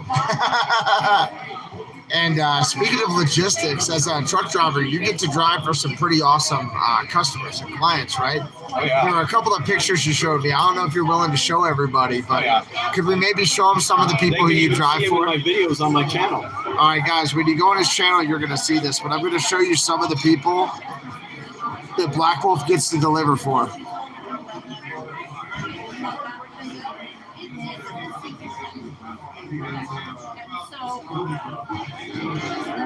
They say they choose God over fear. 10-4. Look at this. This is who Black Wolf delivers for. Can they see it on the screen? Oh, they can see it. This is where he makes some of his drop-offs. Show them some more pictures. That's awesome. Like the one you sent me that day on the flight line. Look at the background. Can you guys see what's in the background? That's right. Nice planes, right? Even in the background, you can see where Black Wolf delivers usually. So U.S. military contracts, 100%. Naval Air Station Oceana in these pictures. And yeah, there is nothing like driving a semi-truck on the flight line with the planes going next to you. Some of them were actually traveling right alongside me going like this. That's awesome, man. That's so cool. So Black Wolf gets to deliver for military contracts. It's so important, right, to keep our military going. And think about how everything touches a truck, right? There's nothing you can point to in your house, in your apartment, whatever, wherever you live right now, in your car, besides an animal that didn't come out of the ground and get delivered by at least 3 trucks, right? Whatever it is, whether it's food in your kitchen or whether it's your television or whether it's your furniture, that's it. Whatever makes them, it came out of the ground and it got delivered by multiple trucks. And it's the same thing for the military, right? We're only able to have this dominance because of drivers like Black Wolf who keep our military well supplied. They say, sweet. Did you ever go to Corpus Naval Air Station? Corpus NAS? Yeah? A few times. I don't think... They say if you're not going to eat that baked potato, they'll take it. I'm going to eat it. Y'all keep interrupting. Yeah, we keep asking him questions, guys. We have a celebrity with us, so we're asking him questions. Sorry, I knocked you guys over. My bad. With the exception of a few Marine bases and a few super high-end unknown bases in this country, I've pretty much been to all of them on multiple occasions. Well, I don't know what you mean by unknown secret bases. What are you talking about? You have to have a security clearance high enough to know about them. I don't know what you're talking about. There's no such thing. Right. No, it's not like Hollywood hasn't portrayed them already anyway. I know, right? Yeah, 10-4. Fucking evil people in Hollywood. Don't get us started on those people. Hollywood. Yeah, 10-4. This was a good dinner. I'm glad that you guys were able to join us. You know, I hope we didn't bore you or whatever. Yeah, they want to know if you've ever delivered to Area 51. No comment. He says he's been to Area 52. Look, if you go to deliver a load to Area 51, you pull up to this gate that doesn't look like a gate. and you've got two soldiers that come out of the middle of nowhere and walk up to you and stop you. They take your paperwork, they have you park over in a little roundup dirt lot area. Then somebody comes out an hour or two later from the inside of the base, and they kick you out of your truck, and they take your truck. You see your truck maybe in a couple hours or maybe in a couple days, but it comes back. And you get to sit in this little hut out there watching TV, and they give you munchies and food and all kinds and drinks and all kinds of stuff while you're waiting. They even have cots for you to sleep in. And you just hang And out. I'm talking military cots, not like a bed. Yeah. Yeah. So you just wait. Yep. So from what you've heard, when else did these drivers who deliver to Area 51 have to go through, or how do they get selected to be Area 51 delivery drivers? How does that even happen? Mostly by luck. But you do have to have prior military. You have to have an honorable discharge. And then you have to have an impeccable career. And you have to be hooked in with the right people, the right brokers, and the right contracts to even get considered. I'm sure. Yeah. When you get a blacklisted call out of the blue, says, "Hey, where are you? We have this load here." Yep. Who am I speaking to? Specialist, or SFC1, or whatever it is that triggers in a military brain. And that's how it works. You just go get the load wherever it is, and you bring it in. Yep. And it could be food, it could be uniform items, it could be towels, it could be munitions, it could be anything. When it comes to that, your reputation is everything. Your reputation is everything. Just like when you were going through basic and AIT, and when you were at your duty station, your reputation was everything. Yeah. If your shit is not tight, they ain't even bothering to look at you. 10-4. And you have to be tight for so long before they do in this industry. Yeah, I hear you. So Plus, it's a serious thing to work your way up It to. has a lot to do with who you know, who you've held for, your reputation with them, how long you've been there. Yep. You know, so when you're an owner-operator, you're not really, so like, say you own your truck and you lease on to somebody else, so you're using his DOT number. Yeah. Okay, his DOT number isn't necessarily the reputation, but it is a reputation. You are the driver and owner of that truck. Your performance is the actual reputation. Okay. Yeah. So someone like me, I can go to a company that's failing. I could turn around and lease on to a company that is failing. And just because of the history that I have with the brokers that I've used over so many years, I can bring that company back from the brink as long as they don't screw it up. Is this something you did with that other trucker who we know and aren't talking about? 10-4. 10-4 on that. Roger. 10 Roger right there. Mind They your say money, don't let huge your money mind you. gratefulness. They're thanking the military and lots of love for the military. Thank you, guys. So once you've done so many years of flawless work for and continuously on a regular basis for the same broker, so like I might haul for the same broker once or twice a month on any given time frame. So over the amount of years, it builds a rapport. A lot of the brokers that I've dealt with in the past are like friends. Oh, okay. So they're good We're relationships. not just business partners because I'm working for them, they are working for me. It's a two-way street. We're both working to make each other the money on that load. Yeah. Okay. So the rapport you build turns into a friendship down the road, turns into all kinds of things. Next thing you know, you're the next person he's considering for something special. I see. Okay.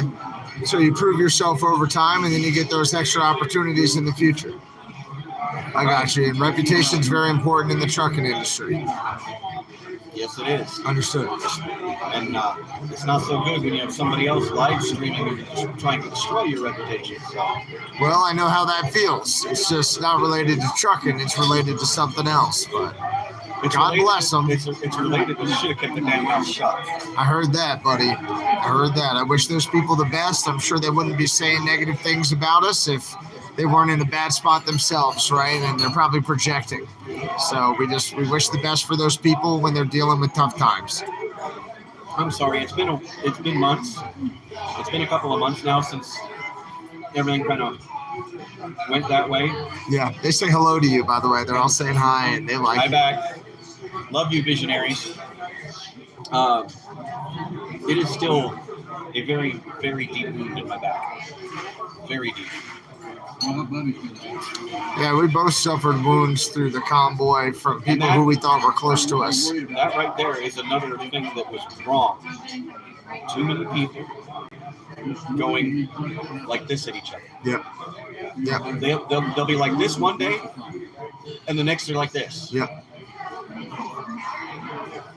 We're all there for the same thing. I agree. I don't care if you think you're in charge of the kitchen today. I don't care if you think you're in charge of laundry today. I don't care if you think you're in charge of the dinner bell today. I'm sorry, but nobody's in charge of the dinner bell. He has a mind of his own. Yeah, that kid's a good kid. He's got a mind of his Give own. me props, AJ. Love you. What's up, AJ? We're shouting you out, kid. Hope you're doing well, buddy. So, that being said, everybody in this country needs to figure out how to coexist. Yeah. I don't care. Everybody loved Trump. Everybody loved Trump, right? I don't like him. I voted for him, but I don't like him. He made a great president. Yeah, what He is was it what that we needed frustrates at the you time. about him? Yeah. There's a lot of his business practices and other things that he said that he talked about when he was younger, when I was growing up, that I actually saw live on TV. Oh, I see. Okay. Especially when it came to whether he was going to run for president or not. He was young then. Yeah. And some of the stuff he said then. There's a lot of things that played into it to why I don't like the man. I think he's very arrogant, but he uses that arrogance to his advantage. And that's the American way. He built what he has just off of his own being, for the most part. Granted, whatever money his dad seeded him to begin. Yeah, sure. You know. And then he made a lot of decisions after that. He multiplied it and multiplied it and multiplied it and multiplied it and became a powerhouse. That is the American dream. It doesn't matter if you started from nothing or you were handed a little bit. You do exactly the same kind of thing with the same kind of strive that he had and still does. 10-4. And you succeed. Period. Yeah. I love that about it. I hate the arrogance. I hear that. Okay. The nasty mean tweets, yeah, they actually deserve it. Okay. Sorry, but they did. He turned a lot of ladies off with some of his words as well. Yeah. Well, I didn't believe half of what they accused him of saying. But for the most part, he was exactly what this country needed at the time. And this country still needs it. That doesn't mean that I like it. But I also respect the presidency. Yep. There's a fine line between a man and a president. Do you think Trump won the last election? From what I saw going on, and from what I actually sat there and counted and witnessed in my own state, watching the votes come in and looking at, wait a minute, how did somebody that's 126-year-old just vote? Right. So there might have been some voter fraud there. There was a lot. I think so too. There was a lot, but the videos even showed more. All the videos that we saw right off the first couple of days before they blacked it out, before they went media blackout on it, we saw what they were doing. The world saw what they were doing. Now, did you watch 20,000 or 2,000 Mules, whatever it is? I've watched bits and pieces as I can. As you know, I've been busy, especially Over the road, week. yeah. The last week I spent with my arms in my engine. You're amazing. Thank you. We're doing well. The whole last week I was inside my engine compartment. So, you know, well, not the entire time. I mean, I did. Over the weekend, I was waiting for the parts because, you know, couldn't order them over the weekend. Yep. So I went out and I hung out with the AM vets out in the St. Louis, Missouri area. What was that like? For their mud bug run and children's benefit and all that. It's awesome. Okay, cool. And you know, when I was trying to spread the message of what we were fighting for in the whole night, they did not. We're talking hundreds and hundreds of bikers who did not know there was even a convoy. They didn't even know it was a thing. Oh my They God. had never heard of it. How do you think we could best wake up When I bikers? told I mean, them they're down there when I right told them now. what it was, they said, had we known, we would have been there. So how do we let them blacked know? us out? Nobody knew. I agree. I agree that we were blacked out and that media definitely stepped in. I mean, I'll cover you so you can have a bite or two.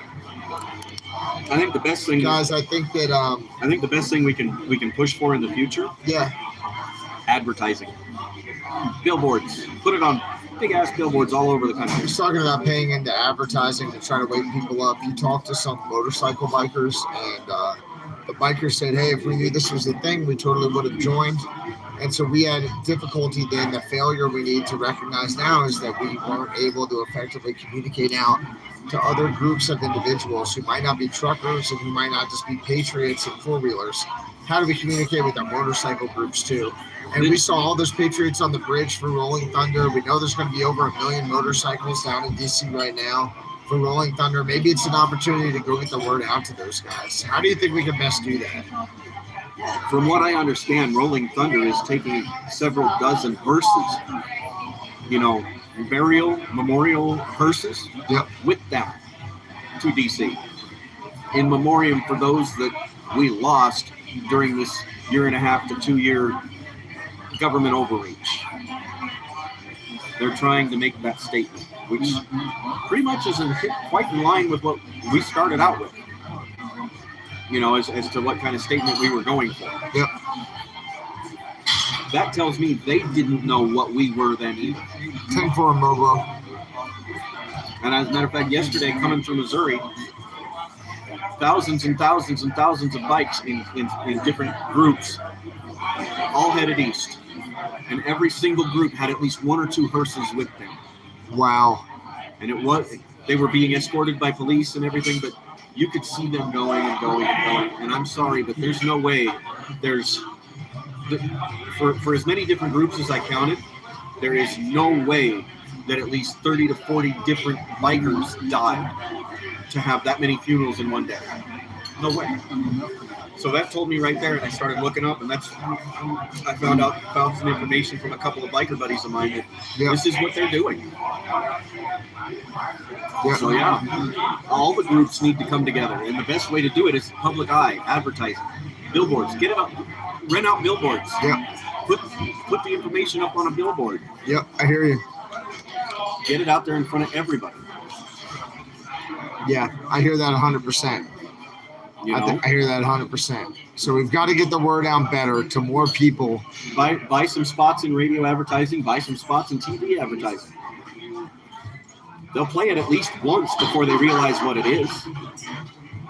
So we have to do it ourselves. We have to build the awareness ourselves. We've got to do it here through social media. Go door to door in your own neighborhood. Yeah, we need to go grassroots style too, is what I hear you saying. I mean, even billboards, you know what I mean? How much do you think a billboard costs to rent? Hey, visionaries, can you find out how much a billboard costs to rent? Depends on where it is. Right, location. And what would be the best location? Near an urban area where a lot of truckers go. Downtown Portland. Who cross the whole city. Yeah, downtown Portland. Like St. Louis maybe, or Oklahoma City, or Kansas City. Next to the iconic Made in Portland billboard there. That's what I'm saying. $3,000 per month? That's probably more than we could do, people. Well, that is more than I could do for right now. Yeah, maybe we get one like the month before the convoy to try to build awareness, right, before we meet. And then we try to get in the area where we're going to meet, and then we try to get people there.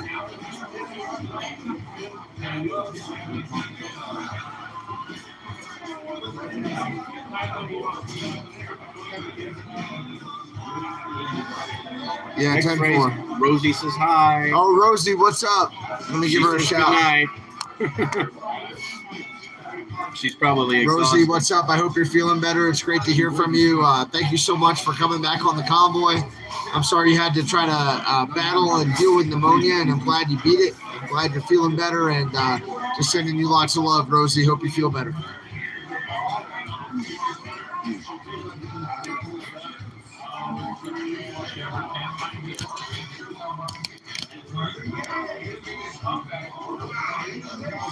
Yeah, Portland's a little bit old at this point, but maybe we have something that happens, near Portland, but in an area where lots of truckers are crossing. Now, whether that's Amarillo or Oklahoma City or St. Louis or Kansas City, I don't know. but somewhere in the middle of the country where a lot of patriots are going by in trucks, where they might get motivated to come out and meet us.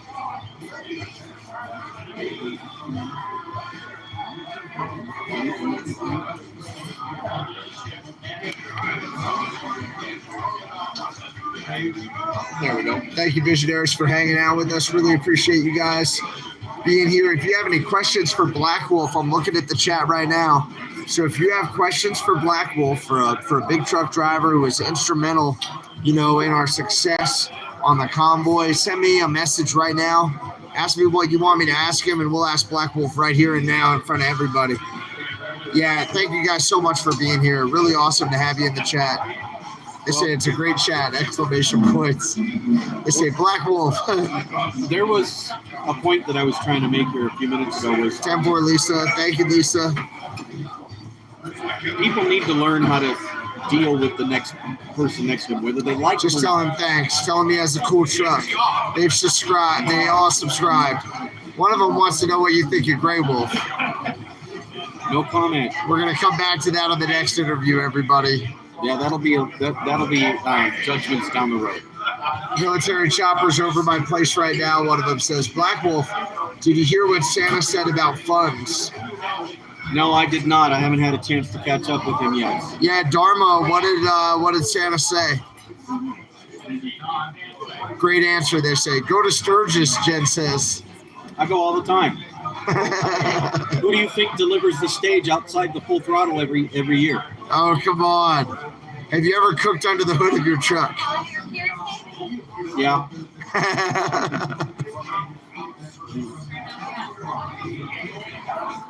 All right, they want to know where you live, but we're going to skip that. Yep. Have bake sales. That's a great idea, Susie. I like that. Idea. What was Black Wolf trying to say? No time, he got cut off. I don't know. What were we talking about, guys? Just ask him. We were talking about whether I broke into the Trump thing there for a minute, trying to describe it, and then we got sidetracked.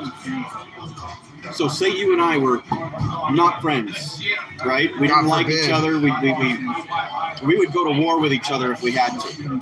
If it came down to it, if you stepped up in my face and I had to put you in your place. Next time he's in Reno, I'll make him a meal. Or vice versa, right? Yeah. We need to put that beside. We need to set that over here and say, screw that.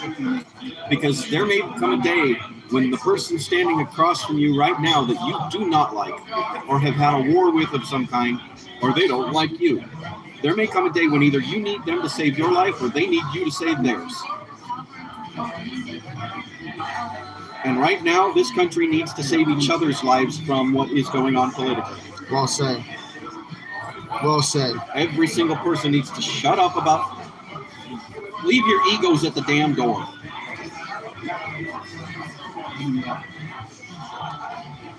And do what you can to help, right? Leave your egos at the door.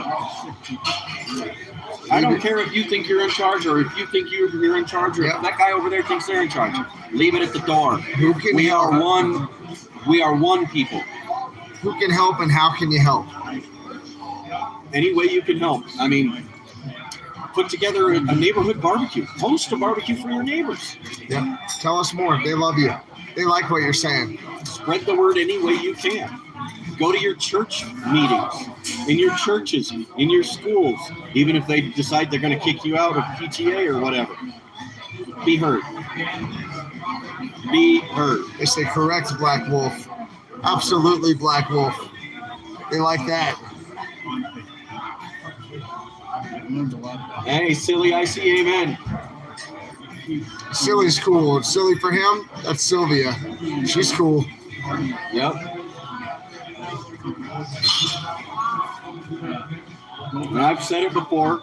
You weren't there in Sheridan. You'd already gone to Colorado when I showed up. The time for keyboard warriors is over. It is time to stand. It is time to get out, be heard, be seen, be active. Any way you can. Locally, through your county, through your schools, through your neighbors, through your churches. Yep. Get the word spread. Learn about the Constitution. Yep. Oh yeah, definitely. Order up a ton of those pocket constitutions and start handing them out. Walk through a neighborhood and put them in each door. You know, just don't put them in the ones that say no soliciting. If you Good. don't do Good that. job. Don't do that. But get it out there in any way you can. But to be honest with you, in my opinion, not only is the time for keyboard warriors over, it was over the day after the election. Yep. 10-4. Every single keyboard warrior at that point in time should have stood up right then and there and said no. It gets to the point where we can watch it, right? But once something happens that's a bridge too far, we need to tie up our shoes and come out and be present. And I want to show love and respect to everybody at home, every single visionary who supported us. Grab them us. sleeves up and shoulder it and march. That's what should have happened. Why didn't it? I'm asking you visionaries, why didn't you? Native Temple says people are so clueless. Yeah? Carly Sparks says she wants to contribute to our dinner. Very kind of you. Thank you. You paying for this? I'm not going to say that. Were you going to say something funny? Yeah.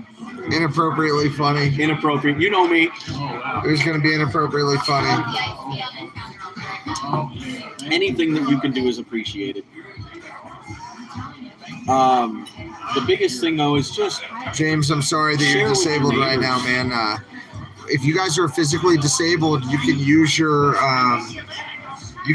electronic opportunities and capabilities to help us, right? So get online, share, subscribe, right? Put this out to other channels, right? You can crop sections of this video that are positive, right? You can put that message out to support our messaging, right? We ask you to use this for positive discourse. I'm very sorry that you're working with physical disability. Try to get on that computer and get the message out however you can. Try to organize groups however you can. Have people come to your house, right, and cook and prepare things, or maybe go to a local truck stop or to a local bridge or something and just try to find ways to support us. So thank you all so much. I understand and respect that people are working through lots of different kinds of disabilities in their lives, and we appreciate y'all supporting us however you can. Oh, yeah. Black Wolf, do you have any Cash Apps or PayPal or anything like that you can tell us about? I do. If somebody wants to support you, or if they want to support our dinner, what site should they go to? Or how should they support you? See how I have it set up here.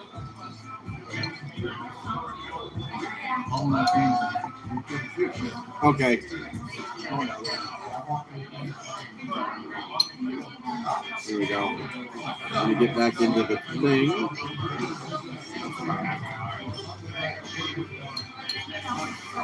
Did I rudely talk over you after I asked you a question? No. All right, somebody thought I did. I didn't see it as rude, okay? Did I hit him with the follow-up question, or what did I do? Sandy, she must be a church lady, like a front row. If your top button's unbuttoned, she's going to yell at you kind of lady. Sorry, Sandy. I didn't want to make you upset here at dinner. Posted. Hey, Rob Fox. Hold on. Rob Fox says, show me proof of one thing. The Commonwealth of Virginia rolled back all of their COVID-19 mandates as soon as I started running groups into D.C.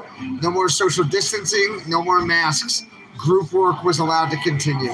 All right. That was a win. Black Wolf is at Black Wolf Chris. $, Black Wolf Chris. If you want to support him, $, Black Wolf Chris. Another win was American University rolled back all their on-campus COVID mandates. Also, University of Maryland rolled back all of their on-campus COVID mandates. Also, when we started the convoy, every single state in the United States rolled back their mask mandates. So those are like 5 things we did that were successful. Now you owe Chris $100. There are. Punk. So the states may have rolled back their mandates, but there are businesses and companies and hospitals all over this country that That's right. Big still Springs, Texas have the did it too. mask mandates. They still have them. And if you're a federal employee, you still have to be vaccinated. If you're an EMT, you still have to be vaccinated. If you're a teacher, you still have to be vaccinated. And If that's you more work in shit. any government, if you work in any governmental or official position, Yep. a lot of the shippers and receivers that I go to still require the mask. That's right. Matter of fact, there's one here in Wyoming. That punk owes you $100. He better pay you. That little bitch was like, I'll pay you $100 if you can tell me one thing that you did. And we just did. So, all right, whoever that little boy is who ran his mouth, Rob Fox, you better pay Black Wolf out right now. Black Wolf, you better have $100 from Rob Fox and his little daughter. Busted. One thing that we did. There you go. There are a few things, buddy. One thing that we did. Oh wow. Well, first of all, we're still in Lyman. Come and visit us. First of all, we got a lot of politicians to take notice, and because every politician actually saw it, actually took notice. Just all of the ones on the wrong side decided to call their friends in the media and say, hey, we can't have this out there, squash it, and they did. Pamela Carter says, I retired from government because of the vax. I lost some government clients because of the vax. Good. I'm We sorry. good. Yeah, we're good. How are you? You're fun. You can be on the live stream. I can't. Tell these people, what would you tell Americans that they need to know that they don't know? If you had like 20,000 of them sitting in front of you, what would you tell them? Oh, I can't say it. Really? You can say anything you want on this channel. Yeah, they're used to hearing worse from me. Here's a better one. What is your personal definition of freedom? My personal definition? Your personal definition I of don't think freedom. we have freedom. And what's You heard it happened there. that's taken it away? I don't know. I feel like everything's just a big puppet show. That's right. It's a big puppet show to make us think we're free when we're not. Exactly. Like look what we're doing over here, but don't look what we're doing. We are cattle for the sole purpose of taxation. So we really want to know, what is it that Americans should know that would make our country better? If they could only hear this from you and do it. We need to find some common ground. Good. Yeah. Tell us. Common ground. Common I'm sure ground. we can all agree on something. And I have been Heck yeah. trying to preach that. Common ground. Country gravy is good. Doing this. Yeah, country. Thanks. Yeah, what happened? Oh, the lady. Because I want to hear all the language and stuff. Is there bad language? Okay. Just tone it down Yes, so we much. can do it 100%. I really appreciate We just got spoken to about our language. We have to dial it What happened down. to freedom of speech? like Freedom of tipping, Freedom of tipping. 10-4. We offended the Well, lady. we are in Hold on, they make me Colorado. do a swear jar. Guys, have I been swearing in the last few minutes? Do I have the swear How jar? much money does he need to How drop much into do his I jar owe? tonight? Because y'all be watching my swear jar. No, it's Phil's. all right, I got it. What do you got for dessert? You're Come back fine with on that. Yeah. Yep. No, we're fine. All right, we got in trouble for using some of our language. I thought I'd been pretty good with my language, but there's a swamp donkey in the restaurant who didn't appreciate some of the terminology. So we want to try to knock that down. Hey, If I did use any inappropriate language, just let me know. I'll put the money in the swear jar, guys, when I get back to the truck. put the fire poker down, bro. Jen says it's possible that I used inappropriate language. It was the topic of conversation, they think, that offended people. Probably it was just a topic. Yeah, that's okay, though, because I've got some war on my chest, so I'm allowed to talk about it. I'm sweating bad. Oh, I'm swearing bad. You know who I think I just saw walk out the door? Who? Saznak. Saznak? I think I saw him walk out the door about 5 minutes Guys, ago. is Saznak in Colorado right now? Is it possible that Saznak just walked out of the door of this restaurant? How many people are watching Saznak live right now, and was he in this restaurant? This is obviously the best restaurant in such a small I don't know. little town. I haven't seen him do a live in a while. I thought he was in a different town. Guys, where's Saznak?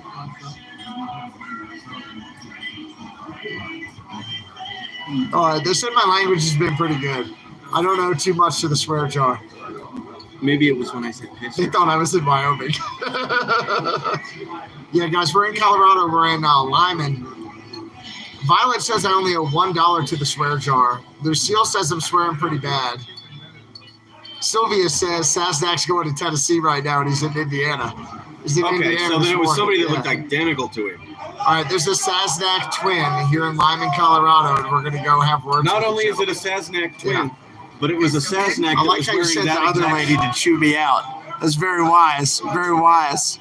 Who chewed you out? I don't know. I think No. our language might have been a little bit colorful. One of the or other something. customers must have complained about it. She's good. She has our back right here. We're gonna hook her up. You see that? You see this live stream of Sasnak right Yeah. here? See the shirt he's wearing and the one my finger's pointing Yeah. to?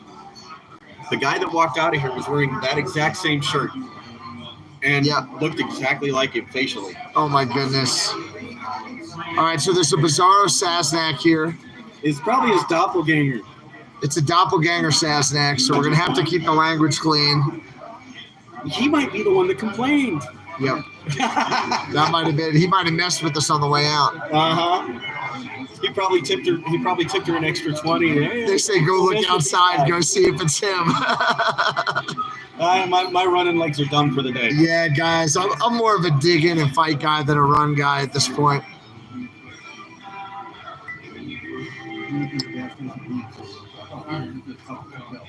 Maybe we're too loud and boisterous. Who knows?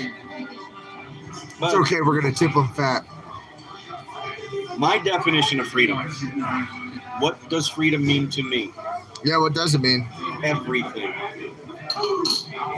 It means everything. It means being able to wake up in the morning and take that first breath.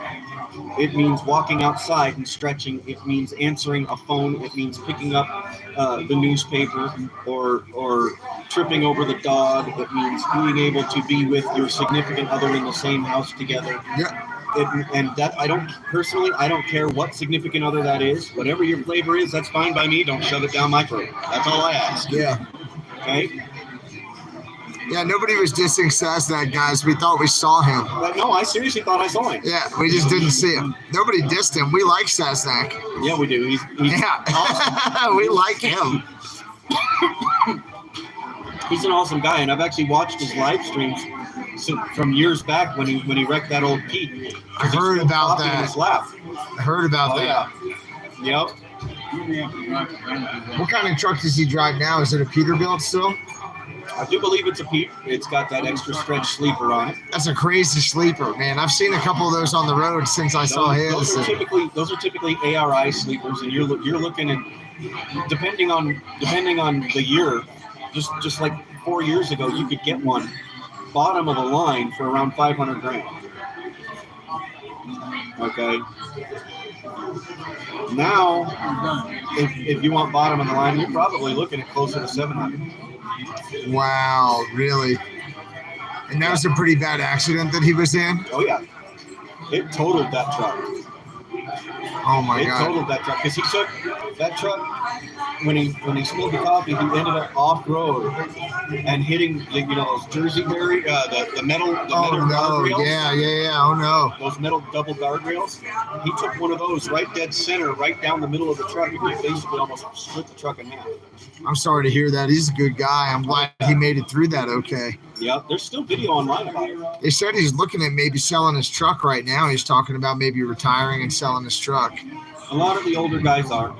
Yeah. A lot of the older guys are. And it's getting to a point, if these fuel prices get much higher, most of us that own our trucks are going to start turning that key to the left. Yep. And when we do that, there ain't much left. 10-4 on that. They said we've just got a Karen in the next booth. That's all, as a Biden supporter. 10-4. We're going to keep it clean and friendly here, I everybody. don't care if they support Biden or Trump or Timbuktu or Pete. whatever they support. This isn't about any political person or party. Oh, guys, we've got Joe Nagy in the chat. I'm sorry to interrupt. Who's Joe? Joe Nagy is the truck driver from Missouri, the Cowboy truck driver, whose son Jesse was with us. He rode with me on that last convoy Yeah, to Ohio. Which truck? It's a big red one with big, like, orange coils on it for underground tubing is what he was hauling last time. Joe Nagy. Yeah. His truck was in a Kid Rock video, actually. Famous truck. Joe, good to see you, buddy. Lots of respect, Joe Nagy. Thank you for riding with me, bro. We've got VIP truckers tonight. Lots of VIP truckers, everybody. Oh yeah. Maybe it's the trucker word that they're not liking. Yeah, maybe it's the T word. Yep. I'd let him take a look at my tranny, but I don't know if he's like in kind of that, But they might get the wrong idea. or they might enjoy it too much. Yeah, 10-4 on the tranny peekers. Yeah, where's Trench? I think Trench is in Missouri still, guys. We talked to him in the chat earlier. We did what we could. We crushed this food. It was delicious. I think we had a good conversation. Yeah. Got to meet up with a Convoy buddy. I know it's like a movement now and not a convoy, so a movement buddy. The biggest problem was too many people trying to be more than what they were and trying to force themselves into those positions. That was one of the biggest problems. Yep. But as far as our accomplishments, I'm telling you, there are an awful lot of very, very anti-constitutional bills that got shot down in California because of us. Yep. Yeah, tell me more. Well, how many bills were there? There were like a dozen. Yeah, more than 10. We highlighted 10. The one I wanted shot down the most didn't get shot down. And that was a shock because that one approves abortions up to 28 days after birth. After? Well, that's murder. That's the AB 2223. That's murder. That's the AB 2223 that they passed. Okay. That's why I mean, that was the only one that I was really mad that we didn't get. Once that passed, we flipped the trucks around and we parked in the lawmaker's office. We blocked them in. We blocked all the entrances and exits. We went to their house. Yeah, I know. You don't have to remind me. Hey, you like eggs? You like eggs? Give me liberty or give me eggs. I'll eat both. I wish they threw chickens at us. We would have eaten a lot better. You know, while I was up working on my truck this week, yeah, with my hood open, I'm standing on top of my engine, bent over, doing some stuff. I stand up and I go to stretch, and I'm like, I still have eggshells right here on this little lip underneath my windshield. Dude, I remember that. I remember when that happened. I still have eggshells there because I didn't bother to clean them up even this time because, hey. Dude, that's a badge of honor. That's a badge of honor, Black Wolf. You earned those eggs. Yes, I did. I got them in D.C. I almost took one. I had my driver's side window open in Bertha, and I took one right on the windshield when a truck drove by, and then I could have taken that in the face. The problem is those people had no idea why we were even there. They heard the horns, and they saw the American flags, and they immediately started to attack us with eggs. Yep, true. Just instantly enraged. They didn't care what it was. It was something against whatever they believed in. Maybe we believed in the same damn thing. Yep. Maybe we believed in the same thing. But you, the people that threw the eggs, did not give it a chance to even find out what it was about. Yeah, 10-4 on our sovereignty being taken by the World Health Organization. Oh, yeah, that's Biden stop. signing away our sovereignty as a country. 10-4 on that, guys. I see what you're saying. That has got to stop because we do not want blue helmets on our doorsteps. He can't even finish a sentence, and then, you know what I mean? We expect him to make decisions for our country at a high level. Like he's literally worse than my great-grandfather. He's what dead. do you mean he can't form sentences? There are words he can't even pronounce. That's what I'm saying, man. He has to look at little filthy notes. Can't even make his point. Just see the death stare from those people. I think we know who was upset and what they were upset about, folks. And it wasn't the language. It was the discourse.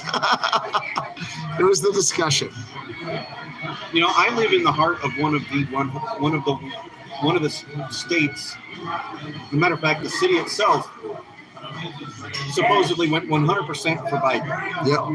I have walked around my neighborhood with Trump flags, Trump hats, Trump T-shirts, even my mask about Trump or F Biden this or stuff like that.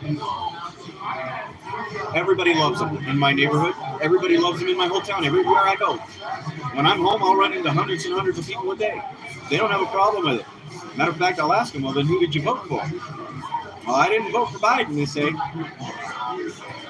Listen, that's how it was in Arizona there, How Black in the Wolf. world, if they didn't vote for Biden, how in the world did the town supposedly go 100% for Biden? That's what I'm saying. Joe Nagy, what do you think, man? Joe Nagy's a real smart guy. I would love to know what he thinks.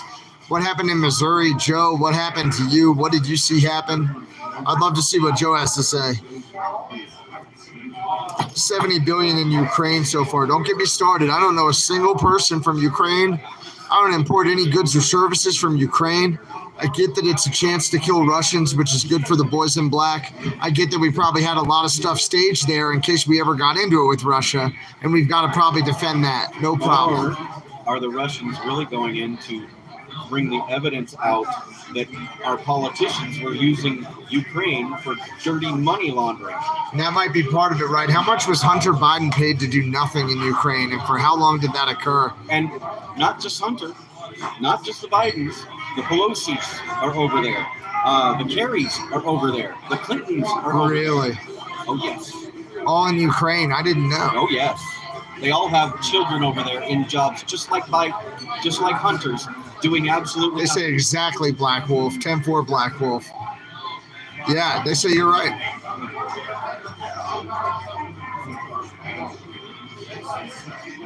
So true, yeah. So many of them. Almost all of the politicians that have been in office for at least 20 to 30 years or more, they all have dirty hands in there. So that's the place where they would go to get paid out for whatever they're doing here. That was their payday. It was coming from Ukraine. All their backdoor, And I know we were all their backdoor money laundering. illegal deals, Human all their illegal trafficking. backdoor deals. All the money is funneled right through the Ukraine. Really? The Ukraine is the money laundering I've capital heard of about the world. biolabs there too. Yes, they do. Ones that would never be approved anywhere else in the world. That's it, people. You wonder what's going on in Ukraine and why they want everybody else to be all motivated Here is about something else to ponder. that? You don't import anything from there. You don't know anyone from there. The U.S. has absolutely no business with the Ukraine. None. We don't buy anything from them, That's and what we I'm don't saying. sell them anything. That's what I'm saying. There is no commercial trade. None. Okay? The thing is, it's a money pit.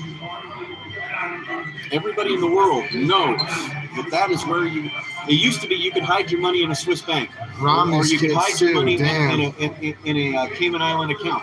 You can't do that anymore. The only Wow. place left is the Ukraine. And Wow. that's how they're doing it. Okay? It's sad. It is sad that we allowed it to happen. And it is very sad that we allowed our own politicians to decide on their own, write their own bill, and vote for their own bill that took away the term limits for politicians in the first place. Wow. The people did not have a say in that. The politicians voted on it themselves. It was not up for public discussion. It was snuck in the middle of the night. So it's just a washing machine. That's what they're saying in the chat. Great job, everybody. Sounds like a lot of people in the chat are awake to this. They're aware of this too. But here's the biggest thing that you should ponder. Everybody should ponder this. You know how in this country we have American Idol and The Voice and The Masked Singer and all of these different TV shows, Yeah, right? Beast is Reality doing great, TV Joe. shows. Thanks, buddy. Yeah. Well, they have those in the Ukraine too. They have their own versions. And guess what? They film theirs live. They put it out on air live. They are still hosting those shows live right now. Wow. And during those shows, you do not hear gunfire. You do not hear bombs. You do not see or hear anybody that is kind of scared for their lives in the Ukraine at all. If they were really at war, they would not be doing live shows, especially not displaying that there was nothing wrong, business as usual. Wow. I've been in war-torn countries while they were at war. You and me both. Don't see that kind of crap. Wow. It's a stage, they're saying. Yep. Bingo. Sorry, it boils my blood. How's that sound? Is that better than the P word? Yeah, you're fine, buddy. We all think this is good to go. You know, this is about free speech. It's about discourse. There's some things that are going on in the world that people should know about and should be able to discuss freely. I'm all for that. Yes, ma'am. Thank you very much. Yep. We were just interested in dessert. And I'll bet you that little girl that came up here wasn't even working here. What, the one who wanted to talk to us? The one that told us that somebody was not happy Yeah. with some of our speak. I don't think I cursed that much. I think I've been really good. I don't see her anywhere. They say I owe $1, and the woman who walked up here and said she works here is not here. Oh, there she is. She does work here. Oh, wait, yes, she does. All right, we're Yeah. correcting ourselves, everybody. We're being You good. know, I saw like 6 other waitresses, and she wasn't one of them. I'm like, wait, what? But there she is right there now.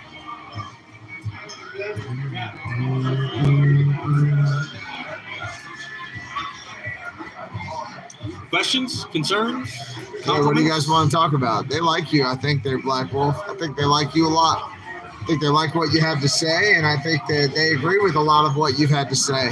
There aren't too many people who have been speaking out against it, and the ones that do want to speak against it are free to. Free speech is wide open in I'm this open chat. to all kinds of criticism. If you want to talk to me about something that you don't like that I might say or do or portray, let me know. I may not be aware that I'm doing that. I may not be aware that it is something that I shouldn't be doing.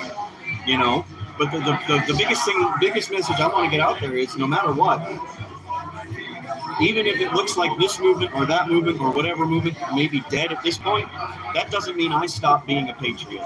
That doesn't mean I stop fighting for my freedoms, my children's freedoms, my children's freedoms, or their kids' freedoms, or your kids' freedoms, or every kid's freedoms.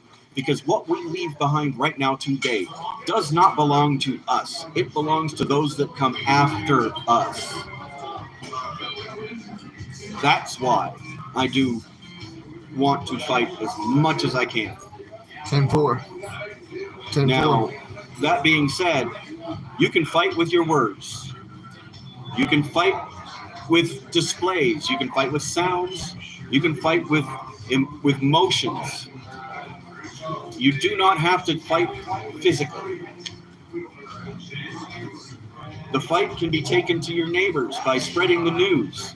You know, saying, hey, have you heard about this? What do you think about...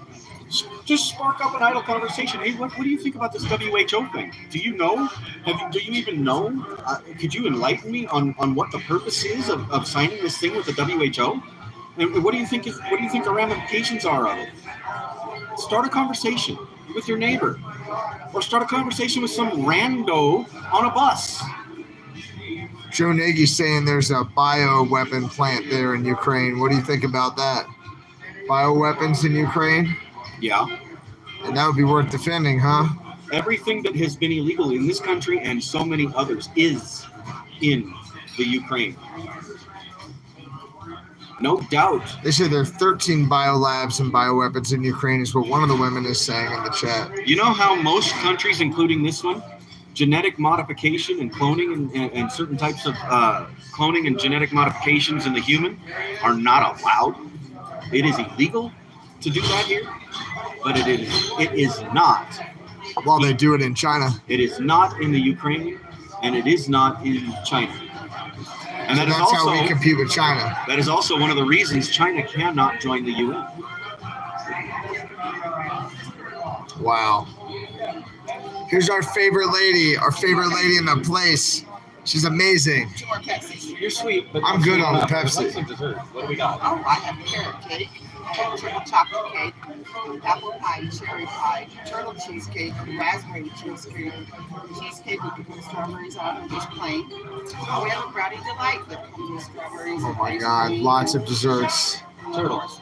Turtle cheesecake. Yep. You got Cool, I'm good. A water would be great, thank you. Yep, I'm good on the Pepsis. Thank you. Thank you very much. All right, dessert it is. We got some kind of turtle pie coming. It's a turtle cheesecake. Turtle cheesecake coming. What makes it a turtle cheesecake? It would be a mixture of the regular cheese, just plain cheesecake, and chocolate cheesecake kind of swirls. Oh, nice. And Cool. I think there might be a Cool. little caramel mixed in somewhere. Cool. That's totally worth doing. We may or may not steal one bite of that. That sounds pretty awesome. They say more, Black Wolf, more. Hey, look at the lag there. Okay. Look at that Oh, lag. that's where the lady is just right now on yours. She was just going through the list of what they have, I got you. Okay. and that's just right now. Yeah, they like you, Black Wolf. They think you're great, buddy. Now, And you are. I He do is want. smart. I do know that there is a specific rumor that keeps going around that I want to squash. Take it. I have been accused by some people that I must have been dishonorably discharged from the Army because of my teeth. If I had been honorably discharged, I would have had my teeth fixed. I haven't had one dentist appointment since I got out of the military because you can't fucking get them. Because VA healthcare is worse than a bad bowel movement with shitty toilet paper. Bingo. Every time I had something happen with my teeth that I would need a dentist for, I went to the VA. And I got put on a 9-month waiting list. Well, when you have a tooth that abscessed and could kill you, Yep. you don't wait on a 9-month waiting list. You come out of pocket and go to a regular dentist. Yep. 10-4. After some time, Sorry, Nancy. after so many years, I finally gave up paying thousands of dollars out of pocket to Sorry, keep. Michelle. I gave up. I literally gave up paying thousands of dollars out of pocket to keep something that did not want to be kept anymore. So now when things go wrong, I have them yanked out. Once I have enough of them yanked out, I will get dentures. The VA is terrible. You're 33% more likely to kill yourself if you're getting Look. VA care than if you don't. The worst example? That's all I have to say. The worst example. The state I lived in, there was one VA hospital in the entire state. In the state? In the state at the time that this happened. Okay, this was shortly after I got out of the military. Look, everybody, cool. I was right. There's Carmen. It looks delicious. Thank you. Thank you very much. You're the best. Thank you, ma'am. So, the state I was in at the time only had one VA hospital. I was street losing down a big mountain. You know, some of us military guys, we never stop wanting that adrenaline that we get from jumping out of airplanes and helicopters in pitch black dark. So, you know, we do things to get that adrenaline going, like street losing. Well, I'm coming down that mountain and I'm coming around a curve and a car must have hit the edge a little bit and scuffed a bunch of gravel up onto the asphalt. Yeah. And it caught in a few of my wheels. And it skidded me out into the barrier on the curb. Yeah. And I hit the barrier hands out. I hit the barrier hands out. Oh, no. Yeah. It was shattered. It was shattered here. I would say It all was my shattered radius, here. too. This piece of the bone, I've got a scar right here where the bone punctured through. It cut this open. The top of the fleshy part was flopped over and the bone was sticking out. Again, I was told after driving 8 hours across the state to it, 9-month waiting list. Trying to go to the doctor. So I wrapped it up and went home. That's terrible, man. VA healthcare is awful. It was Awful. I mean, under Trump, it got a whole lot better.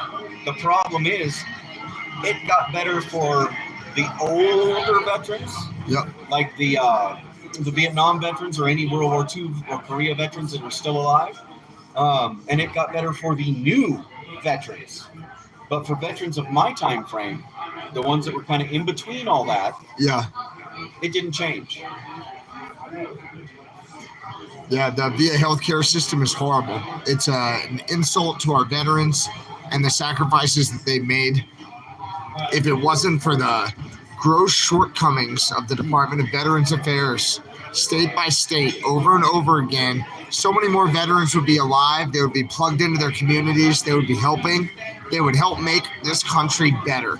The DAV, But they're not here because of how bad it is. the DAV has made great steps to help the veterans, Yep. not just the disabled veterans. They've made great strides for all veterans for medical needs. 10-4. Okay. Another thing that has been completely great have been the third-party veteran services, like Wounded Warriors. Yeah. They step up where the government fails. Yeah, they're doing a lot better than they were doing. They used to take a lot of that money and spend it on the executives who were donating, take them out for a party or whatever. And I get that you've got to bring in more donations. But Wounded Warriors was really shitty for a while. They've gotten a lot better, I think. I think they've gotten a lot better with the oversight now. It's pretty good? Yeah. All right, 10-4. 10-4. We'll have to attack it in a minute. I still have a knife over here. We can attack it. Go right ahead, by all means. Thanks, buddy. All right, we're gonna attack a little small piece of the turtle cheesecake. Tell me what you think. I'm liking it. Thank you very much. All right, here you go, guys. Have a bite. Careful now. Don't get too much sugar overdose there. Oh yeah, it's good. No diabetic issues, do you? Oh, it's good. They said, have a bite for me. Good job, guys. I hope you enjoyed that. I'm always eating dessert with a knife. 10-4, I'm good with the knife. I'm not trying to threaten anybody with that comment. I'm just saying I'm good with a knife. 10-4. Another thing about my teeth, being a truck driver, I'm always in a different state. As a matter of fact, when I lost the 3 right here, Yeah. I was coming up Vale Pass. Oh, shit. I've been up that road many times. I was coming on 70? It was 90 degrees at the bottom on the west side. It was -7 at the top. The pressure changed as I went up because I was doing about 75 miles an hour on the way up because I was empty. That's tough. That's tough to do. The pressure built You've up. really got to be ripping. My roots had hollowed out more than they were supposed to, and it's some kind of genetic thing that I picked up from my mom's side. Okay. When I got close to the tunnel at the top, there was a loud explosion. I heard the explosion in my ears, and I felt it in my mouth. It felt like a grenade went off. Oh, shit. It was a Friday night. I couldn't find a dentist that could take me in on an emergency basis, not having any medical or dental insurance in the first place other than the VA. Yeah. Until I got all the way into Grand Island, Nebraska. All the way across Denver. Nothing. Nobody in Colorado. Across Denver and across at least half of Nebraska. Wow. And she pulled all 3 for $600. Oh. Cash. $600 cash. Oh, fuck. Yeah. I mean, shoot. She came in. That one I'll pay. She came in at midnight. But that's got to hurt. She came in at midnight, and one of her assistants graciously came in and donated her time at midnight to rip 3 teeth out of my head. Oh, my God. Because by the time I got to where they were, I couldn't see out of the side. Everything was so swollen on this side. I looked like that movie Cher and Sam Elliott were in with the Elephant Man. Like the kid that had the Elephant Man disease. Yeah. That's what I look like on this side. Because of the changes in pressure and not having access to, like, and the fact that affordable and effective dental care. It started swelling and getting infected almost immediately. Oh, my God. Yeah. You know, because you can go septic in 8 hours. As soon as some of the bone in the tooth had shattered out into those channels, it created an open wound. And like in your classes, what happens the longer an open wound is left? Yeah, of course. Right. How Risk of much infection does that goes through the bacteria roof. multiply? Yep. Doubles every 30 minutes. And what is the dirtiest thing on what is the dirtiest thing on a human body? Her butt. The mouth. Oh, sorry, her mouth. I'm just kidding. It's her mouth. Okay. I told you guys the other day about when you punch somebody in the face, and sometimes a tooth goes into right here, you know, that tendon sheath, and it creates an infection in these big tough guys' hands, right? Who are, I'll argue policy with my fists. But they hit somebody in the mouth, they get that, right? That bacteria in the sheath, right? That goes around the tendon, and yeah. Have another piece. Man, it was good. Thank you. Very kind of you to share. Thank you. It was very good.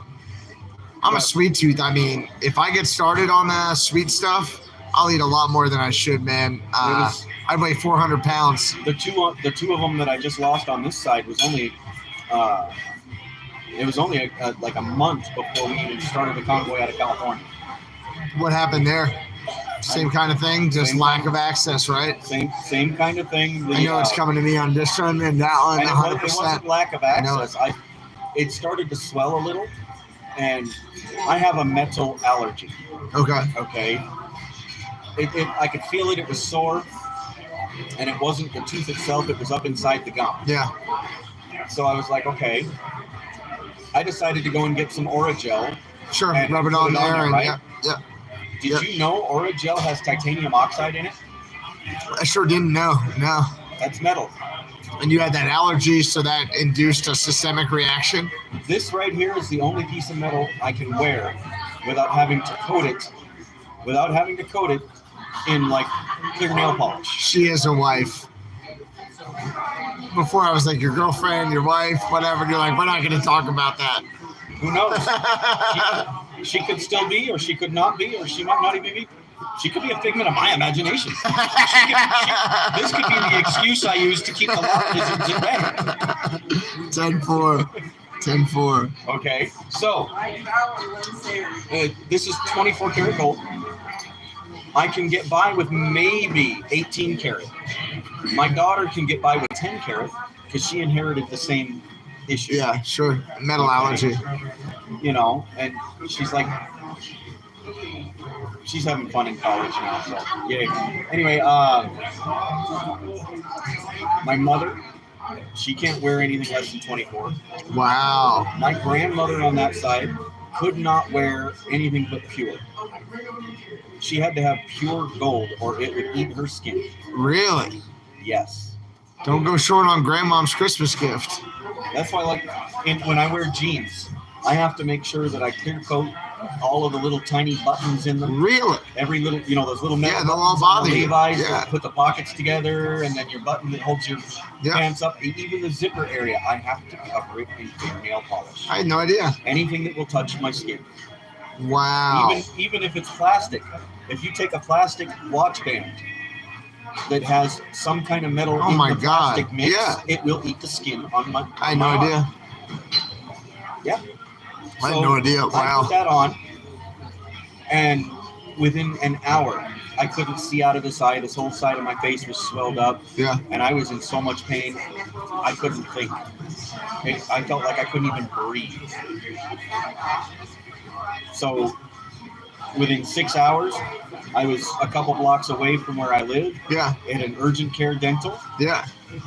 $70 per tooth, out. Oh my, just get that shit out of my head. Sorry, doggone it, that's another dollar. All right, I admit these dollars. All right, I'm aware of and I admit these dollars and I apologize. I'm sorry that was your experience. It was enough to make me curse. Well, it was enough to have me cursing. I'll bet.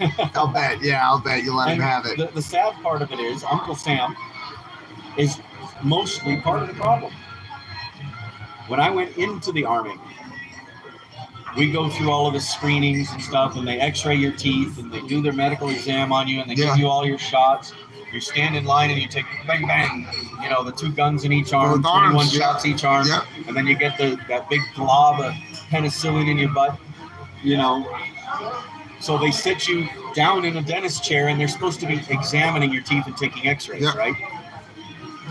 I don't know how I ended up asleep, but I did. I don't know if they put me under, because I don't even remember sitting in the chair. Yeah. I don't remember sitting down in the chair. Yeah. But I do remember waking up in the chair to somebody filing in between my teeth with one of those Oh, sandpaper come things. on. Yeah. Oh, Come to find out, they, for practice, had drilled and filled 21 of my teeth. what? Every one of the teeth that I have problem with now is one of theirs. That they had Their practiced fillings on. that they Yeah. practice on. Every one of their fillings had fallen out. I've had other dentists redo them, and those fillings over the course of a year or two fall out again. Dude, he's not far from wrong. When I was in recruit training, I remember being put in a line, and I didn't know what the line was for. And they're like, "You're gonna march this way," and they gave you a folder, and so you march, and you can't look at the folder. And we get to this building far away from anywhere we'd ever been. It was far away, and I was like, "What are we doing here? Why am I in this line?" They made us look at the wall, and they said, "Don't look at your paperwork." So, of course, I immediately read my paperwork, and it says oral surgery. And I had no idea that I had been marched over to oral surgery, that was about to occur, right? And they proceeded to take out all 4 of my, all the wisdom teeth, right? And they were crunching them, and it was a captain, a colonel, right, training a newer officer, and he goes, "Now, there's going to be some blood, so you're going to want to cover his eyes with this cloth." And I'm like, I can hear you, man. I think I said those words. "I can hear you, man." And they're like, "You shouldn't call us man." And I was like, "You shouldn't talk about me like I'm right here and I'm not real." They're like, he's going to see a lot of blood. Go ahead and cover his eyes. And that's all I remember of that. Yeah, and got all my wisdom teeth out that day. My issue was about the same. Went to work the next day. I never looked in the packet. Yeah. I never looked in that packet. Yeah, I read my packet for sure. My packet had my name and my number. Yeah, me too. Yeah. That was it. Yeah. Right? It's like, where are they sending me? Manila envelope packet. I remember brick buildings. This is on Fort Sill. Okay. I remember the brick building. I remember walking up to these steps on the side. Yeah. And the building, the bottom was brick, but the top was more like one of those portables, you know. And I remember like 5 stairs to the platform. Yeah. And this pinkish beige arm rail. Don't get me started, man. Yeah, I still have nightmares about that building. The door was pink and beige. Yeah. Like a pinkish beige color. Yeah. That's the last thing I remember before waking up in that chair. I'm telling you, man, they do you dirty there. Yeah, they're training each other on you as a human. Yep. You're the just training subject. Yeah. Oh, yeah. Yo. My pleasure to serve. I'd just rather do it with a weapon in my hand than, unconscious in a dentist chair. 10-4. I wish I would have known I was going to see the dentist that day. Yeah, 10-4. It could have been a combination of whatever they slipped me, Yeah. plus the stuff that I had just been shot in both. Or you're getting 10 shots in both arms, and then you're getting both butt cheeks, and then you walk out. Yeah. It was 21 in each arm. I don't know how many And it was, trust me, but it was a gun lot. hurt. Yeah. That gun hurt. Everybody's getting trained on Everybody everybody. thinks they're a man, right? Out of the hundreds of us that were in my battalion, in my basic training battalion, all marching through at the same time, everybody thinks they're a man. But not one single person made it through that without flinching or jumping. Sure. Period. I don't care how much of a man you are, that hurt. Yeah, I hear that. That's just the beginning, right? Oh, yeah. That's just the very beginning. Yeah, then you deal with the Amtrak doors opening. Yeah, 10-4. Cattle cars. Don't get me started. Cattle cars. They would Thanks load a us lot. in. They would load us standing up with our rucksacks on, shoulder to shoulder, face to butt, back to front, nose to back of the. We say nut to butt. You said all the cleaner versions, but you were in the I'm army. trying to be cleaner for your visionaries there. It's after dark. The visionaries can get dirty. They know it. But anyway, they would pack us into the cattle cars and haul us to where they needed us, and we would be so packed in that there was not any room between any of us, and we're in standing. Yep. No, I hear it, man. Same thing for jumping. Same thing for running into situations that aren't happy. You put enough of them there together. You do what your buddy next to you does. You don't ask questions. Somebody's up top gunning for you. If you're jumping out of a plane and you ain't never done it before and you hesitate in front of that door, you're going out that door one way or another, whether it's your choice or not. They will shove you out. That's why we have songs about this, so you know what to do when you get there. That's why we run you to this for quite a while before you do it. What makes the green grass grow? Well, don't tell them that. Keep them motivated. Blood. You didn't have to say it. They know. Yeah. Yeah, they know. Maybe more than you guys wanted to hear, right? You should all still sign up for your local freaking selective service office. Men and women, right? We believe in equality here. Equality. The only thing selective service does anymore is jury duty. Yeah, I know. My phone died. You got to be slick with these extra chargers. Do you want to? Are you a USB-C? No, I'm on that Apple Fire. I've got a C. That's all I have on me.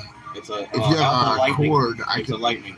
I could run the cord out of this thing. Well, yeah, I've got one that plugs in USB or USB-C to the Lightning, but those are out in my truck. They say, tell the name of the, where are we? They want to say the waitress's name. We're at Oscar's Bar and Grill. What's our waitress's name? She's great. I don't remember. It says my battery has 15%, so I actually might die too. Our waitress is wonderful. She's the lady who's seen everything. Yeah. I don't know what her name is, guys. I'm sorry. Moving forward, it doesn't matter whether we have one big group or a million small groups. The point is get to every state. Get to every The town. restaurant name is Oscars. Sorry. Be seen, be heard, be active. Period. Stand up. Stand up for your freedom. Host your neighbors over and have a conversation with them. Good. Turn off your TVs, turn off your radios, and start getting your news from your neighbors. Talk to your neighbors about what's going on locally instead of the crap that they're trying to say that is really happening elsewhere. We're at Oscar's Bar and Grill in Lyman, Colorado, Limon. And I don't know our waitress's name, but she's a firecracker. And she's fun. She deserves a big tip. And if she can hang out after this, we might want to hang out with her. I'll try to find Sherry. I see you messaging me. I know you emailed me, Sherry. The restaurant's called Oscars. It's in Lyman. It's the only Oscars in Lyman. I don't know the phone number. I'm sorry. I'm trying to find out. Her name might be Valerie. I'm going to try to find out right now. We'll ask in just a minute. She's working the whole room because she's the most famous person here. You know, Gypsy went out and got a job. Wait, Gypsy from the kitchen? Yep. What do you mean he got a job? What's he doing? Where is he? I heard he was headed into North Carolina because he got a job. What about 007? I heard think it was 007 had a He job was heading too. into Kentucky for a job. I don't know about 007 personally because the last time I saw him was the first day back in Hagerstown after having come back from California. Yeah. And I saw 007 is awesome. I saw him long enough to say, "Yo, we made it," and give him a fist bump. That was it. So I wish I'd have been able to talk to him, but 10-4. Guys, I might lose you here soon. I've got about 10% left on my battery. If I do lose you, it's been incredible hanging out with you guys. I know we have almost 800 likes so far on this. If you guys are having a good time, smash that like button, subscribe, right? Share the channel, get the word out, right? I know that you have Black Wolf's channel here. If you could follow Black Wolf, right? Subscribe to him. That would be awesome. He would put it up one more time, but maybe you could just say what it is, right? One more time for everybody, Black Wolf. well, it is Black Wolf, exactly my stream name that you see in chat. So it's BLACK space WOLF. With one exception, the O has the umlaut, which is the two dots Yeah. over the O. So hold the O down when you type it, Right. y'all. You got to hold the O down until it brings up a whole bunch of options, and then you slide your thumb up to the one with the two dots above it and let go. That's how you get that O. I think her name is Valerie. You've got Black Wolf here.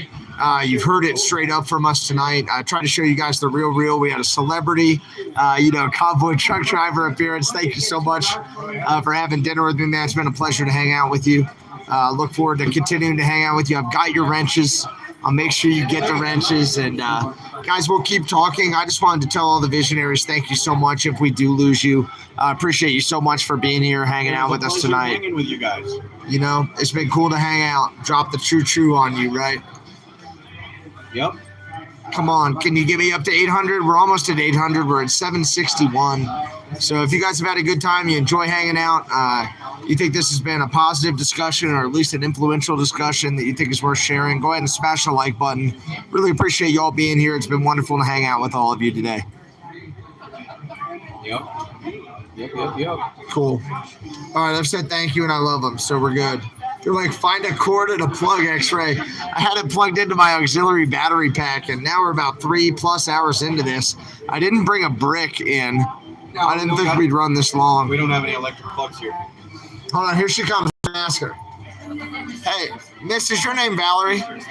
It's Valerie, yes. All right, good. It's approved.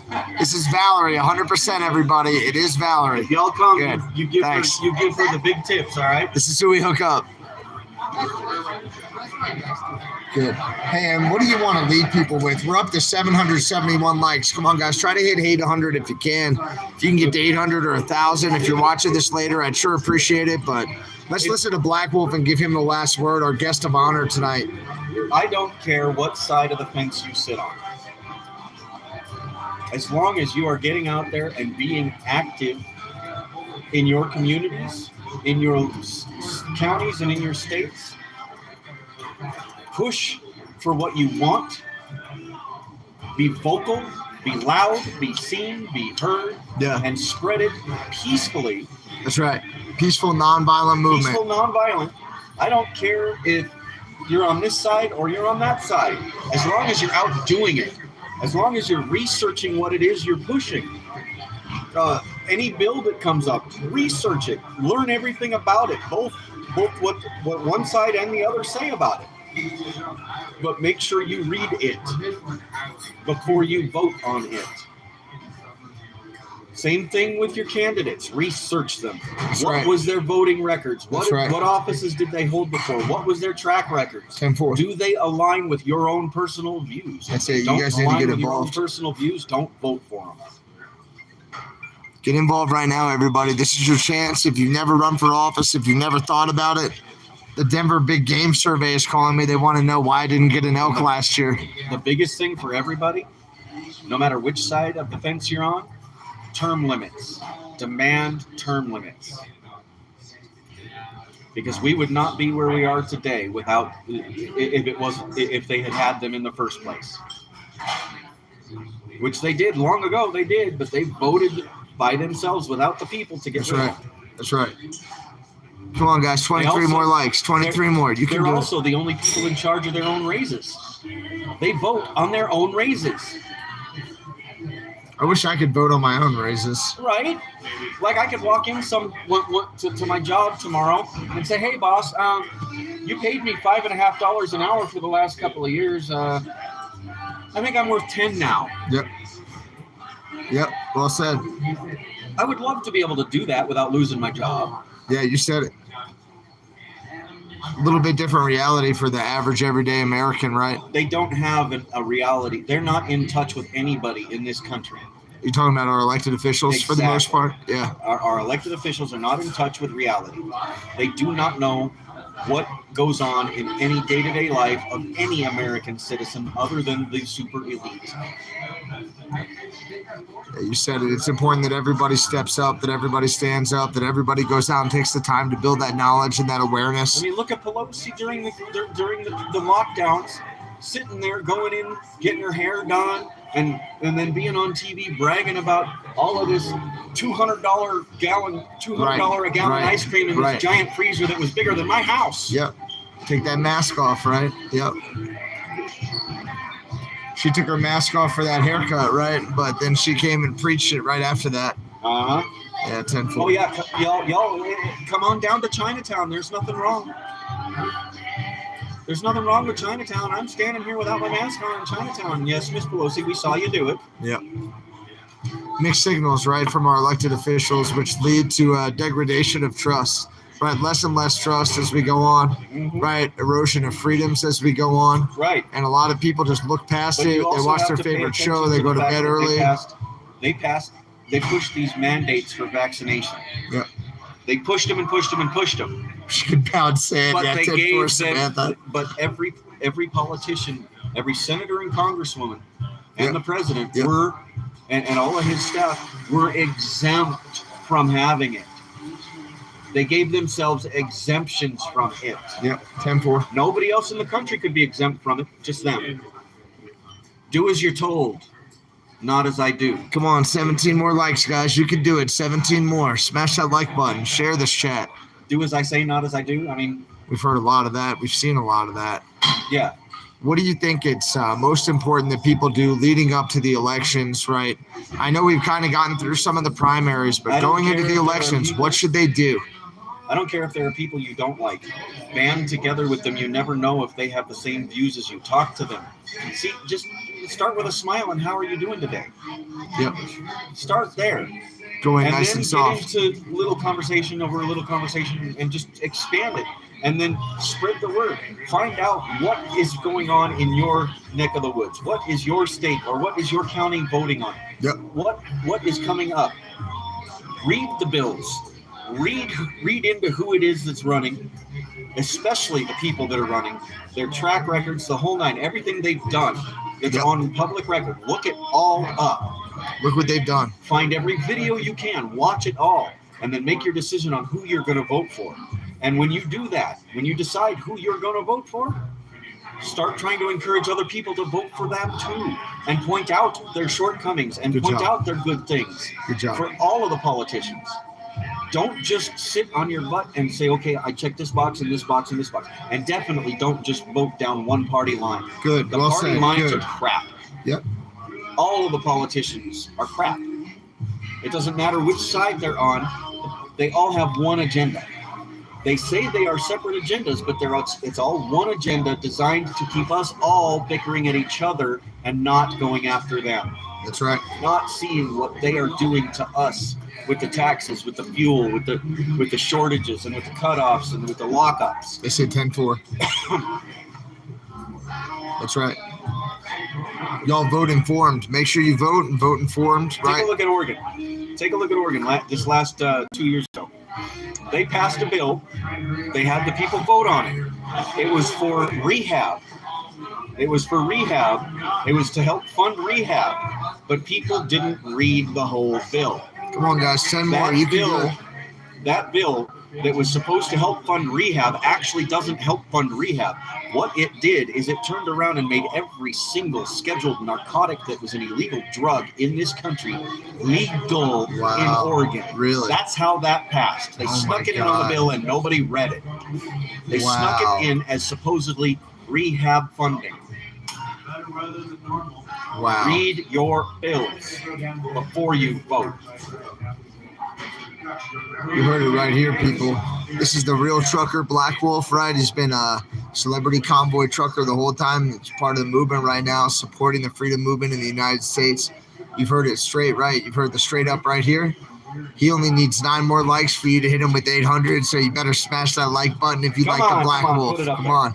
He's giving you the straight dope all night. He hasn't held back, and you guys shouldn't hold back either. Just before we kind of end the evening, does anybody have a question for Black Wolf? Any final question that you'd like to throw out there while we're munching this cheesecake? Bring it on. One final question, 9 more likes. Come on, smash that like button. And I'm going to look for one more question for Black Wolf. Hit me with it. They say Black Wolf knows. Thumbs up. Black Wolf knows what the question is.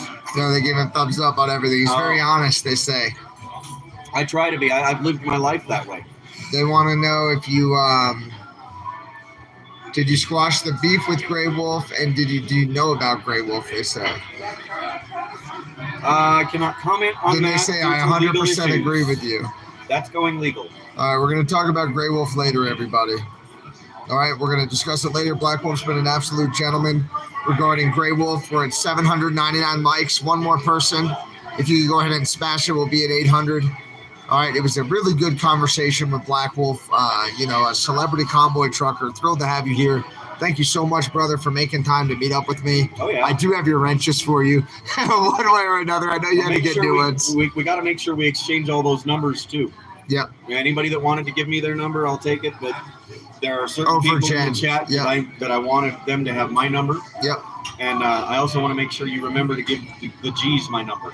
Okay, so I'll Trucker pass G. that on to Trucker G. You Tell guys him. are seeing it right here. That's approved. I'm going to pass the number on for Trucker G. All right. In addition to Trucker G, I'm going to pass the number on to Stephanie Jen. Simpson. Or no, Jen Simpson, right? Right. Jen. Yep. Sorry, Jen. Or He- sorry, Stephanie. he meant Jen. If I insulted Stephanie, I don't know. He meant Jen. Yeah, 100%. And lots of love to Shelly. I hope Shelly had an awesome time today at the spa. Thank you so much. We're bringing you with us everywhere we go. Can't For wait to everything ride you to Shelley see did, with you. she deserves a spa day. Yeah, she deserves more She than a deserves spa day. More than that. I know, that's what I told her. And I think she had a great time with the person. She's like, I connected with her physically and spiritually the minute I walked into the room. And I was like, Nice. good. Nice. Dude, it It's was a always, good it's one, always yeah. good when everything's perfectly comfortable. So I think that they had a really good Perfectly connection. copacetic, right? That's right. So lots of love. And guys, thank you so much. Love you guys so much. We're just, we're here in Lyman, Colorado tonight. We're at Oscars, and we've had a great time here. Thank you to everybody for joining us. Okay. Any final words? Yeah, I'm gonna Thank cut you them for off. all the new Wolverines. That's right. They like the term Wolverine for you guys. So good on the Wolverines. Thank you guys so much for joining us. I really appreciate you being here. Just You know another what's great evening about in the in Wolverine? reality. You know what's really awesome about them choosing a Wolverine? What? You pick any other animal in the animal kingdom to go to war with a black wolf. the Wolverine is almost a perfectly even match. The Wolverine will go to war with the Black Wolf, but not against the Black Wolf, is what you're telling me? No, if they fight each other, they Yeah. are evenly matched. He likes the Wolverine. It's, right? He it's thinks always a that's coin good. flip. It's always a coin flip to see which one's going to win. Yeah, 10-4. And I you know, if the people following me aren't kicking my butt, telling me when I'm wrong, Yep. then what good am I? I heard that. If I can't listen to them and take the cues off of them to say to know when I'm wrong, how am I supposed to change? I need that, and for them being Wolverines and me being a Black Wolf, I'm good with that. That's how I feel about the Visionaries, man. Really well said. Really well said. It's been awesome hanging out with you, Black Wolf. Thank you so much. Yep. If you guys could all go and go support Black Wolf on his channel, that would be awesome, right? Like, subscribe, and share. You heard him. Like, subscribe, and share. Thank you guys so much for being with us. And keep in mind, I'm still getting used to the live streaming thing while I'm driving and other things, you know. We're all getting used to how to work the live streams while we're driving, everybody. But Plus, we love you, and we want to. I got to figure out how to keep the phone from overheating. You got to hit your your dashboard air conditioning and run it up there onto it. You know what I mean? Keep it nice and cold. I've got to replace my blower motor. Okay. I've got to replace my blower motor. I haven't gotten to it. Somebody says X-Ray pay-per-view celebrity dinner every week to raise movement funds. Yeah, 10-4. I don't know if we're going to get celebrities like this passing through Denver very often. So, huge shout out to Black Wolf. Thank you for coming here, man. I might even awesome consider y'all auction me. I might even considering you might auction me off for a night. We'll auction off Black Wolf for the evening. Don't tell his woman. Or I could go on my channel and we can auction X-Ray off. Oh, come on. That's inappropriate. That's inappropriate until I have a few more drinks, and then it's fair game. All right, cool. That depends on how many tie straps we use. Yeah, you guys better bring your cam straps and your ratchet straps and your buddies if you want to tie me down. You can't stop a Marine. That's true. God loves Marines. That's right, because we guard heaven for him. Mm-hmm. All right, everybody. Love you a lot. Thank you so much for hanging out with us. I hope you have a wonderful evening. Thank you for hanging out with me and Black Wolf, and we'll see you next time, right? Yeah. Stay patriotic, everybody. 10-4. Where I lay my head is home. I'm everywhere. You and me both.